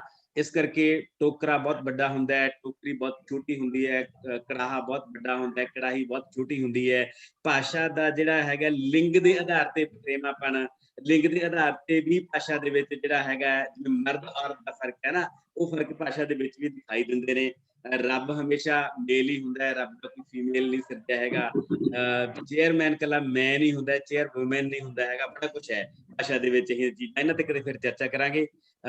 ਕੋਈ ਹੋਰ ਸਵਾਲ ਪਲੀਜ਼ ਬਚਿਆ ਤਾਂ ਨਹੀਂ ਹੈਗਾ? ਜੋ ਕਿਸੇ ਦੇ ਮਨ 'ਚ ਕੁਛ ਹੈਗਾ ਤਾਂ ਕਰ ਲਓ, ਨਹੀਂ ਤਾਂ ਪਲੀਜ਼। ਬਸ ਆ ਜਿਹੜੀ ਲਾਸਟ ਤੇ ਗੱਲ ਹੋਈ ਹੈ ਜੀ, ਇਹਦੇ ਸੰਬੰਧ 'ਚ ਇੱਕ ਗੱਲ ਮੇਰੇ ਬੜੀ ਧਿਆਨ 'ਚ ਆਉਂਦੀ ਹੁੰਦੀ ਹੈ ਕਿ ਕੋਠਾ ਛੋਟਾ ਹੋਣ ਦੇ ਬਾਵਜੂਦ ਵੀ ਮਰਦਾਵੇਂ ਉੱਚ ਹੈ, ਤੇ ਕੋਠੀ ਵੱਡੀ ਹੋਣ ਦੇ ਬਾਵਜੂਦ ਬਿਲਕੁਲ। ਇਹ ਕੋਟਾ ਬੇਸਿਕਲੀ ਕੋਟਾ ਤੇ ਕੋਟੜੀ ਹੁੰਦਾ ਹੈ, ਪੰਜਾਬੀ ਦਾ ਜਿਹੜਾ ਸ਼ਬਦ ਹੈ। ਕੋਠੀ ਵੈਸਟਰਨ ਦਾ ਸ਼ਬਦ ਹੈ। ਕੋਠੀ ਜਿਹੜੀ ਕੋਠੀ ਆ ਉਹ ਹੋਰ ਤਰ੍ਹਾਂ ਦੀ ਸਟਰਕਚਰ 'ਚੋਂ ਆਈ ਹੈ।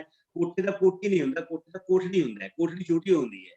ਸੋ ਇੱਥੇ ਵੀ ਸਾਨੂੰ ਸਮਝਣ ਦੀ ਲੋੜ ਹੈ ਕਿ ਕੋਠੇ ਤੋਂ ਕੋਠੜੀ ਬਣਾਈਏ ਜਾਂ ਕੋਠੇ ਤੋਂ ਕੋਠੀ ਬਣਾਈਏ। ਕੋਠਾ ਕੋਠੀ ਬੇਸਿਕਲੀ ਪੰਜਾਬੀ ਰੇਤਲ ਦਾ ਸ਼ਬਦ ਨਹੀਂ ਹੈਗਾ, ਹੋਰ ਰੇਤਲ 'ਚੋਂ ਆਇਆ ਹੋਇਆ ਸ਼ਬਦ ਹੈ। ਪੰਜਾਬੀ ਰੇਤਲ ਦਾ ਸ਼ਬਦ ਕੋਠੜੀ ਹੈ। ਕੋਠੜੀ ਉਹ ਛੋਟੀ ਹੁੰਦੀ ਹੈ ਤੇ ਕੋਠਾ ਵੱਡਾ ਹੁੰਦਾ ਹੈ।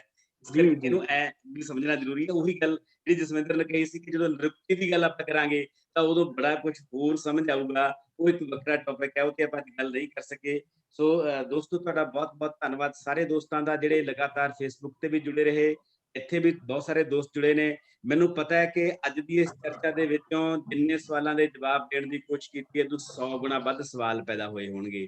ਇਹੀ ਇਹਦੀ ਪ੍ਰਾਪਤੀ ਹੈ, 100 ਗੁਣਾ ਵੱਧ ਸਵਾਲ ਪੈਦਾ ਹੋਣਾ। ਜਿੰਨੇ ਸਵਾਲ ਪੈਦਾ ਹੋਣਗੇ ਇਹਨਾਂ ਦੇ ਜਵਾਬ ਆਉਣ ਵਾਲੇ ਸਮੇਂ 'ਚ ਲੱਭੇ ਜਾਣਗੇ। ਆਪਾਂ ਨਹੀਂ ਲੱਭਾਂਗੇ, ਕੋਈ ਹੋਰ ਲੱਭੂਗਾ। ਸਵਾਲਾਂ ਦਾ ਪੈਦਾ ਹੋਣਾ ਹੀ ਪ੍ਰਾਪਤੀ ਹੁੰਦੀ ਹੈ। ਜਸਵਿੰਦਰ ਜਲਾਲ ਜੀ ਤੁਹਾਡਾ ਬਹੁਤ ਬਹੁਤ ਧੰਨਵਾਦ। ਤੁਹਾਡੇ ਰਾਹੀਂ ਬੜੇ ਸਾਰੇ ਮਸਲੇ ਉੱਭਰ ਕੇ ਸਾਹਮਣੇ ਆਏ, ਬੜੇ ਸਾਰੇ ਨਵੇਂ ਸਵਾਲ ਪੈਦਾ ਹੋਏ। ਮੈਂ ਉਮੀਦ ਕਰਦਾ ਕਿ ਅਸੀਂ GS ਰਿਆਲ ਤੋਂ ਲੈ ਕੇ ਹਰਕੀਰਤ ਸਿੰਘ ਤੋਂ ਲੈ ਕੇ ਤੇ ਹਰਦੇਵ ਸਿੰਘ ਬਾਰੀ ਹੋਰਾਂ ਤੋਂ ਲੈ ਕੇ ਤੇ ਉਸ ਤੋਂ ਪਹਿਲਾਂ ਦੁਨੀ ਚੰਦ ਹੋਰਾਂ ਤੋਂ ਲੈ ਕੇ ਉਸ ਤੋਂ ਬਾਅਦ ਪ੍ਰੇਮ ਪ੍ਰਕਾਸ਼ ਤੇ ਅੱਜ ਵਾਲੇ ਜਿਹੜੇ ਭਾਸ਼ਾ ਵਿਗਿਆਨੀ ਨੇ, ਚਾਹੇ ਬੂਟਾ ਸਿੰਘ ਬਰਾੜ ਤੇ ਚਾਹੇ ਹੋਰ ਤੇ ਜਸਵਿੰਦਰ ਜਲਾਲ ਹੋਰਾਂ ਤੱਕ, ਆਪਾਂ ਸਾਰਿਆਂ ਨਾਲ ਜੁੜੀਏ, ਸਾਰਿਆਂ ਨੂੰ ਸਟੱਡੀ ਕਰੀਏ। ਬੜਾ ਵੱਡਾ ਇਹ ਸਮੁੰਦਰ ਹੈ ਭਾਸ਼ਾ, ਇਹਦੀ ਸਟੱਡੀ ਕਰਨਾ ਵੀ ਸਮੁੰਦਰ ਹੈ ਆਪਣੇ ਆਪ ਦੇ ਵਿੱਚ। ਇਹ ਸਮੁੰਦਰ ਜਦੋਂ ਡੁੱਬੋਗੇ ਤਾਂ ਬਹੁਤ ਕੁਝ ਪ੍ਰਾਪਤ ਹੋਊਗਾ ਤੇ ਮੈਂ ਡੁੱਬਣ ਦੀ ਦੁਆ ਕਰਦਾ ਕਿ ਜ਼ਰੂਰ ਡੁੱਬੋ। ਤੁਹਾਡਾ ਸਾਰਿਆਂ ਦਾ ਬਹੁਤ ਬਹੁਤ ਧੰਨਵਾਦ। ਧੰਨਵਾਦ ਜੀ, ਮਿਹਰਬਾਨੀ ਬਹੁਤ ਬਹੁਤ। ਬਹੁਤ ਬਹੁਤ ਸ਼ੁਕਰੀਆ ਜੀ।